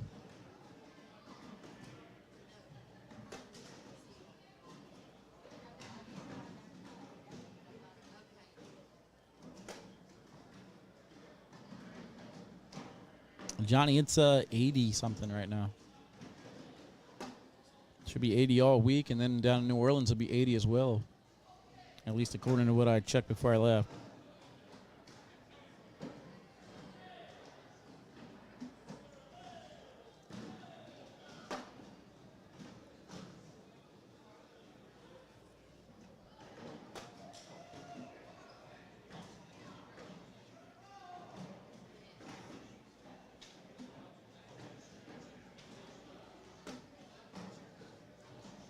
And Donnie able to finish off that round to collect a couple more points. Just get in. No, we got in last night. Slept today. I did last night. I caught up. I'm probably say I slept 11 hours yesterday. We got done setting up, and then I slept all the way to like 7. Tablet's dead. Josh Keck. All right, Frank's going to go ahead and walk over there and get the tablet set up. No double D this weekend, at least not yet. I guess we'll ask Donnie real quick. Donnie, what bags are those? Melts? Noble Melts, chat. Chat wants to know. I normally wouldn't ask them in the middle of a match, but we're getting the tablet situation squared away here. I hope so, Johnny. I hope whenever I come back to the Midwest, man, we'll be nice and warm. Because whenever I left, it was 37 degrees. Heading to the airport, extra windy, and then we got back to. I landed in California.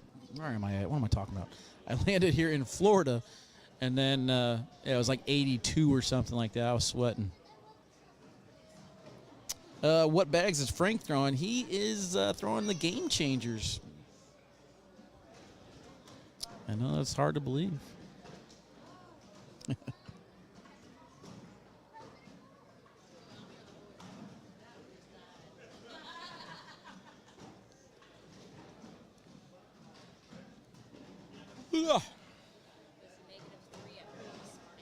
Yeah, somebody sent me a Snapchat earlier, like -14 up in South Dakota. I was like, nah, I ain't doing that.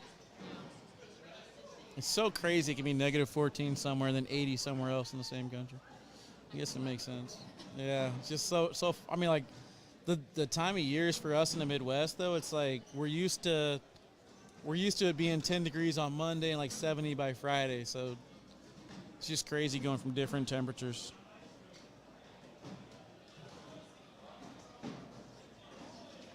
I got to take my hat off to Corn, though, because Corn went from California weather to North Dakota and handled it like a champ. He was actually walking out and going to bars. And we'll try to go to bars. They were closed. Got his tea.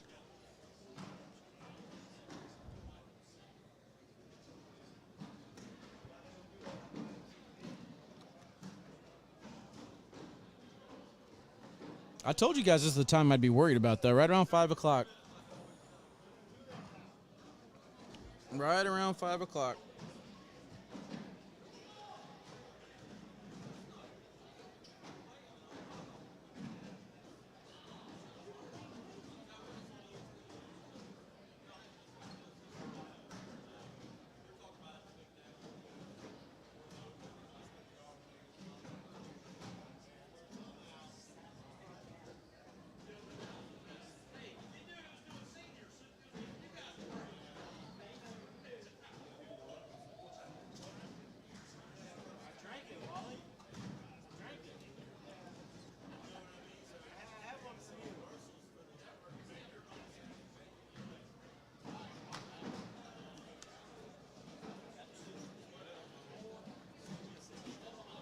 All right, so they're double checking the score on that last round, just making sure that they're in agreement.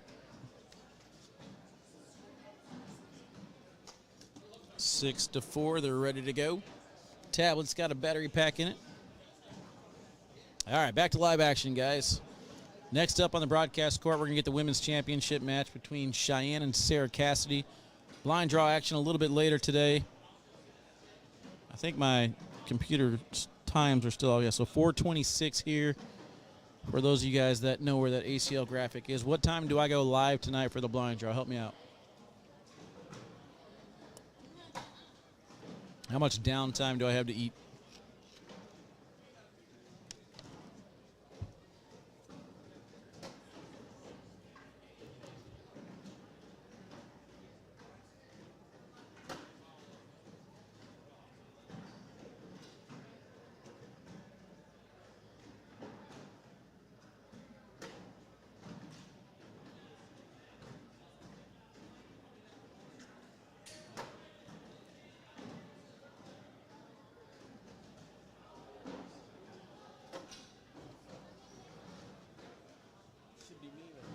A little 12-on-12 action. Social.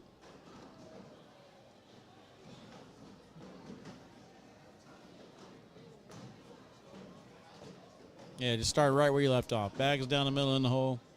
Easy peasy, chat. Easy peasy.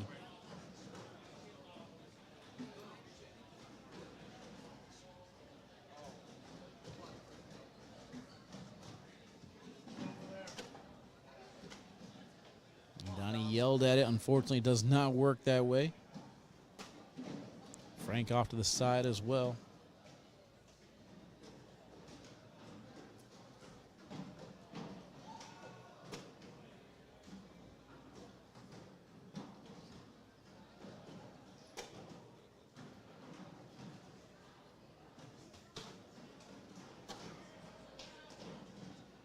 So blind draw action starts at 7 o'clock Eastern time. We'll go live an hour preview on the K9 unit for subscribers only.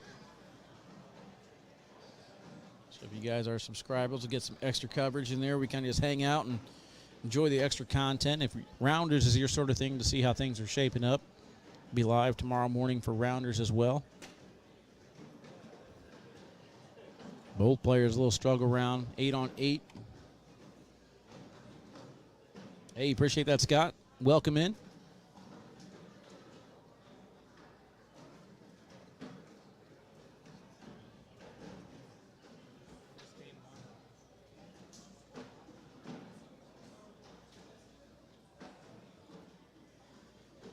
Got a decent crowd over there on YouTube. Appreciate 466 of you guys coming in and enjoying the coverage.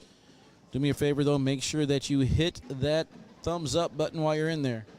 466 people viewing, 123 reactions. Got to get those numbers up.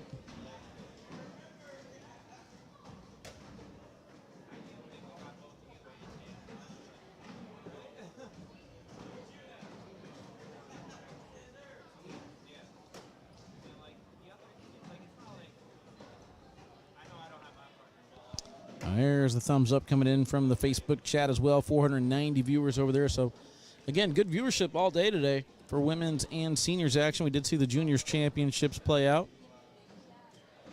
I believe it was Landon Bass who took that one down.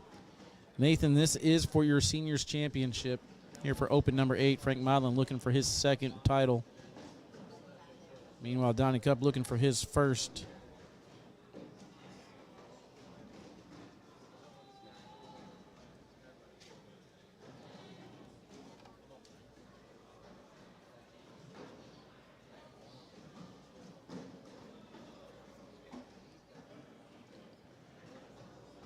Six to 4, 10 rounds in. First shot from Donnie's off to the side a little bit.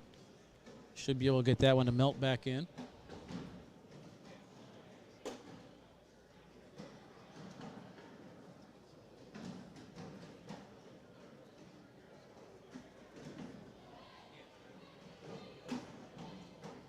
Creates a little bit of a lane here for Frank.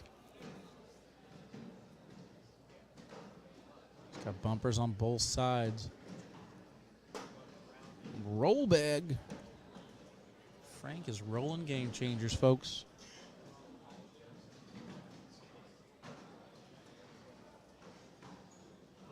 Nah, that's an A and a C on that jersey. What are you talking about? The all cornhole logo. Changed up this year. Brought to you by Onboard Apparel. Melissa, I'm telling you, she's killing it, chat. You guys aren't following Onboard Apparel. You're going to want to.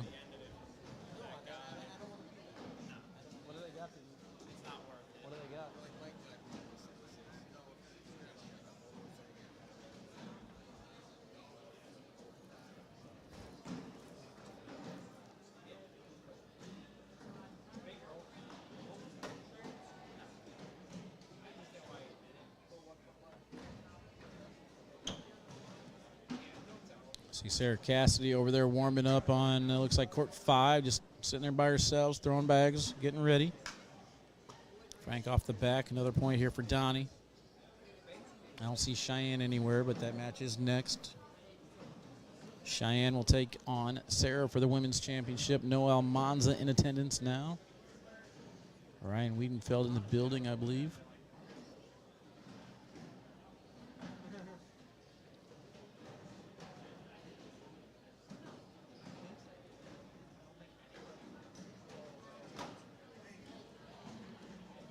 Off to the side. Can Frank capitalize this round? Last time Donnie had a blow-up round, Frank followed him.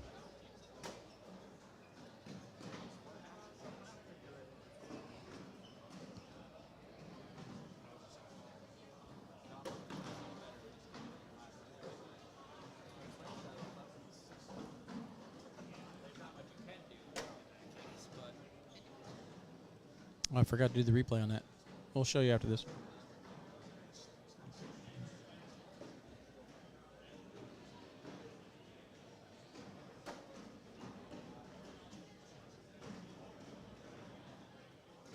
Frank's already up 2 points on this round. I kind of expect him to come with a block here. He might be thinking roll again. Oh, man. Pushes his bag in and sets the other one right in place. Nicely done. Donnie's going to want to try and drive through this, but this might clog on him.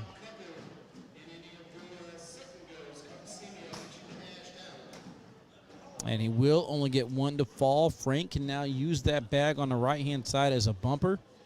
And if he could redirect that bag in the hole without taking Donnie's, he's going to get 6.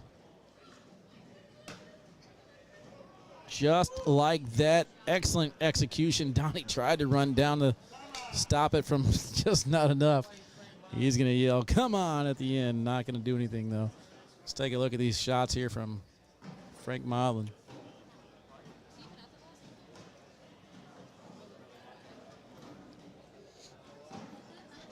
Oh, man. Timing's off on my replays. I feel like it's recording right away. Frank's first shot here in this round is down the middle and in. I got to time out my replays better. It's like it usually goes back 8 seconds. It looks like it's just picking up right away, though.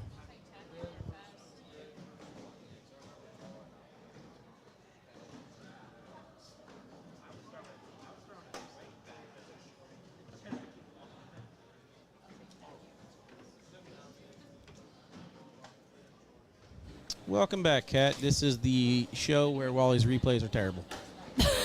I just cannot get my timing on the replays down. I had to change the settings. That's what all those error messages were. And I feel like it's not recording how it normally does, and it's throwing me off. Well, Wally, you got a little time after this is over for the blind draw start, so I have faith that you can make it happen. I apologize for the delay in return. There is also a line at the concession stand, which is not happening at the moment.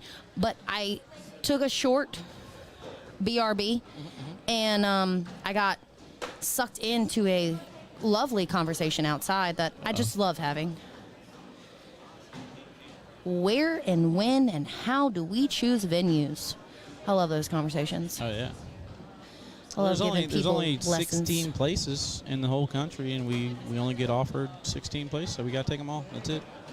Easy peasy to find venues. There's not like you need to worry about travel or you need to worry about cost or price or space. I mean, it's just They fall into our lap, and it's just very, very easy. Yes, there is no reason I am adding gray hairs to this lovely head of mine. None. Zero. I don't know why I stress it so hard. It's just the easiest thing in the world for me to do. People with gray hair. God, where does that come from?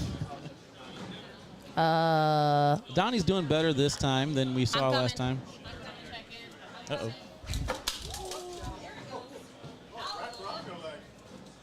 Cat's over here. Cat's over here destroying. Something happened with the tablet. Cat jumped up, destroyed my set. Oh, man. It's just chaos. It's chaos, folks. See, I feel bad for the women's and seniors division because they don't get exactly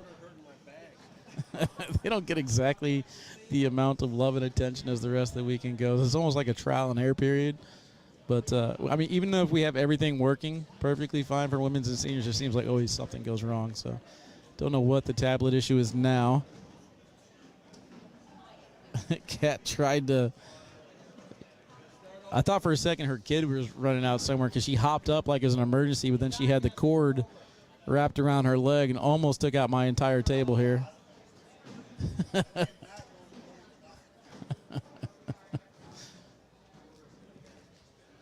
All right, so. All right, so they took the tablet away.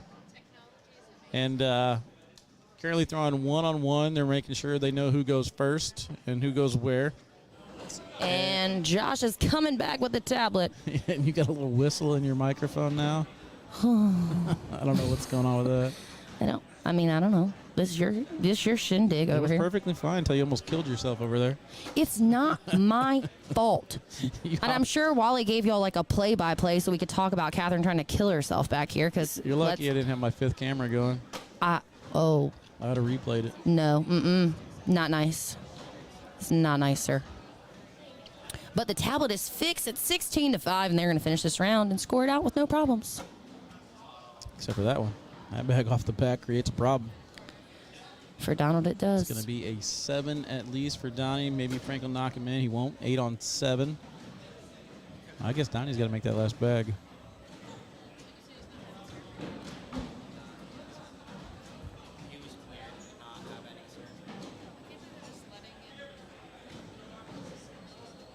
Donnie's thinking airmail here. I'm surprised he hasn't shot it already. Up and away. Doesn't grab, but he goes in. Land short, 8 on 7. 17-5 now. Frank Modlin a couple mistakes away from taking this one down.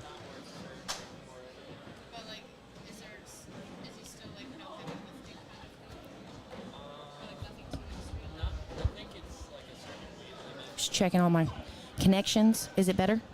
Is it better? I don't know. Can't tell. I think it's gone now. I feel like it's the electric. Like if there's an electric cord on that microphone cord, then I feel like it does that. The static, that makes sense. Staticky for sure.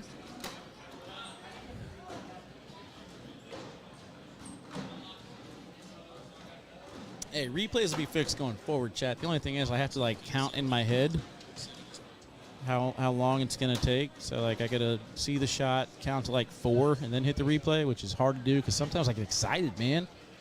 I see a good shot, I push button. It's not the case right now with whatever settings I got going on here. Although I did see that they came out with a new TriCaster. What did you say? They came out with a new TriCaster, so this thing is, I think, like $17,000 or whatever. They have a new one out that does double the work.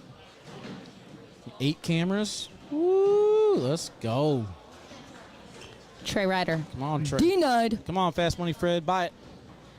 Look, we already got to talk about your shopping list that you want me to make for tomorrow. We can't be adding that list to it. It's Velcro zip tie. That's all I want. All I want is Velcro ties. You see my wires. If you will fix this mess that you got on the front of this table, I will give you all the Velcro and zip ties you want. It would have been perfect. It would have been perfect.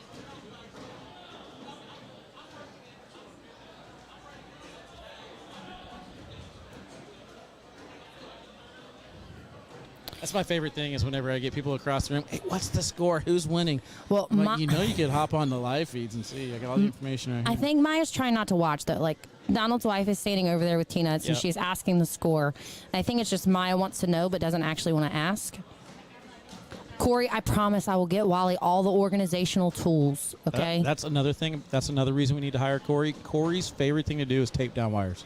Corey, you will become my new best friend. So Wally, tell me how you'd feel about this. I actually think I'm going to get, I want to look into cable ramps for you. See, look at this. 5 seconds went by, hit the replay. It's going to be flawless. Cable, Okay. I'm trying. I'm down for you to buy anything for me. There was a comment in here that said the way Wally's replays have been, Kat has got a secure job, so I hope your replay works. But that's Johnny Torres. Like, he's not exactly the most reliable source of anything common sense related, so. Johnny. He lives in Chicago. He's a Chicago fan for sports. I mean, that tells you where his thought process lies. He is roasting you right now, and I don't even know you, poor man.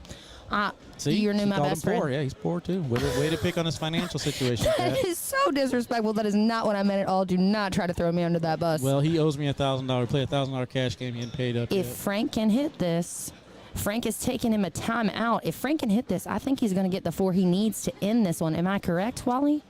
You are right. Tommy's gonna I walk was down like, and pick up bags. wait a minute. I thought he threw the bag. Nope, took a timeout. I have to count more than 4 seconds. I have to count a full 8 seconds to go back and record 8 seconds. This isn't. So I guess I'm on a 16-second delay. That's just dumb. That's just dumb. Wally's going to be doing some work to the computer in our break for sure to ensure your replays are fantabulous the rest of this weekend. No, they're not sponsored, so you get what you pay for. Ooh. Little too far, but it takes it a wash. Keeps it 17-8.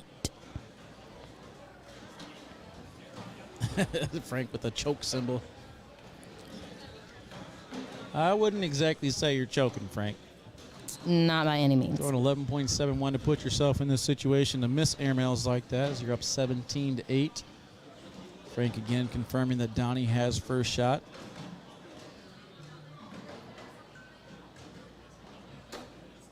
Adam, trust me, I have checked out that Really? gaff gun and I want to buy it, but like it's like $500. Now I'm getting in trouble because apparently I met Jonathan in Chicago at Bedford Park.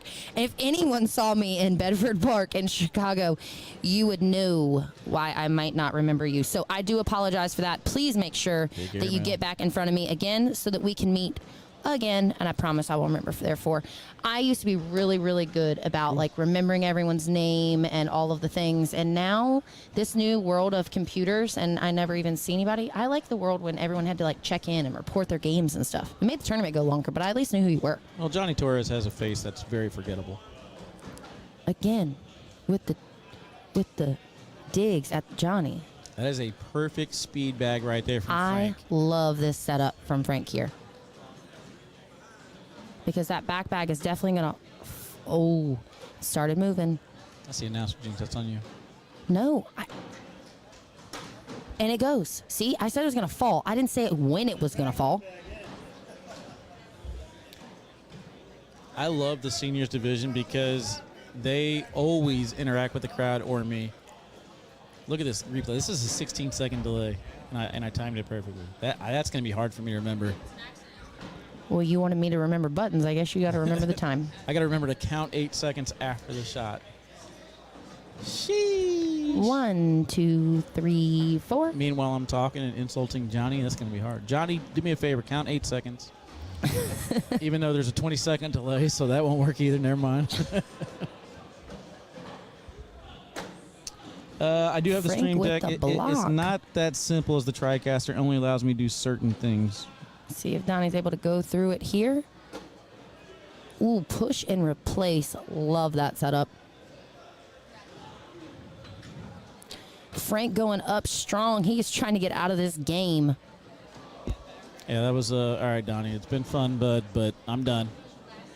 Got to get ready for the blind draw. I'm going to have to go ahead and finish it here. Good speed on that one from Donnie.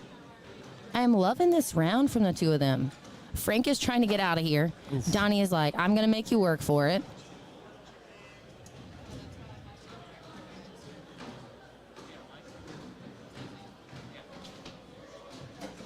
Oh, Donnie tries to push through, and he's not able to. Frank can go in here for 2 to give him 19, and he doesn't. It's going to stay 17-8. Came in a little hot. Donnie's almost surviving this game. look, no matter what you want to look at, he's at least scored more than he did last time, right? Frank is on fire. What are you going to do? I mean, I love the way that Donnie played that round, though. Like, trying to force Frank to do stuff. We had this conversation earlier about Cheyenne. Like, you're forcing him to make shots because he wants to get out of this game just as bad as you want to stay in it. Yeah, I think that the speed that both these gentlemen are showing as far as their replacements right now are just huge.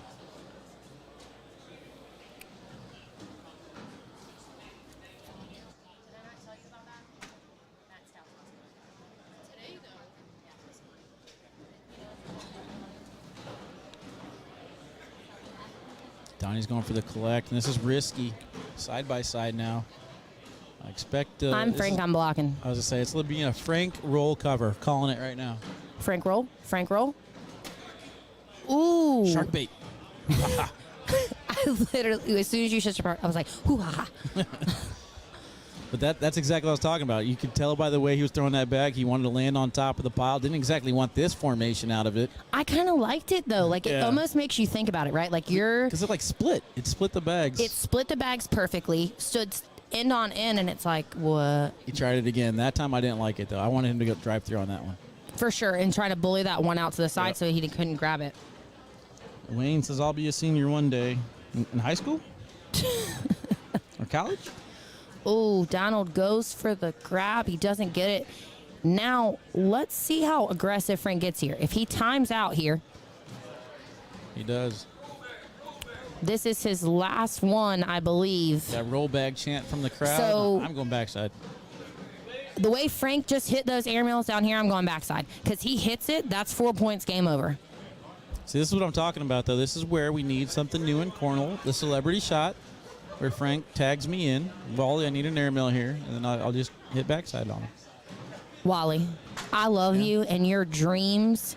Your dreams are so big, dude. But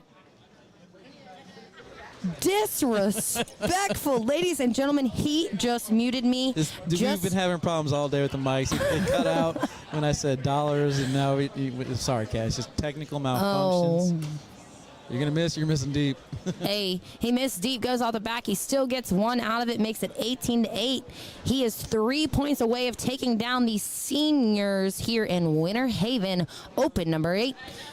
Beard guys bringing it to you, and Visit Central Florida. Shout out to them for bringing us back to Florida again. Let's go.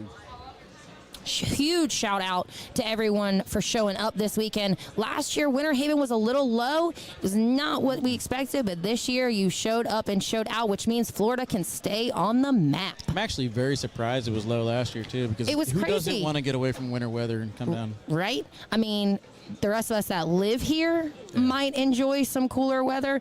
It is 90 degrees in Florida already in February. We are in for a hot one. Charles, I would never do that to Kat. I like that bully. I'm kind of surprised Frank is even going after this, being up 18-8. Ooh, he brought it back in some though. That was a good landing spot. If he landed a little bit to the left, that bag is going right off the back of the board, but he used his bag to slow his speed down and go in the hole. And that time Donnie bullies him off, but Frank's got a little lane if he can sneak around. Trying to sneak in. Oh, it doesn't cut, and it flies straight off the back. Donnie can collect here for 5. I'll say Frank went sticky side on that one, trying to redirect in, and surprisingly, it went off the back of the board. Donnie doesn't grab it, but he at least gets 3. Chad, we just gave away some bags, man. You just missed it, dude. We gave away 12 sets of Game Changers, and you tuned in just a little bit late, bro. He is Mick full of it. Sorry, Chad. Anytime Frank Modlin plays, we give away a lot of game changers. For everybody who hits the share, the like, the follow on all platforms, subscribers, you know the deal. There's no way I would lie to you. ACL should play at Disney's ESPN Worldwide Sports Center next year. Phenomenal area and plenty of space. Well, Jason, what I'll tell you, since I do the majority of that, if you've got a contact and you can get me a deal, I am in. Let's go. I mean, you know Trey Ryder's going to be in. I don't know if it'd be a Trey rider or a Shelby rider, but if I might become Shelby's favorite person if we could book an event at Disney. Yeah. Like, tell Shelby she gets to go to Cornhole for Trey to work and she gets to go to Disney for free for 5 days. That girl will kill. I'll be happy taking my kiddo, too. We'll all have fun. I like that bag. Again, excellent speed by these seniors so far, showing how they control the lanes. These little bully blocks of sorts that they're doing. Create situations here. I'm shooting this if I'm Frank. I don't care if it's bag 3 or 4. He's got to shoot one. Slick side down. Trey Hunt asked if there ever a scenario in the future championships of singles and doubles will be at an open will be on ESPN. I mean, that's the goal, right? Didn't we do it in St. Louis like 2 years ago? I think they even had advanced championships on ESPN. You're asking the wrong one. I don't remember. I guess that was before you got hired on. I'm pretty sure it was like the first national I went to was in St. Louis. And that's actually where I started that same year, so 2 or 3 years ago. And I think we had seniors on ESPN. There was like 2 days of coverage, and I'm pretty sure advanced finals got on there. Yeah, because my buddy was comp. He won comp singles or social singles, and he just missed out on the broadcast because of timing. But I don't know if we'll get back to the point where we did opens. That was a national. Lori, I will tell you, Texas is on the lookout for next season for the goal. We're definitely looking at it. We did one last year. We are shootout only this year in Texas, but we are doing a Pro and Joe event in collab with the PBR event in Fort Worth. So excited about that one. Be back with PBR. There's a chance. Is a chance for sure. Look, if you think of a place that you want us to come, right? Like you've got a place you want us to be. Alton, you got a venue, Illinois. Let us know. Alton, Illinois. Where's that? Argosy Casino. Fit 7 boards in there. Frank needs to make sure he only gives up 5 at this point. I understand that you're up 19-11, but you can't give up another big round because we're going to end up seeing like we saw with Cam and Sarah last game, and you can't afford it. Go in to secure just the 5. Again, it kind of goes back to that one round where I said being up 18-8, you just want to go in and go ahead and forfeit the 2 points. He gave up 5, and now Donnie's in position to get another 5, and he will. And he does. That is going to take us 19-16. Donnie walks by and says, let's go. That's the quietest I've ever heard of Donnie, let's go, in my life. Landry Spooner, we all be at the Louisiana Open next weekend. Wally will, I will not. Yeah, I'm actually heading out to Nolans on Monday. If you're going to be in that area and you see Wally, please make sure he makes it to the weekend. Mm-hmm. I'll be hanging out with the Cobbs, so I'll be on my best behavior. Oh, fantastic. Mama's babysitting for the weekend. I am good to go. I don't even think she knows it yet. I haven't confirmed with her yet, but she was in the chat. She's right behind you. She was on record saying anytime. She did. I saw it. Stop on by. I saw it. So y'all be crashing the couch. We're getting in trouble for calling him Donnie. Wally started it. I've always called him Donald, but... Yeah, it's from Brian Schramm. I'm not going to allow it. I could say whatever I want. Be careful, you get blocked. Schrambo. Donald. Donnie. How about the Don? Can we agree on the Don? I guess technically whenever I say the Don, I always say the Donald, so I can't do that either. Ooh, I like that one. Just a little wraparound. So... This one's got to be in and then finger crossed. Yeah, you got to just put this one in and pray. Put it in and pray. Oh, and he lands up short. He puts it, for all Frank has to do is put it on the board, get 2 points. Frank is counting it up right now, trying to make sure he knows what he's got to do. He's trying to ensure his count is correct. Lays up. It's 2 points. Frank Modlin takes down seniors here in Winter Haven, Open number 8. We will be back. It was a good one, and we're going to be back with another one. Cheyenne and Sarah taking on for the women's.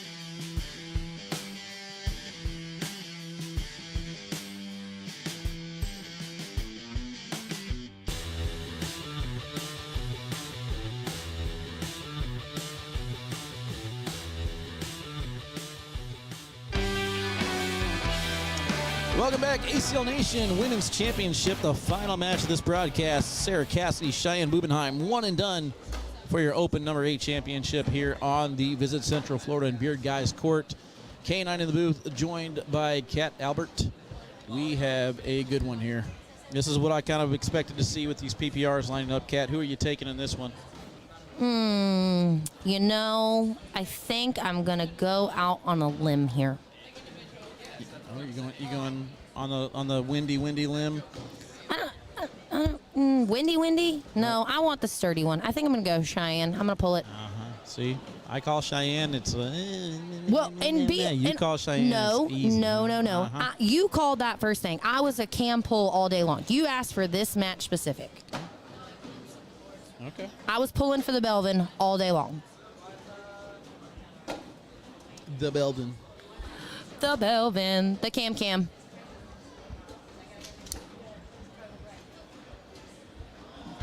You know what I don't like in cornhole? Ooh.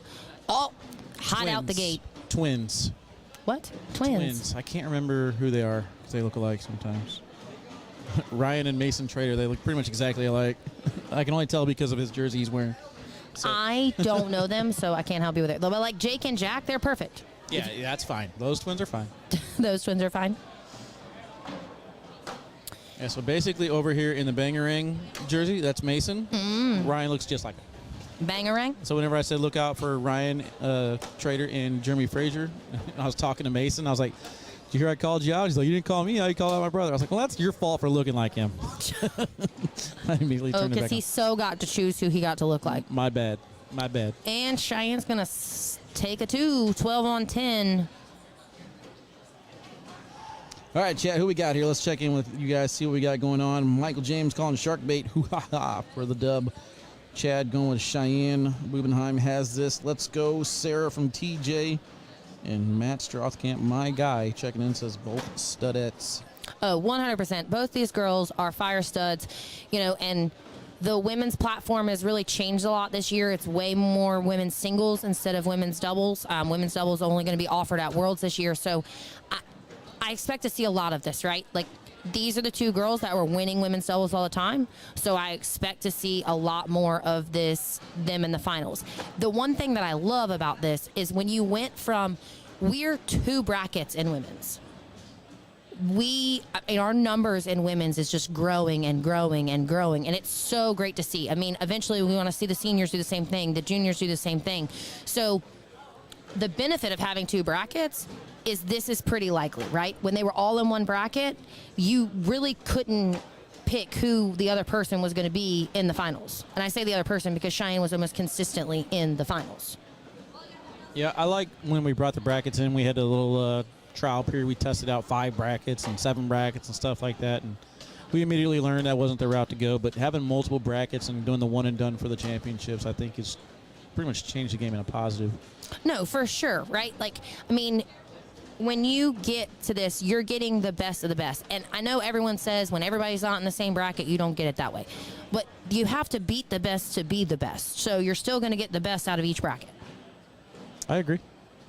Well, sometimes. I mean, but I honestly always root for that rare occasion where you get the underdog that nobody knows about coming out of it. I mean, that's always fun. Oh, really? You get Your a lot, pick was Cheyenne today. You get a lot. Well, I'm just saying. Am I wrong, though? No, I'm just saying you can't tell me that you pick for the underdog when you pick Cheyenne to win. I do pick. I don't ever usually go so you were rooting for me today? I was telling chat. I was like, look for Kat Halbert to throw around the 9s, and hopefully she can get lucky and have opponents who don't do better than that. Yeah, that was a womp, womp, womp.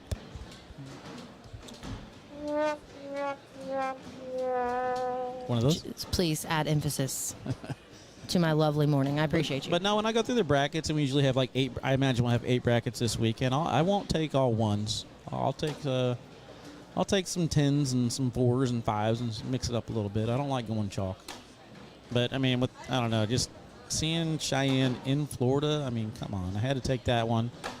Seniors division. Yeah, but shark bait's from here too. Yeah, but I mean, again, I haven't seen Sarah this is only my second time seeing Sarah this year. And from what I've seen out of Cheyenne, especially seeing that she's throwing all slide 2.0s today, I'm all in. Oh, 100%. The minute I saw those in her hand this morning, we were no carpet, I was like, she back? Yeah, but then, all right, guys, fine. Let's drink. Socials. Socials. We'll catch up. We'll Rock catch stars up. and waters over here, ladies and gentlemen. It is still early. But yeah, going against Frank in the seniors division. There, I mean, even though it was a deep field, and there was a lot of strong players. I mean, Frank's just a standout.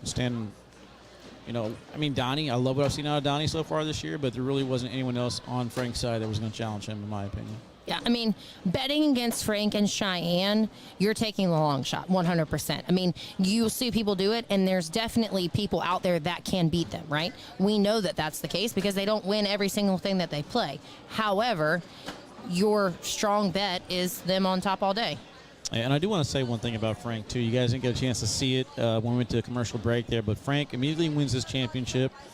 Before he goes over to sign the board and anything like that, somebody came up to him and he's teaching him his throw, his release and stuff like that. That's just the character you're going to get from Frank. And Modlin. he's literally still standing in the corner with that person and Donald sitting there having a conversation. It's just, that is what being a professional cornhole player is all about. And it wasn't Donald who was asking for help. It was not. It's crazy how close Sarah stands to the board. She's right up on it, that's for sure. It's a great shot. Especially with her stepping. Stays online. Yep. If she didn't step, I wouldn't really question it because a lot of people stand close to the board when they stand still. But with her stepping, I feel like I would almost like hit the board. Yeah, whenever she's on this end, she'll even step towards the board again. So her step foot goes right back onto the edge of the board. And I kind of like that. It's basically directing your bag right towards the hole.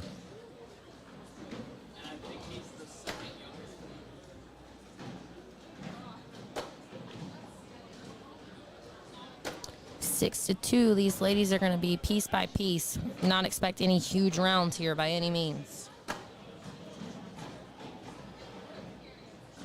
Look, I'm just being honest, Nate. Like, let's be real here. You're not completely paying attention to where your foot's going. You could 100% hit that. And, I mean, it just happens. Carpets move. They get bunches in them. Yeah, just ask Jake Trzynski. That's just wrong. He's here. Got a haircut version of Jake Trzynski. Yes, that was definitely different.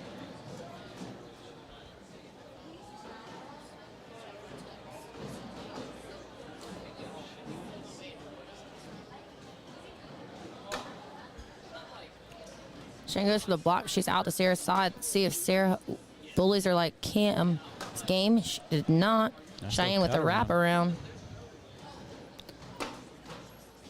Roll back. Stacking them up.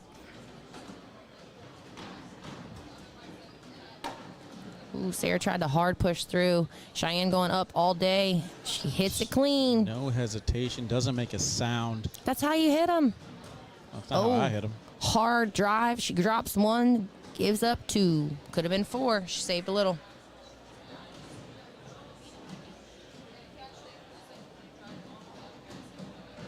So, Kat, we see there Sarah Cassidy has the Florida Freeze hat on. Have you claimed your team this year? Vegas High Rollers, baby. Is that even a question? You're going away from your state. How dare you? Well, you pulled my husband out of his state, so I guess that's just what happens. I was all about the Vegas as far as our captains go, and I like the logo. And then draft day happened, and I was like, I like the Florida draft, Freeze. dude. I'm going Florida Freeze. No, I like the draft. I'll tell you right now, that is one thing, though, that I am happy about is all the captains like their teams. There's not one captain who's like, I don't know, I missed out, or you know what I mean? They're all happy with what they got. And it was such a different experience, right? You weren't solo. Most of those guys, they have, if you haven't heard about our teams this year for pros, I mean, they have a captain and then they have two co-captains. And I would say, at least 90% of them at the draft had at least one captain and one co-captain at the event. So it was really good to see them like collaborate with each other and work together. And it wasn't all just on one person, and really trying to mix up the teams and look at things a little bit differently. And then the experience was way different this year, right? Like last year at the draft, there wasn't really any players there. It was just the captains. This year, if you were on site, you were able to shake Stacy's hand, get your hat, join your team, and really become a part of the team. Before, it was really like the captain picked who the captain wanted to pick, and that's the team you got, right? But this year, if you wanted to be a player and have input into your team, you got to sit down at the table and have input and make sure that your team built a team that you wanted to play on.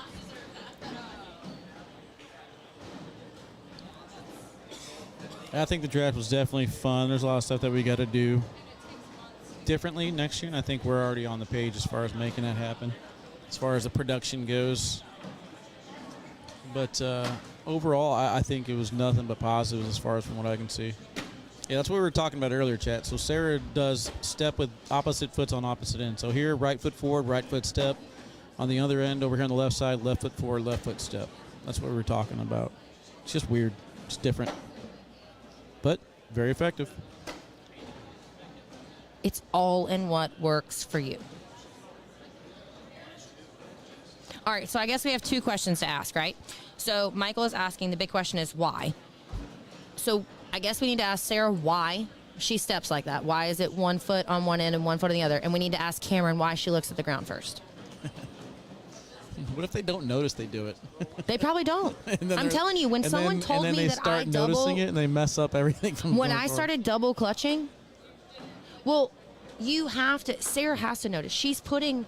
I can almost tell you. I could, if I had to take a guess, I would tell you it probably has to do with the fact that her foot on the outside of the board is what's forward, right? Like you're constantly switching. See, You know what? I do the same thing. Holy crap. I'm the point where like I'll change right foot forward, left foot forward, but I don't step. If I do take a step, it'll be with my left foot. But I don't do it consistently enough for me to have it one way or the other like she does. She's very consistent. I'm literally like sitting here trying to remember my feet. I'm the same way. I put my foot forward that's closest to the board. Oh my God, that's so weird. Didn't even see. You don't realize that you do it. It's just what's comfortable for you. I wonder if left-handed people know they throw left-handed. Okay, now you're reaching. I'm just saying that's what's wrong with their game. Let's see how many. What if I do left and then right? What if I'm like That's what you should do. Yeah, throw with your arm on the outside, no matter which way you face. ambidextrous? Is that what they call it? Ambidextrous, right? I think so. I think it's ambiguous. What's the word? What's the amphibian? You ever see that news article? Guys, it's only Friday, and I think Wally's already lost it. You seen that baseball pitcher who throws? It's supposed to be ambidextrous, but the newspaper article printed. They said the first MLB amphibian thrower. I did not see that whatsoever. Oh, it was hilarious. I don't know. I have my own sense of humor, and hopefully the chat reads and sees the same things on the internet that I do to pick it up. But I thought it was a funny article. Because like it actually went to print, and nobody was like, "Yep, looks good to me. Print it." Nobody's gonna correct the guy. Oh, the world of proofreading. Being lefty is what's wrong Look, with Mark and Kyle Richards. actually like wrote it out for you, Where were like you didn't know what the word was. Oh. See, that's my problem, though. Whenever I start talking, I have the picture in my head of what I'm thinking, and it takes me a while to deliver it across the microphone. But that's what involves the chat. I'm fine with it. Tyler Amos, what up, my guy? How you doing, dude? Well, Cheyenne is walking with it. It's 18-6. I mean, Sarah hasn't been crazy. She hasn't been giving up crazy things. You're talking about a 10-8-8 on a 10-1-3 here. It's just, it's one of those things that Cheyenne is who she is. And they both play the same style of game, so it's who puts more bags in the hole. I like this round from Sarah, though, forcing that bag out, going side by side, and then drives through with the collect. Collects the 2 points. Good round there from Sarah Cassidy. Get back into it. That's what she needs to do. 18-8.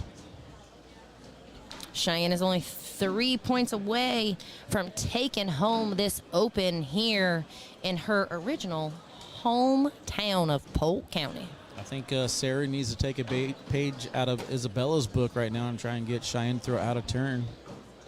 Really? That is just messed up. It worked. She scored 6 points that round, I'm saying. How many times have you seen Cheyenne give up a 6? How many times have you seen Cheyenne throw out a turn, dude? She had the first bag like the entire game. 1 for 1. That's my strategy. I'm just going to like hold my back. How much time do you get? 60 seconds? 45 in between rounds. In between rounds? Like when you walk down. 60?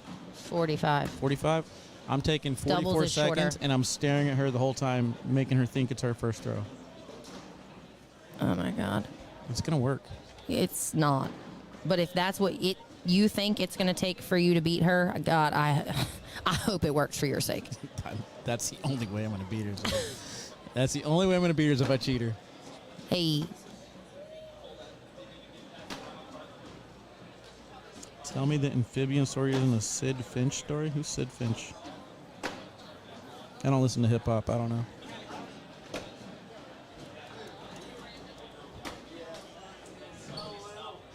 Hole for hole, hole for hole.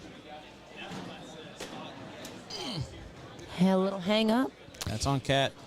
That's on Cat right there. I didn't say anything. All I said was hole for hole. I was telling you what happened. That's what they asked for earlier.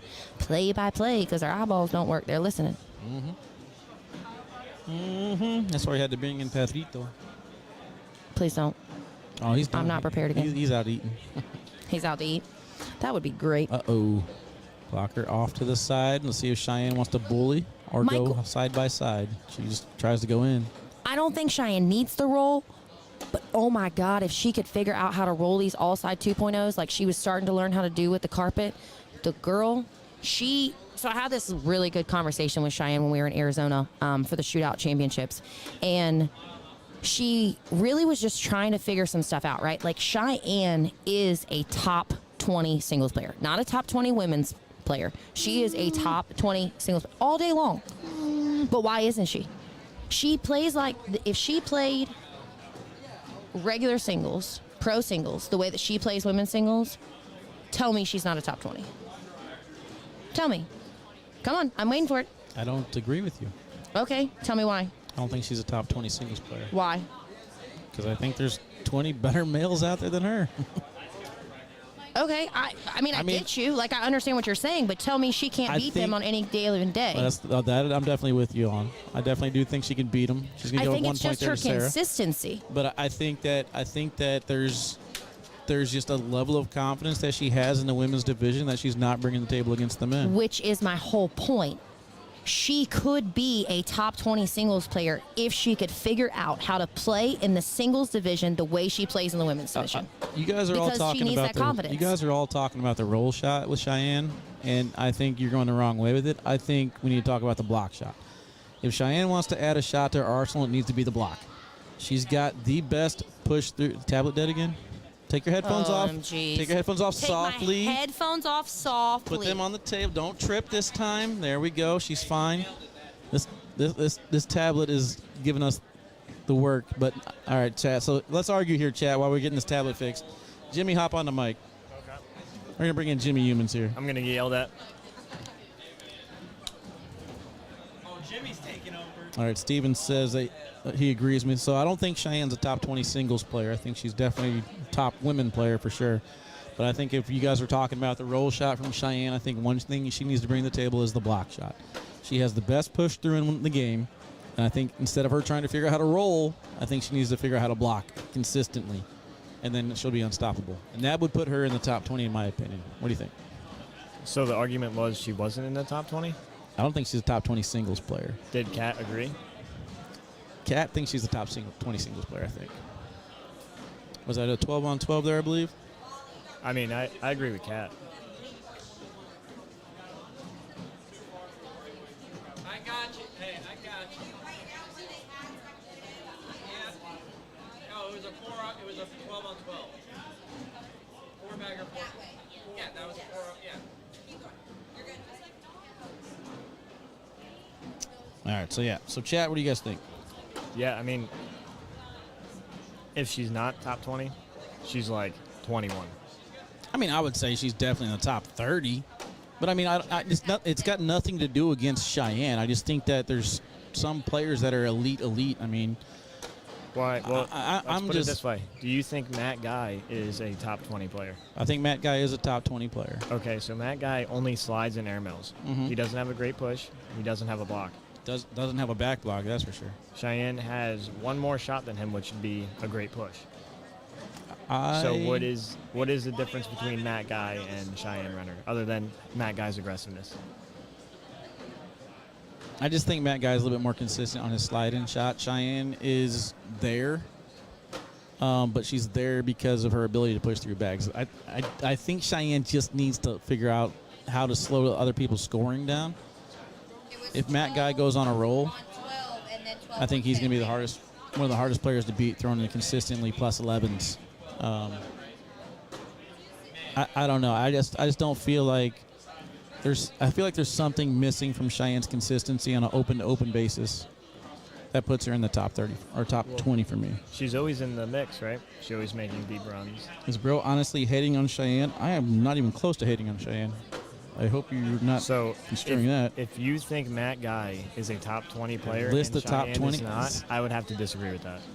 Because if she has almost identical consistency, for argument's sake, right? She's a little less consistent than Matt, is what you're saying? I mean, on an open-to-open basis, yes. So when Cheyenne runs into that block player, she's going to be able to push through better and handle it better, where Matt Guy's just going to straight up airmail. And even if you're hitting 80% airmails, you're going to throw 2 of them off the back out of 10. I mean, where her push is going to stay on the board, even if she misses. I mean, yeah, but you're throwing possibility numbers out there, which is always hard to do. I just kind of go results based, if that makes sense, because Matt Guy is finishing further on the winner side of the brackets a lot more, where Cheyenne's kind of running into some yips early in the brackets. But is he, though? Why is my puck messed up on the board? So again, it's your draws. So are they finishing? Well, so that's a good factor too. But I mean, that's going to be hard to figure out who had the better draw, PPR wise, and stuff like that. Are they finishing? Is Cheyenne finishing significantly lower than Matt Guy? For example, I mean, I think so. From opens, from what I've seen. Okay, I don't know. So that was a legitimate question. Like, I don't know. But again, it goes to, like you said, the draws. I mean, I don't know the draws of who played who or what. I know that Cheyenne has tougher battles, I think. She'll go like 30 rounds in. This is it, though, by the way. Ooh. Tried to drag it.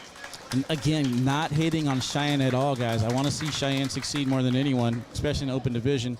She shows right there that she's got it locked in today. I definitely like this version of Cheyenne with the all-slide 2.0s. I do want to see her bring in the blockers quite a bit more and start pushing through it. That's all my point was. I feel like if Cheyenne is able to get down a consistent blocker and push through that on a regular basis, Cheyenne will immediately jump in the top 10 for me. See, but she doesn't need the block to be in the top 10 because there's not many players that do that anymore. Well, that's my opinion. I'm going to stick to it. We'll be back with blind draw action later on today. Chat, argue amongst yourselves for a little bit. We're going to run through these highlights. Appreciate you guys all tuning in. And I'll read the comments with the microphones off. See you guys in a few. Again, congratulations to Cheyenne and Frank Modlin taking down women's and seniors division. See you guys later.